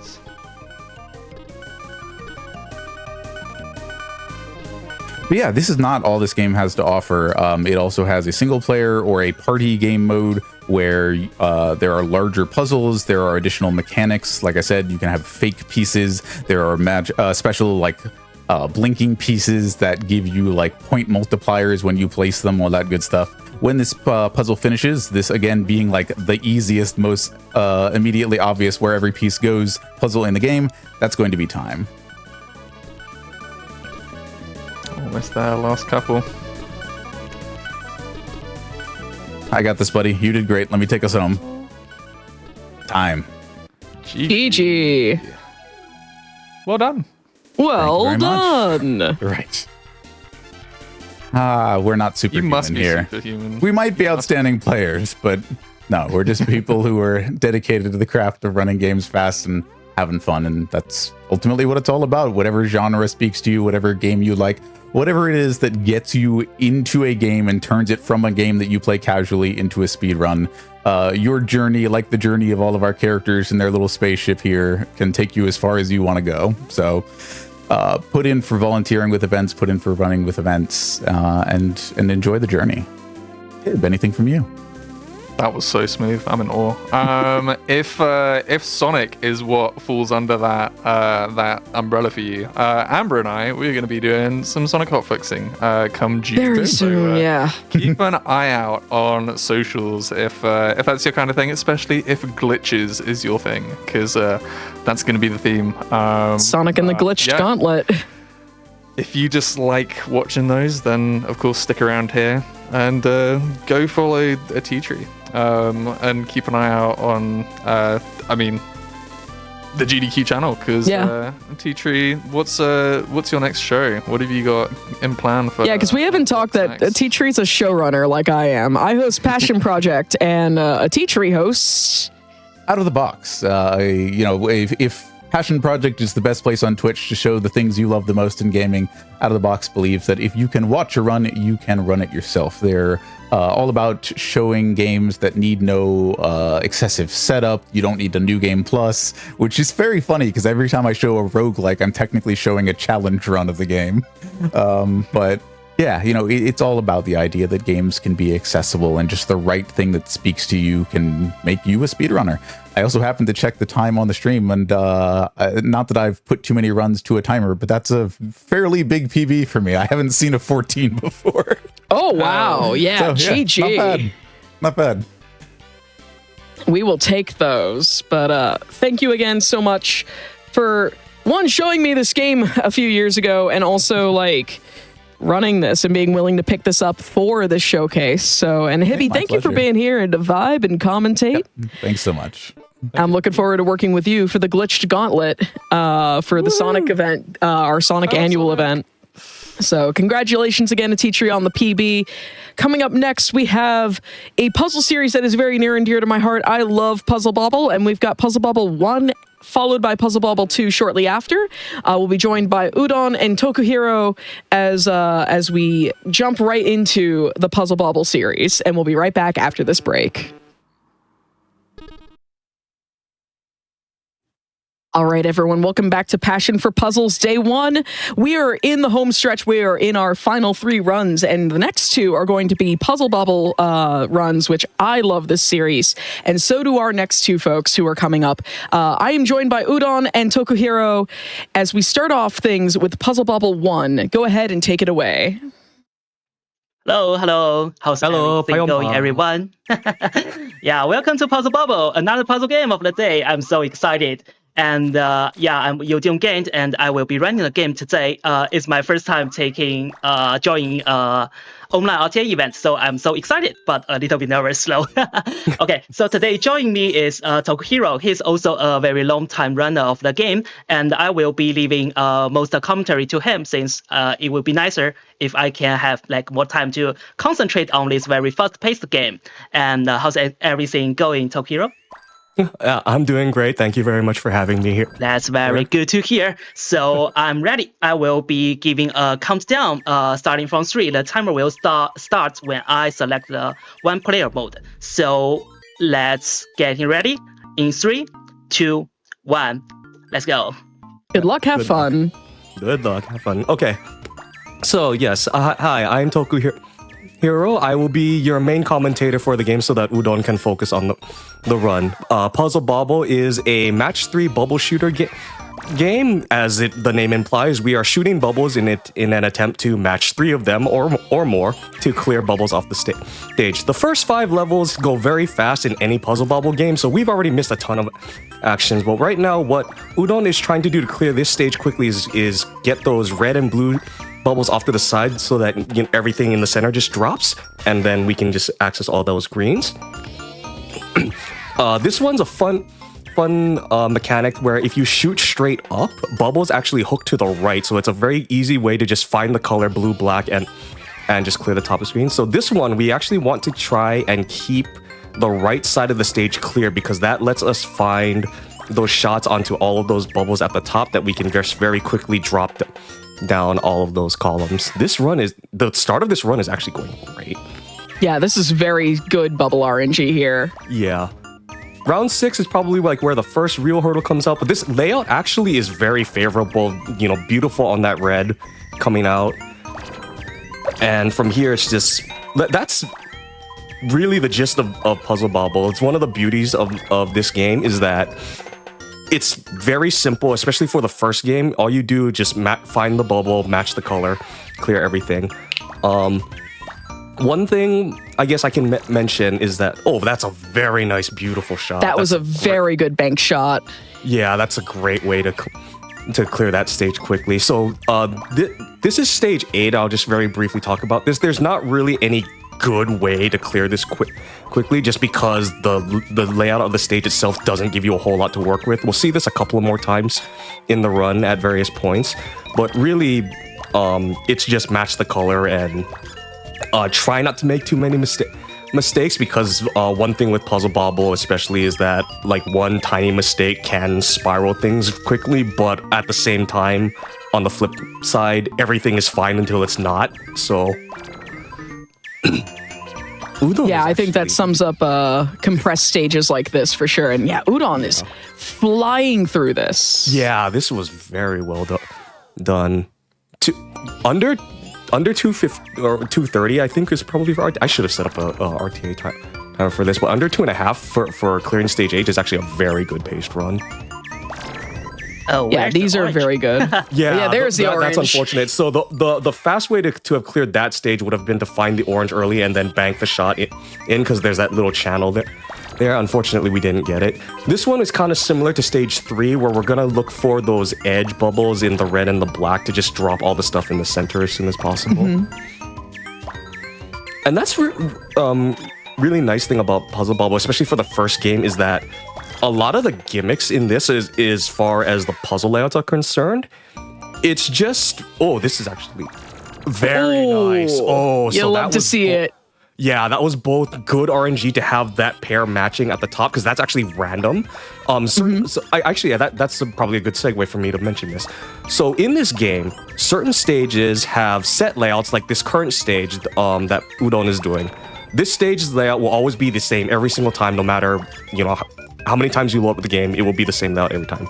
Other stages, the layout can be random, and there's actually mixes in between where some bubbles are static and some are randomized. But for the most part, those are your two broad categories. That last stage where he got the bank shot done is actually random, that those bubbles at the top there. So that's both very good RNG. That's the kind of things that you would love to see in a PB attempt. Yeah, and I also want to stress that like bank shots and like precision shots where you have to fit between two bubbles or anything like that and fitting into tight spaces, all of this requires a lot of precision. And if you do lose in a stage, the game will give you like a helper, not arrow, but a helper like line for a stage or two, usually on the stage that you lost on, to help you with lining up shots better. But we don't have that unless we lose at a level. Yeah, so the level of precision is very, very like masterful here. Yeah, it's the window of forgiveness on some of the shots when you're trying to thread the needle really does line up to like barely a handful of pixels. So even stuff like this, where it's a straight shot, even can sometimes, if just one pixel off, will hit the bubble hitboxes will override. Yeah, no, this stage, I remember, gives me a lot of trouble. Very good. Yeah, absolutely. Do we know, like, what causes the stage to start falling on its timer? Like, when you reach the shaking points? Yeah, so, actually, we do. If you'll notice at the bottom of the screen where it says level 4, that is in the... you will only see this in the arcade versions of the game. It won't be present in the home console versions, but the level determines the difficulty of the arcade packet, and the number of shots that you're allowed to fire before the ceiling drops is a formula based on the level that's displayed, and the remaining colors on screen. So, okay. So at level 4, say there are all 7 colors on the screen, you are allowed, I believe it's like those 7 colors plus 3 or 4 to before the ceiling will drop, and that's why I say remaining colors on screen, because as there are less colors on screen, the ceiling will drop sooner, and it's one of those things where if you notice, like as you clear more and more bubbles, you'll notice the stage would tend to drop more frequently. Yes. So, and this is also how you know that if your arcade was really, really cutthroat and really aggressive in getting your quarters, if you looked at the machine and it said level 0, level 0 or level 1, I think, is the lowest it might go, but was the number of colors on screen. Okay. Okay, there we go. Okay, yeah. We're doing a lot better now. The bubbles cooperate. Okay, yeah. And yes, once you eliminate a color, it will not appear again. Correct. That's why one of the things that we try to do is, if we have the opportunity, is just get a color off screen as soon as we can, because that will free up our ability to find more colors. I actually really like this stage. It's actually like, it seems like so odd on how you're supposed to tackle this, but what Udon did is actually the best way to do it. Is you just free up the left or the right side to give yourself an angle so that you can drop the other column once the avenue is there. And that's so difficult to do, especially like if you get caught up in the fact that there's only 3 colors on this screen and the ceiling just drops so quickly. Yeah, like there's some really good shots happening here on screen. Like I enjoy Puzzle Bobble a lot, and I've played in like, some casual PAX East tournaments, and that's actually how I've met a lot of friends I have now, by meeting other competitive players, and just like the level on display here at the speed that's on display here is very, very like genuinely impressive. Yeah. And one thing I will say about the speed as well, it's like you don't necessarily need to be good at this this game to play it fast. Correct. When I first started picking up this game, my first time on my first timed run, I took over an hour to clear all 30 stages. My second run immediately after that was 20 minutes faster. This is one of those games where just through repetition and learning what to recognize in the layout of the stage, knowing where for the set stages, where to attack the puzzle, as it were, and just having those confidence where if you point the pointer in the direction, that's where the shot will land. That's all you really need to do to play this game fast. That is the best RNG we can get out. You love to see that. Yellow out of the way. Just find the color, drop the stage. I love this stage so much. It's so simple. So much of that stage actually can be done by just point cursor up, mash A. Often, a lot of times, you have to move the pointer very little. This stage is a nice bank shot test, because depending on the color RNG you can get, you sometimes have to clear out the colors above where you're shooting in order to get through to some of the other stuff. This is very, very nicely done. Yeah, if we can get another white bubble and make that bank shot. Or we don't even need to make a bank shot now. Yeah, there you go. Yeah.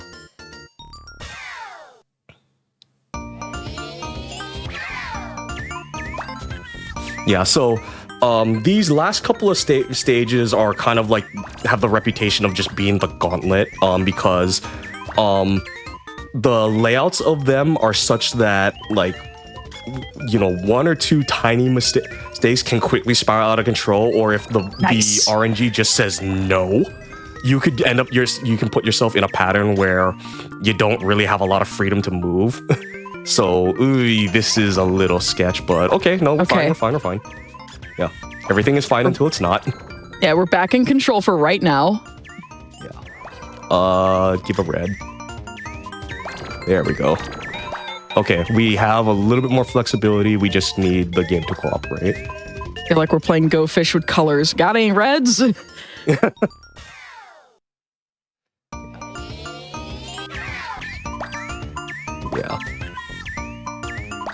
We got another compressed stage here where it's just make very few mistakes, play accurately while trying to still play fast. And hoping that your bubble RNG is what you need it to be able to clear out colors sooner so that you have fewer colors to work with.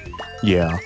And that's actually playing fast is actually something Udon and I were talking about briefly on the side before while we were setting up. Is that actually so?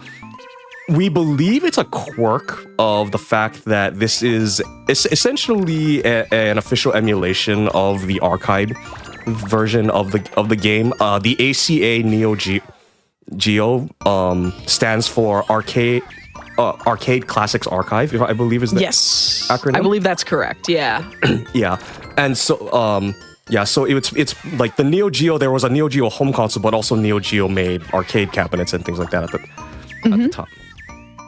At the time, and one of the things that we kind of noticed that happens every now and again, not enough that you would notice it necessarily, that it would inhibit anything in casual play, but like when you're trying to play this fast, we think it's some kind of like just software emulation where like you could let go of the direction you're wanting to drift your pointer, and the input will take like just like a couple of frames longer to register that you stop pressing it, and that will move your pointer, anywhere from a couple of pixels to like a full bubble width off and things like that there. And it's one of the things we don't know what causes it, but we also know that it's not a hardware thing because this happens on every version. Like Udon plays this on PC, I play on a Switch 1. I thought it was a Switch 1 thing and it was just me, but no, even some of the Japanese runners said, no, we've noticed this. It's a thing. Yeah, all right. Like I play on the Switch version as well, and I've definitely noticed that. It also does carry over the ability to, that I remember from the home console versions where you could press, like, if you're on like a normal Switch Pro controller, for example, you could press one of the bumpers. If we don't get a black here, we are going to... come on. Okay, no, we're fine. All right. It's coming. Okay. Yeah, okay. But like we're about to be toast I if don't we know don't how to get solve that. this anymore because we are not getting very lucky here. So yeah, so welcome to stage 30. This is the last boss. This is the very last stage. So unfortunately, we had to burn the continue, and when you burn a continue now, this is where you get the pointer. This one is just really unforgiving because you're at the mercy of RNG. You could play this stage completely optimal based on the colors you were given, but if the colors you're given aren't helpful, then the stage just says no. So time will be coming up when Udon clears this stage. At the very, very end, it'll go to a black screen that says congratulations, and that's where we end time. So, but yeah, this stage can kill so many 1 credit clears up to this point, and just you could many runners have lost PBs to this last boss. And it's also very annoying when it gives you a color that you're just working on clearing, but I think we're okay now. Okay. We're good. Okay. There we go. And when congratulations comes on screen, that is time. GG. That was, aside from like losing in the final level, like that was very good. The final one, there's nothing you can do too much about it when you get unlucky. So I'm glad I finished it, at least. Yeah, this was both a very clean run and a very good RNG run, all things considered. Yeah, I mean the RNG in the first half of the game is like incredibly nice. Yeah, but this... in the later half, yes, there are some like some plays like I didn't get lucky and I didn't shoot well. Yeah, but looks like your final RTA time was 14 minutes 24 seconds. That is a phenomenal time. Oh, thank you. Very good. Yeah. Consider I use like continue in the last stage is a very like acceptable time, I think. Yeah. I would be very happy with that time. That's very good. This is a time to be proud of. Like thank you. For reference, my personal PB is 14:55, just under sub 15. Like the community considers like anything within the 15-minute to sub 15-minute range a phenomenal time. The world record right now held by Udon is actually a 12:19. And that's incredible. That's the month. Yeah, and like for the longest time we thought like sub 14 minutes or like 14 minutes was a pipe dream. But just through dedication and just the active community working and pushing the limits of the game. Now we're in sub 13. So I cannot thank this community enough. They're small, but it's a lot of dedicated players, and especially on the Japanese side of our community. A huge shout out to our Japanese players, and I thank Amber for giving the opportunity to open it up to them. We have Poshi, a very phenomenal top runner of this game. Originally was interested in participating in this, but unfortunately couldn't join us today for schedule conflict. Yeah. But I'm very grateful to Amber to even opening up the opportunity to let some of our international runners participate. It is my pleasure. And we're not even done with Puzzle Bobble. Yeah, I'm so grateful that you submitted this. Thank you so much for running this. Yeah. I love this game so much. Thank you for having me here. Yes, I have a great time. And we're not even done yet because we're actually going to be switching who's running and who's commentating. After this break, we're going to be having Tokuhiro take the runner chair to do Puzzle Bobble 2. And then Udon will be joining in commentary. So we'll be right back after this quick break to flip games over.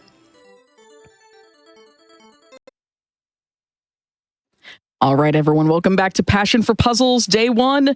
We are joined, we've swapped our runners and commentators, and we've moved to the sequel of the game you just saw. I'm going to go ahead and turn it over to Tokuhiro, who is now going to be running Puzzle Bobble 2. Go ahead and take it away. All right, thank you very much. Welcome back, everyone. Yes, so this is Puzzle Bobble 2, the sequel to the first arcade classic Puzzle Bobble 1. Lot brighter colors, but exact same gimmicks and things, with a little bit of new things here and there. So we'll go ahead and get started. I'll count us down, and the game will start when I confirm the puzzle, the mode. So if we're all set to go, we'll get started in 3, 2, 1, go. Good luck. Have fun. Thank you very much. Yes. So this puzzle game mode actually involves traversing a world. You'll see these pop up periodically where we have little letters to go on screen. And as I mentioned in the first game, the first 5 stages go incredibly fast here. And especially in this next stage, blink and you'll miss it. The stage is done already. That was one of our new mechanics, was it? Yes. The star bubble. That was a star bubble, which eliminates all bubbles of the same color on the screen, and I have just hecked myself a little bit. I will fix it as best I can. Let's see here. We're fine. We are fine. We're fine. Everything is fine until it's not. It's very doable. There we go. Okay. Nice. Good recovery there. Yeah. Okay, so this is stage 5. This is actually the first opportunity. Usually you get to breathe in the run a little bit just because it's a lot calmer. You have to deal with a lot more navigation in the layout. I just cleared it there, but actually those clear bubbles are obstruction bubbles. Those are also a new mechanic that has been added. They're not there to be matched. They're just there to get in your way. Yeah, they're meant to be dropped. That's the only way to clear them out, is to drop them by clearing something that's above them and not having anything else attaching it to the puzzle. The star bubbles we mentioned earlier, they when they touch a bubble, they will eliminate the entire color that it touches when it's either shot at a color or when they're in the puzzle itself. If you shoot a color at them, it will eliminate that entire color, which is a great way to get rid of whatever happens to be most in your way at that time. Yeah. This one is find the color. We just want to keep the left side clear so we can shoot the purple. All right, welcome to stage 8. Similar to Puzzle Bubble 1, stage 8 is a little bit of a PB killer just because if you aren't quite on point with some of your bank shots or the stage doesn't cooperate, and I've kind of, once again, did this a little poorly on layout, but okay, we're fine. Okay, because one of the big things that makes this stage difficult is we need to clear out this center section that I'm trying to find a purple for right now. In order to get up to this section up at the top here. Didn't quite want that to go there, but that's fine. Okay, let me see, can I get that in there? Yeah. Hooking, I briefly mentioned it in Puzzle Bubble 1, but the tendency for bubbles in this game is to hook to the right first, so hooking something to the left does take a little bit of pixel precision. That stage actually went phenomenal for me. I am very out of practice and just in general a little bit slower than some of the more top runners of the game, and so that stage going the way that it did is above average for me. This is another very simple stage of finding the color, and a lot of it can be solved by pointing up if the colors cooperate. Right? I apparently am just going to clear everything else around it though. It's because the game just wants to prove me wrong, and that's fine. Sometimes the transparent bubble can be really annoying. It blocks a lot of angles of your shot. Yes. Yes. Okay, so this is a very fun stage that a lot of the community looks forward to, mostly because there's an opportunity to try and get a nice bank shot on the black if I can get it. No, just barely. Okay, I'll just clear the stage normally then, that's fine. It won't save any extra time.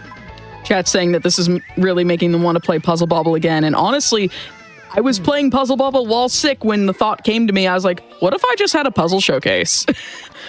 If you want to play this game, this is very cheap. It's available on Switch, it's on Windows PC, it's like $8 for it's also on for each like game. PS4 it's very cheap. Store.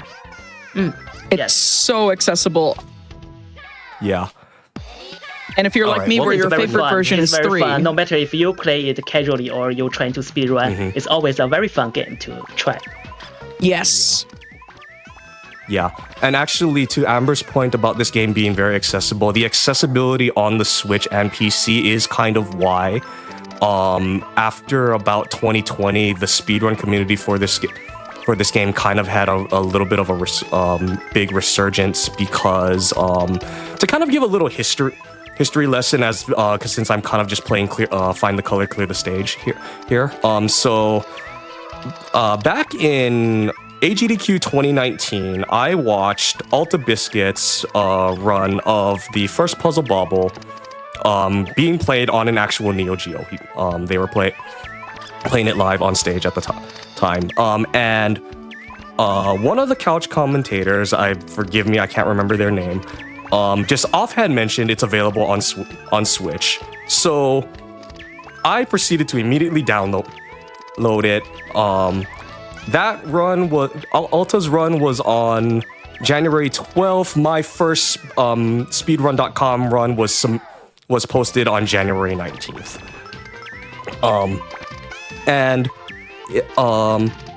I kind of like pushed the it was I don't remember the time the work at the time, but like I pushed the time down to, I want to say it was in like within the 20-minute range or so.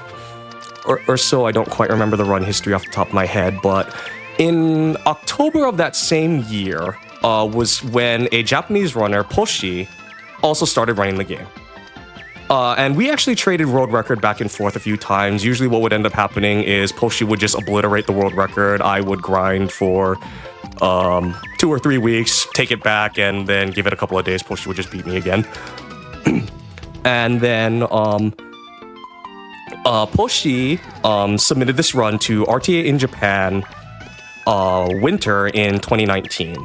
And just on a whim, I went into the Speed Gaming Discord and just, did some English commentary. Couldn't speak fluent Japanese, but enough to kind of just follow what's going on and just explain the game. And that's kind of how I first got in contact with the Japanese members of the community. And in 2022 or 2023, I unfortunately don't have the time to look at my note right now. I participated in a race with Poshi and Radoryu, another Japanese runner, in RT in Japan winter for Puzzle Bobble 1. And I'm just gonna go ahead and reset the stage real quick. Yeah, it was not treating you well. Yeah, and it was really after that race that especially the Japanese community really took off in terms of their activity. In fact, that's the event where I start my first speedrunning in Puzzle Bobble. Yeah. When you look at, I think it was once you start looking from 2023 onward, especially on the Japanese side of the community, all of these little mini speed marathons, game showcase for our arcades, or just puzzle they've had puzzle genre marathons over there. Just between the members of the community there, they've done such a phenomenal job. Just meeting up and supporting each other.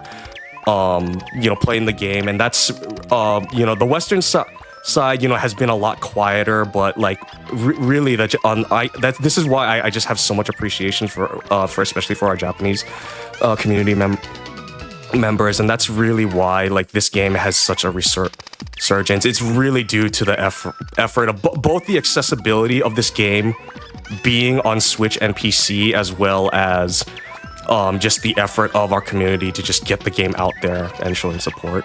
Oh, I hecked that up. Oh, no, we're fine. It's still recoverable. Yeah, very good there. Yeah, you'll notice there what I was to get back to the game. I was actually very intentionally not clearing the star bubble because I was looking for a purple or a red in order to eliminate the majority of the bubbles that would give me a faster access to clear the top. And yeah, so the thing about this stage in World K, and actually, so we aren't quite as sophisticated enough to like fully time out whether a world is truly faster or not. Generally, what's happened is that someone will do a route, get a record on it, and then everybody will switch to doing that route or order. So this World K that I've been doing is the world record route, and but as we've kind of just picked up empirically, on average, world L is probably a little bit more consistent, but the top end of world K is just so much faster. That's why it's like if you're doing a PB attempt, if you want to go for like a sub, like I think the record now is like 14 minutes. Not even 14 minutes. It's actually under 10 minutes. It's 9. Yeah. 9:16, I think. 9 minutes. Yeah, it's just wild that it got that. Yeah. But low. I think the world record took the L route. Yeah. So, but yeah, it's just like consistency. Yeah, K can be beaten very fast if you get lucky here. But yeah, it's kind of difficult. Yeah. Wide stages like what I'm dealing with now can throw off my pixel alignment just ever so slightly enough that I don't quite hit the thing. So that's the blue why. And the black. Ooh, I made good shot on that blue. Oh. Yeah, as I proceed to make things infinitely Don't worry, take your time. We're fine. Yeah. There we go. Yeah. It'll all work out. Okay. This is objectively slower, but I've been practicing this all week. Oh, yeah. This is the only instance of the bowling ball in the run. I love that full clear. Yeah. It looks so good.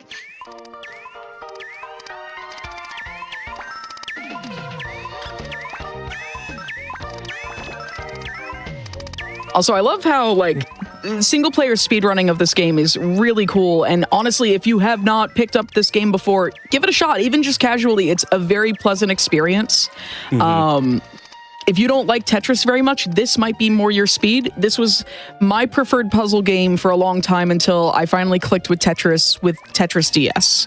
So it took me a very long time to click with Tetris, but it took me no time at all to click with, I started with Puzzle Bobble, a demo of Puzzle Bobble 4 on the PlayStation, and then picked up what was known as Bust-A-Move 99 or Puzzle Bobble 3 as like a hard copy back in the day. And I loved that game. I love that game so much, which is also, it's available on Switch as well.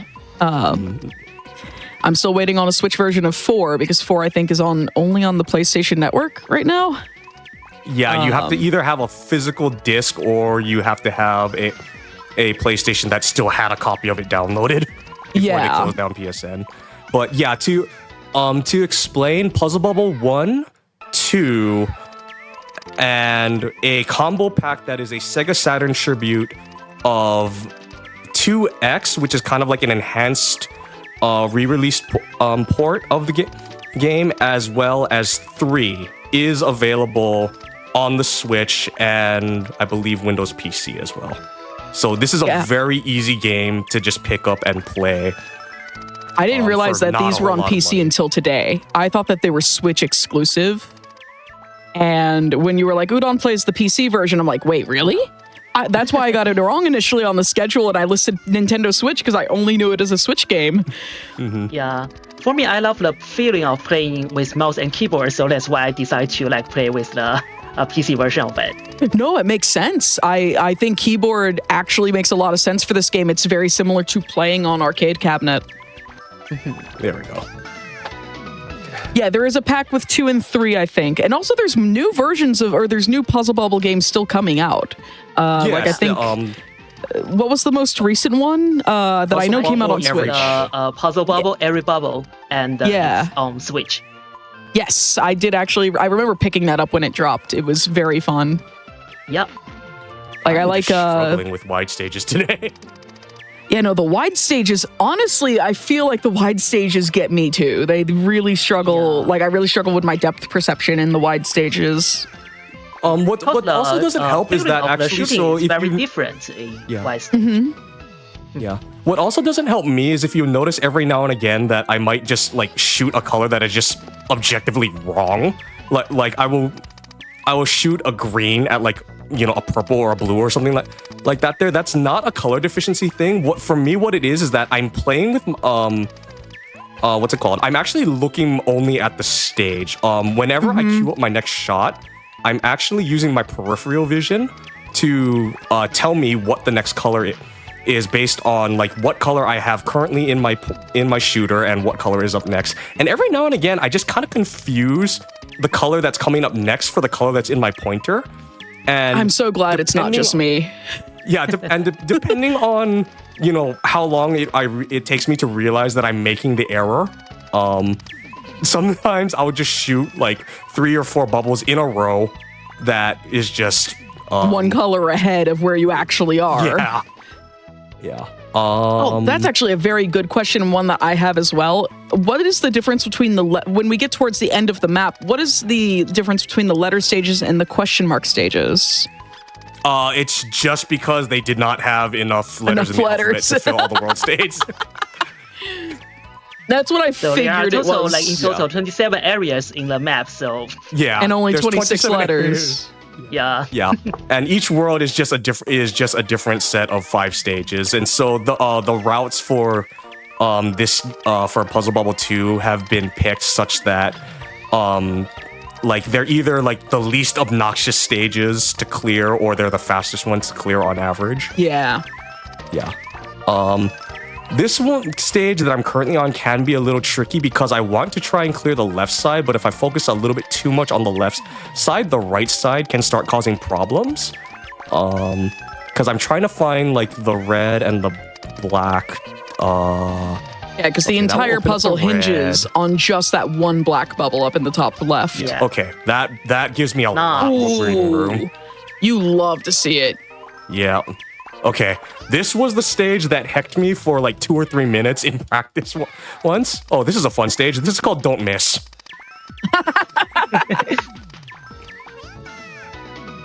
And we didn't miss. Yeah. Great. Yeah.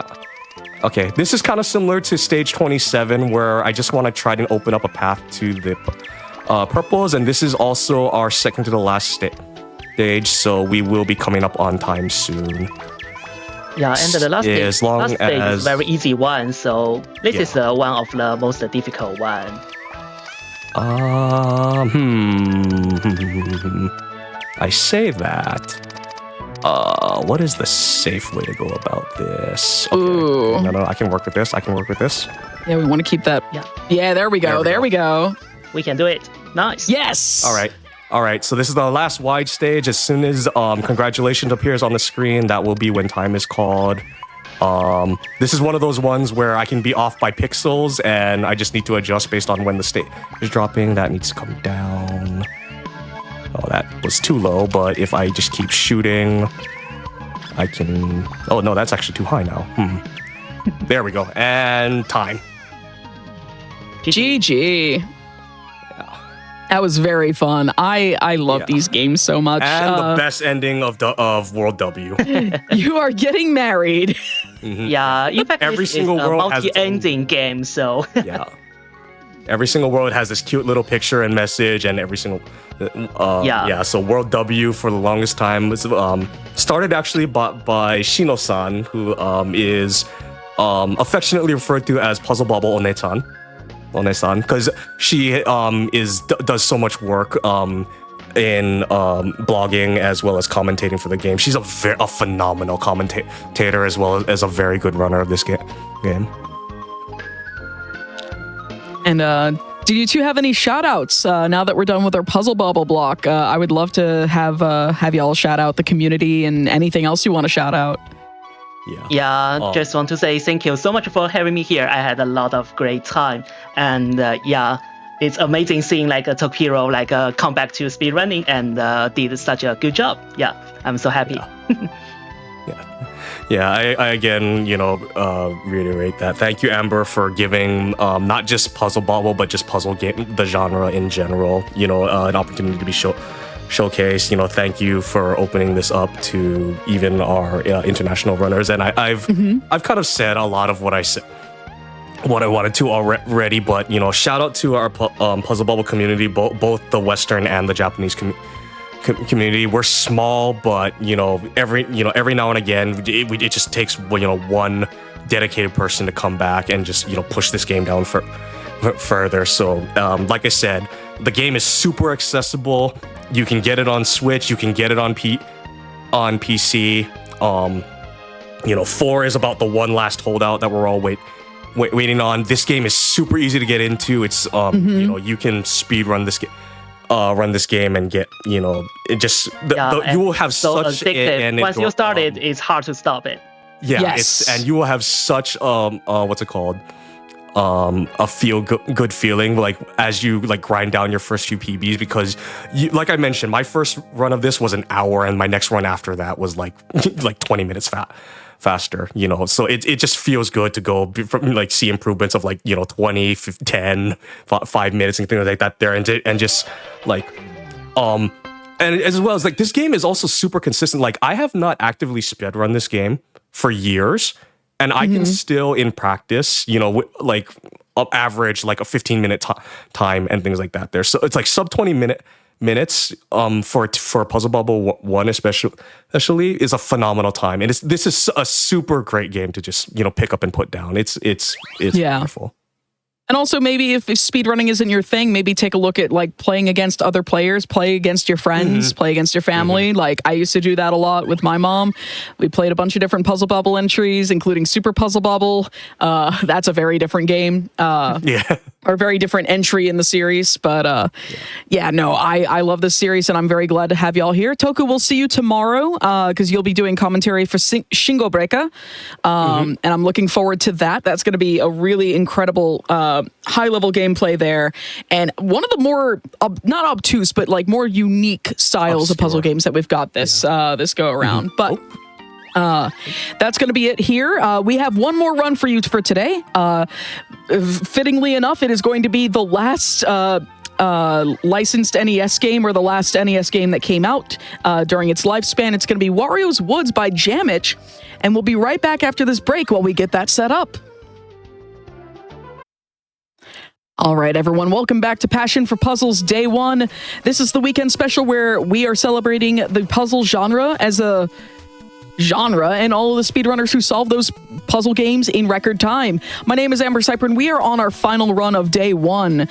People have been blazing through, and we are going to be, fittingly for a final run, we have a final NES game in the form of Wario's Woods with Jamich and Kinda Nerdy Housewife. Go ahead and take it away. Hi everybody, my name's Jamich. This is a Kinda Nerdy Housewife. I just think this game is neat. And yeah, this is Wario's Woods. As Amber alluded to, this is actually the final officially licensed NES game released in North America in 1994. So there was also an SNES version that came out at the same time. But what we have for you today is something that's so powerful the SNES couldn't even handle, and that's Type B mode. So at the beginning of this run, I'm going to be very focused. So I'm going to let KNH kind of get us into the game. And then about when I hit round 20, because we're going to do 50 rounds, when I hit round 20, I'll actually be able to breathe a bit and hop back in. So we can get that timer started in 3, 2, 1, Go. Good luck, have fun. Okay, so this is a match 3 puzzle game. If you line up 3 or more objects of the same color in a line, and at least one of those objects is a bomb or a diamond, the entire line will explode. The game is divided into rounds. For each round, we are presented with a screen full of enemies. In order to move on to the next round, we need to clear every single enemy on the screen.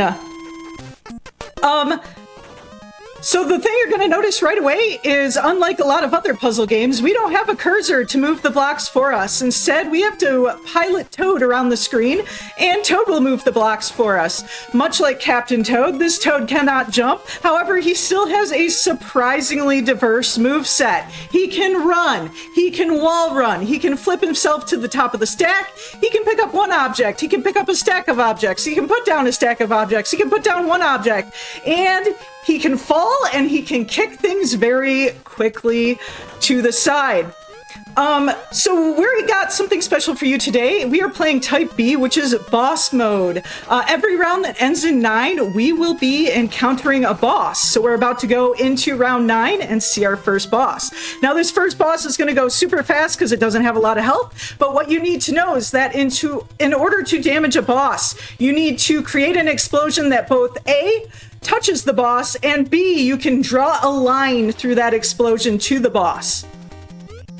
I will explain more about bosses during our next boss, because we're already out of here.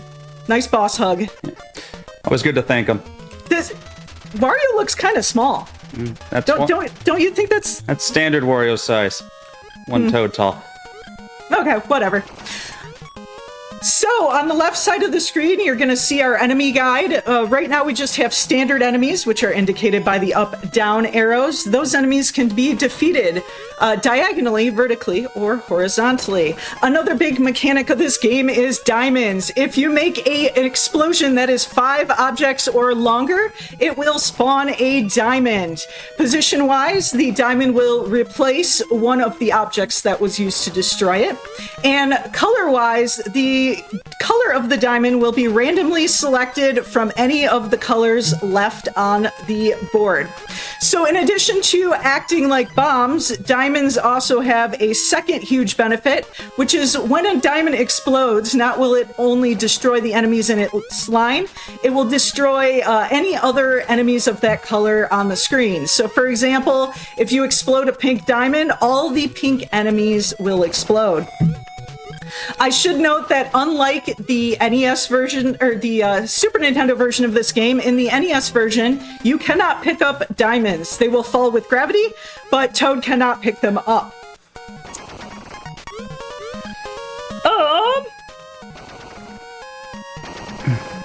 The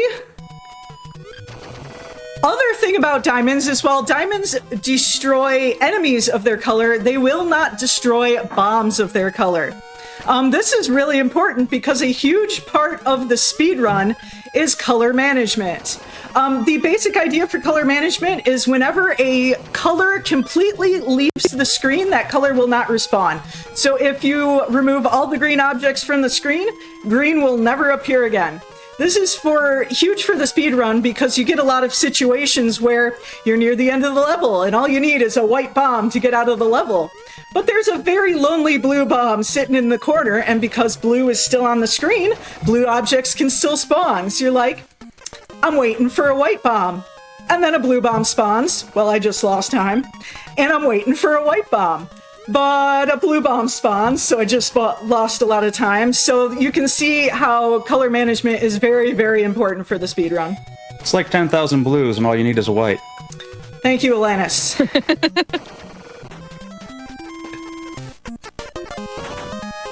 So here's our second type of enemy here. On the left, on the little enemy guide, you will see that there is a question mark. These are color-changing enemies. I'll explain them later because that went too fast. That went great.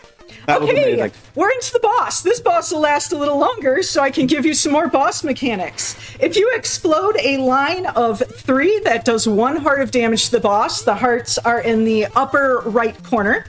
If you do explode a line of 4 into the boss, it will do 2 hearts of damage. And if you explode a line of 5 into the boss, it will do 3 hearts of damage. More about boss mechanics later, because that boss goes too fast. No, he's smaller than normal. Wario shouldn't be that small. I'm telling you, it's unusual. Looks right to me.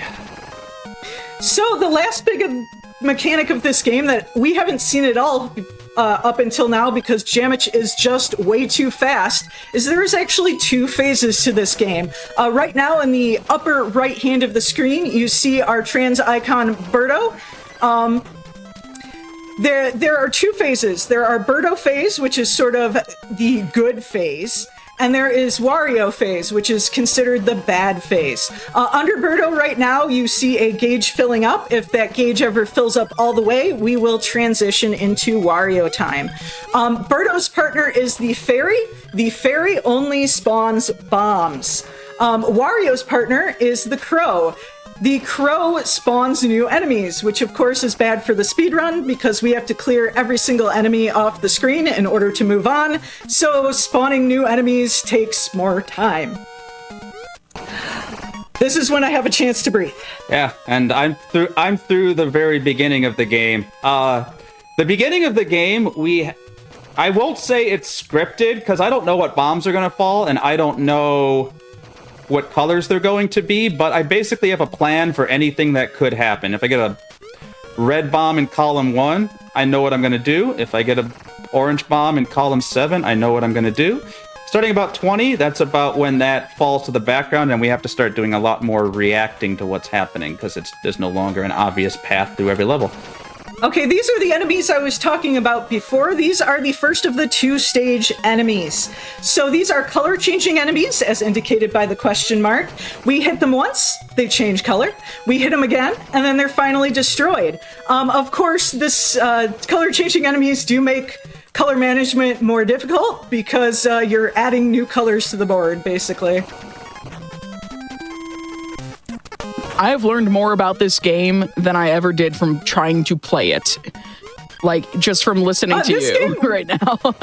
This game actually has a surprisingly good tutorial mode. Yeah, nobody ever touches tutorial modes. This game actually has a lot of it, and it does kind of need it. It's a pretty deep game, like my other puzzle fave, Tetrasphere.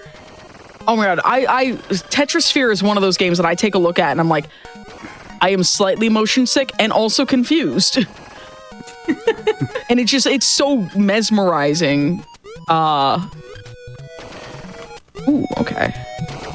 Ooh, we almost saw Wario there, but not quite yet. We will see Wario eventually. You want to hear me spend 30 minutes explaining Tetrasphere, we can save that for another day.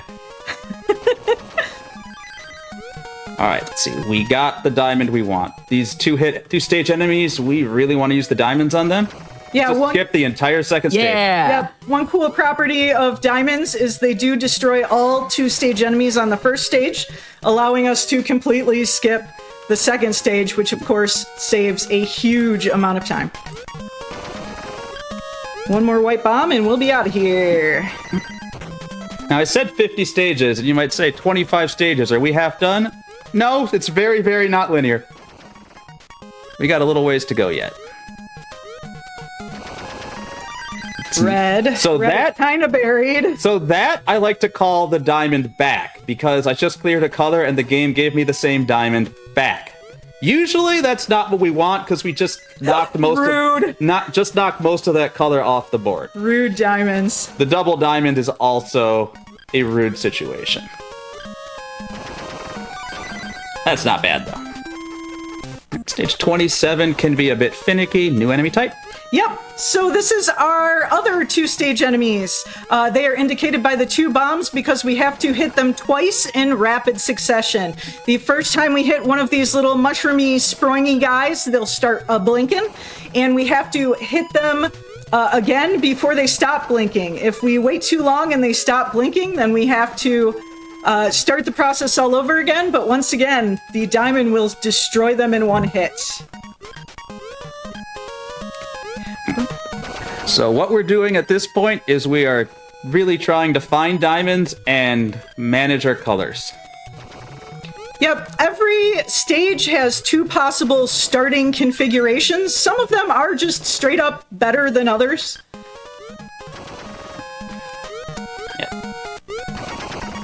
Alright. Boom, and we're into our next boss. So some boss mechanics I haven't explained. If the line you explode is all bombs, it will double the damage. And also, if the line that explodes is activated by a gravity combo is a very common puzzle term. It just means a falling object causes the explosion. That will also deal double damage to the boss. The boss behavior is kind of, they appear. I'm not even going to have time to explain this. We'll wait till the next boss. But you need to know that was a 1-cycle mermaid. That's very good because that's, I swear he's getting bigger. No, ISO standard 1.5 toad tall. Okay. I disagree, but I'll just move on. So, one thing we haven't seen yet, but it's going to come up for the next boss, so I'm going to explain it anyway, is you'll notice there's like a little sad frown at the top of the screen.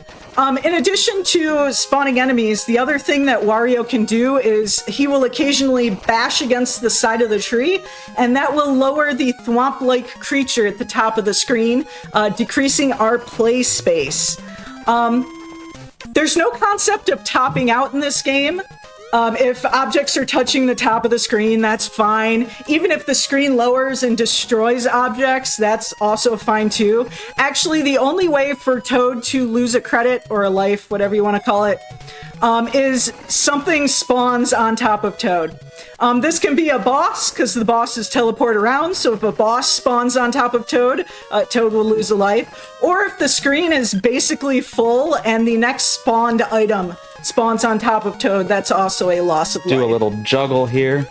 By the way, grabbing a single object out of the stack like that is way harder than it looks. Yeah, no, that looks incredibly precise there. In stage 31, that's the first real big difficulty jump, and as you can see, that's the first time that we saw Wario. I don't speedrun this game, but I have played it casually, and yeah, that little yoink something out of the stack is way harder than it looks. What we want is 1 pink, that'll do.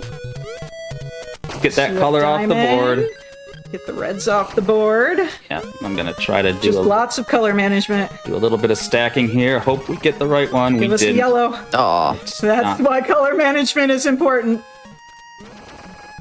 All right. There we go. Much like I was watching the Puzzle Bobble runners a few minutes ago, and it's kind of the same. You're just waiting for the color you need. Yeah, so the levels do have set starting patterns, but the bombs are completely random, so you just have to work with the bombs you get. So the RNG in this game, as far as I can tell, it's pretty interesting. It's a, it's like a 200. It's not true full RNG. There's a 256 counter in the game, and it loops.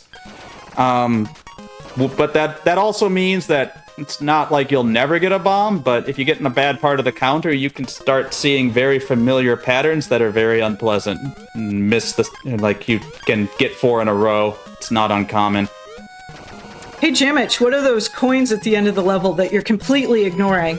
We ain't got time for that. So if you look at the top right corner, it says gold 21. At the end of a level, we're going to drop a number of coins, and we can collect those to earn continues.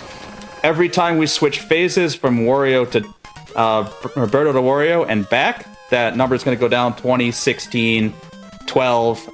And as we get further into the game, the original value is going to go up, but it's going to continue to go down 20% every time we change phase.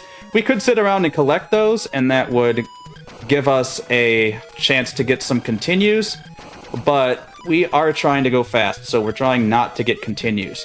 Now, if I were playing Type A, I would say I'm not really at risk of needing a continue until maybe I get in the 90s, but if the boss teleports around, and the boss teleports on top of Toad, that will lose you a credit. And if you have no credits, that will be game over, and you have to go back to the nearest 5 stages. And while the boss patterns are not random, they are completely fixed. When they move around, blocks will fall due to gravity. Sometimes you can lose your footing and fall down and not have enough time to move and get out of the boss's teleportation zone. And yeah, that's not good. We're just gonna pretend I didn't say any of that, and we're just gonna go as if it couldn't happen. It's actually extremely rare.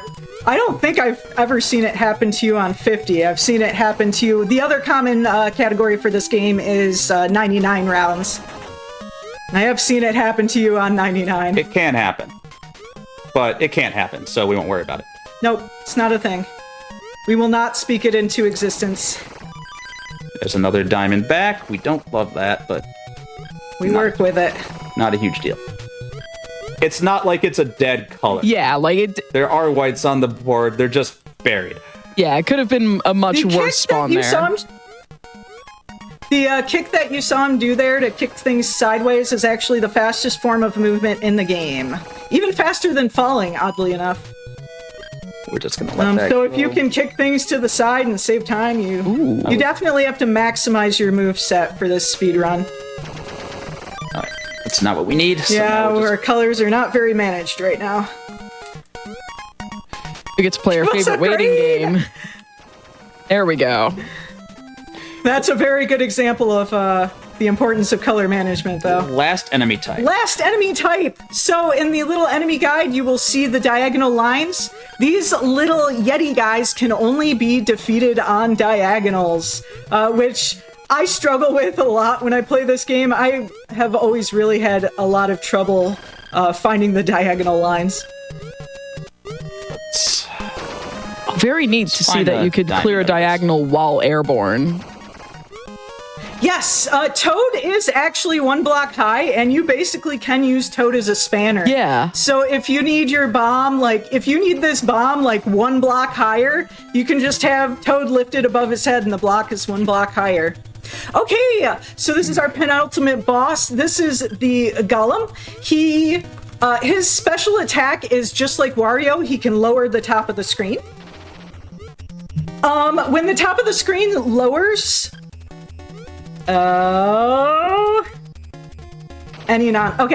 so the top of the screen resets at the end of every round, and it also basically goes back up whenever you do any explosion that's better than the base explosion. So a 3 horizontal or a 3 vertical won't raise the top of the screen back, but a 3 diagonal, a 4, a gravity combo. Basically, if you put any effort into your explosion above the bare minimum, nice Golem hug.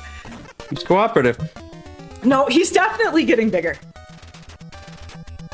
He was tiny, but now he's big. That's just what Wario looks like. About 1.5, maybe 2 toads tall. If you say so.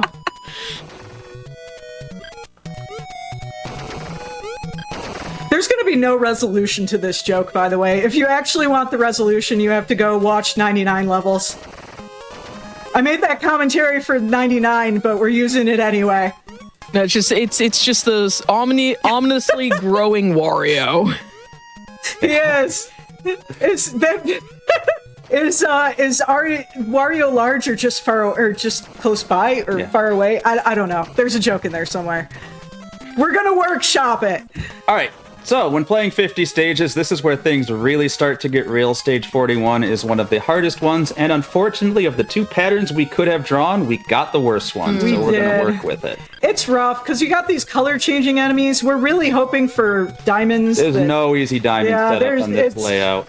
This level's just rough. Color management's hard because of the color changing enemies. There's lots of different colors of enemies. The initial setup pattern means there's not any super easy diamonds. We do want to see if we can get a few more of these reds gone before we pop that. There is definitely a push and pull in this speedrun of you don't want to wait on diamonds too long because you could be clearing other things in the time it takes you to set up a diamond. Please be red. It's not. Okay. We asked nicely. I even said please. You did. All right, we have enough reds here to do what we need to do. Yeah. I did not want to pop that diamond, and I really wanted to prevent that red from appearing. So. Oh no! This is where PBs come to die. Yeah. But There we're we out. go. Woo. Oh, this one's a cakewalk compared to the last one. The color-changing enemies are high priority because of stuff like that. Any chance you have to get rid of them, you get rid of them. The fact that I could not get rid of the red bomb, it just kept respawning and respawning and respawning. But yeah, we get a little bit of a breather for a few stages. So yeah, this game is canonically 99 stages, although it does kind of go into an infinite loop and start repeating itself until the counter maxes at 255, but really it's 99 unique stages. I actually looked it up today because I was curious. There's only like 4 people who have done the full 255? 256 round run. That's because it's 5 hours unless you're Prissy. Prissy is by far the world's best player at this game. I actually really like this category though because it's not too long and it's not too short. 20 rounds is a common category, but that's basically all RNG because there's very obvious setups for those levels. And then 99's kind of a marathon, and then 256 even more so. Yeah. I actually like 50 levels as a category. 20 levels is just hope everything goes perfect and reset as soon as it doesn't. And it's just, it's a 5-minute category, but you just reset for days.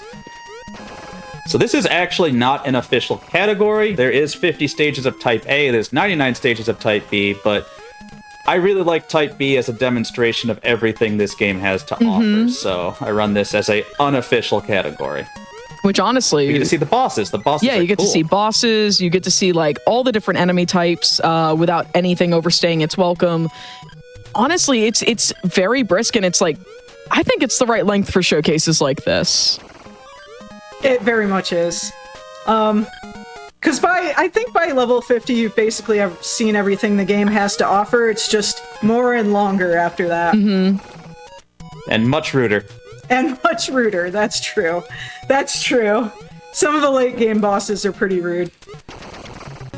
Yeah, someone... Hey, Wario! Someone is seeing this game for the first time, and they're like, what is this, Mario Puyo Puyo? It's like, not quite. This is actually a very different mechanical system than Puyo Puyo, but the idea of it being kind of match 3 alongside puzzle platforming, that's there. It's actually an extremely unique game. I don't think there's really been anything like it before or since, really. I think that's correct. I've never seen anything like it. If something does exist, it's probably an indie game, which would still be really awesome. Yeah. All right. Nice. 45 is one of the trouble zones. It's not as bad as the last one, and it's not as bad as the other one I will bring up. We are just looking for a diamond opportunity. Blue, red is good. Once again, we're looking for the diamonds that will destroy those 2 stage enemies. So getting the red diamond there was really nice. Green would be nice, or another blue. Another blue is great. I apparently didn't count right, because I thought that was 5, but I did not count right. That's fine. You're doing great. We'll move along. Game ain't waiting for us. No, you just gotta keep... This is a game where you just gotta keep moving forward. One fun border case is when the flashing enemies are out of sync, they will not spawn a diamond. So if you have 5 flashing enemies and only like 2 of them are on phase 1 and 3 of them are on phase 2, if you hit that with a bomb, it won't spawn a diamond. The enemies have to actually be destroyed for the diamond to spawn. And actually, you just taught me the other day, you can reset the flash counter. There's only a single flash counter in this game, so if you start a second set of flashing enemies, it resets the timer on the first set. Did you get a chance to talk about gravity combos? Yes, I did during a boss. I was a little bit... But what I didn't say is the other cool thing about gravity combos, besides doing double damage to the bosses, is the getting a gravity combo will change the timer bar in your favor. So you either get more Birdo time or less Wario time. Generally, it's in the speedrun, it's not worth it to actively like go out of your way for gravity combos, but they're really nice when they happen because less Wario is a good time in the speedrun. Or casually. Or casually. That's true too. Despite getting 2 gravity combos and 2 timer resets, we still having a little bit of trouble getting the bombs. Oh, Wario rude. That's fine. It only costs like a second. Alright. 47 just has a lot of colors. That's its whole gimmick. And they're really spread out, so it's hard to get a diamond going. You can see the stack is starting to get closer to the top of the screen. When you start getting into the late game, the screen starts filling up 2 rows from the top, and you start actually really running out of room to move. Alright. What do you say? Why are they on the other side of the screen? Get rid of those. Like that. Oh, that works. That's good. That's good. Good color management. Puzzle games like this one, well, this and Tetrasphere, I will say for sure, are all about vision. It's all about what you can see and reacting to it immediately. Now we got too much here. Alright. Oh man. Yeah, we're getting a little bit buried in here. Gonna try to manage. No, we're giving up on that. Yeah. Sometimes can't you wait. just Can't wait. You can't wait. You gotta keep go. moving forward. This pink will be nice though. And yeah, 1 color left. Boom. Alright, welcome to the Run Killer. This is stage 48. This stage is brutal. We got color changing enemies, plus we got 3 colors of standard enemies, plus it's near the top of the screen because it's so filled up. It's just brutal. It's brutal. This is the other reset point. Really what it is that it's super swingy. So what are we gonna get here? We're gonna get an orange. Is no good. If we can farm a red or a blue diamond, we can save a ton of time. And if we can't, we can't save a ton of time. And then Wario comes by and you have 5 colors on the board and it just gets out of hand really fast. We're gonna try to... We don't really have anything obvious, so at this point we're just gonna try to get set up for the eventual... Wario-ning. Just chipping away at these. We are just kind of in We did survival. not get the magic diamond, but it wasn't ever in our control. We are just kind of in survival mode right now. This is... The red will help. Good. Yeah, that helps a lot. We can farm another diamond here. Green is not what we were looking for. I need to dig a little more space to be able to get all this over. Let's do that instead. Not what we wanted. Wario did kind of hand that to you. Now, can we get this dug out enough to flip a pink down here? We're going to chain another diamond. We don't want to use that. We're going to grab that out of the air. One other little subtlety there is that combos won't activate until the bomb either touches Toad or hits the ground. So I was able to pluck that out of the air. That was a very good recovery. Whew. Brutal. Okay, this is our final boss. It is the Reaper. Do not fear him. Don't do it. Do not fear him. His special attack is kind of silly because he just spawns a wave of the same colored enemies. It's kind of like that classic video game boss that just throws you the ammo you need to defeat it, because we can just turn those enemies into damage. Give me a green. That's all we need. I didn't have too much time to talk. Oh, yep. That was one good. cycle. That was good. Let's go. That's a little spicy. I swear he's bigger. He's definitely bigger this time. No, he's been 2.5 toads tall the entire game. Okay. Okay. All right, so this is our last stage. For historical reasons, the game ends at 50. You'd think we'd end the category at the cutscene, but we don't. We end it at stage 50 because it ends in a 0, I guess. So time will be at the end of this stage whenever I clear everything and whenever... I don't have to leave the screen, I just have to see the end of the stage. Rude pink bomb. Yeah, that's a little bit not where I was thinking. That's also a rude pink diamond. We did not want that. I'm actually really interested to know what my time is for this, because it's not been bad. All right. Okay, one more bomb. And time. GG. That was a sick run. So what was my time, if I can ask? I want to say it was like, I think it was sub 30, if I'm looking at it right. Yeah. That's pretty good. Your That PB's is pretty good. I don't. 28. Well, it's an unofficial category, so I'm not tracking that's it. true. Yeah, I am looking at a 29-23. Yeah, that's not bad. Pretty good. Pretty good. I think that's it for us. Anything you want to say? Well, it was great to get a chance to show this, again, very original, very unique game off. It's just so different. I've loved playing this game since a kid, and I got to show off the superior NES version and not that weird SNES one. Ooh, them fighting words. I think that's it for us. Amber, tell the folks about the awesome day of puzzles they're gonna see tomorrow. Yeah, there is some awesome stuff coming tomorrow. Thank you so much, by the way, for submitting this game. You submitted a bunch of things. I had to pick one, so I picked this one. And I'm really glad I did because I've never seen this game played at such high level before. So thank you so much for showcasing this. And thank you, KNH, for an awesome set of commentary as well. Coming up tomorrow, because we are done for today, but we're not done for the weekend.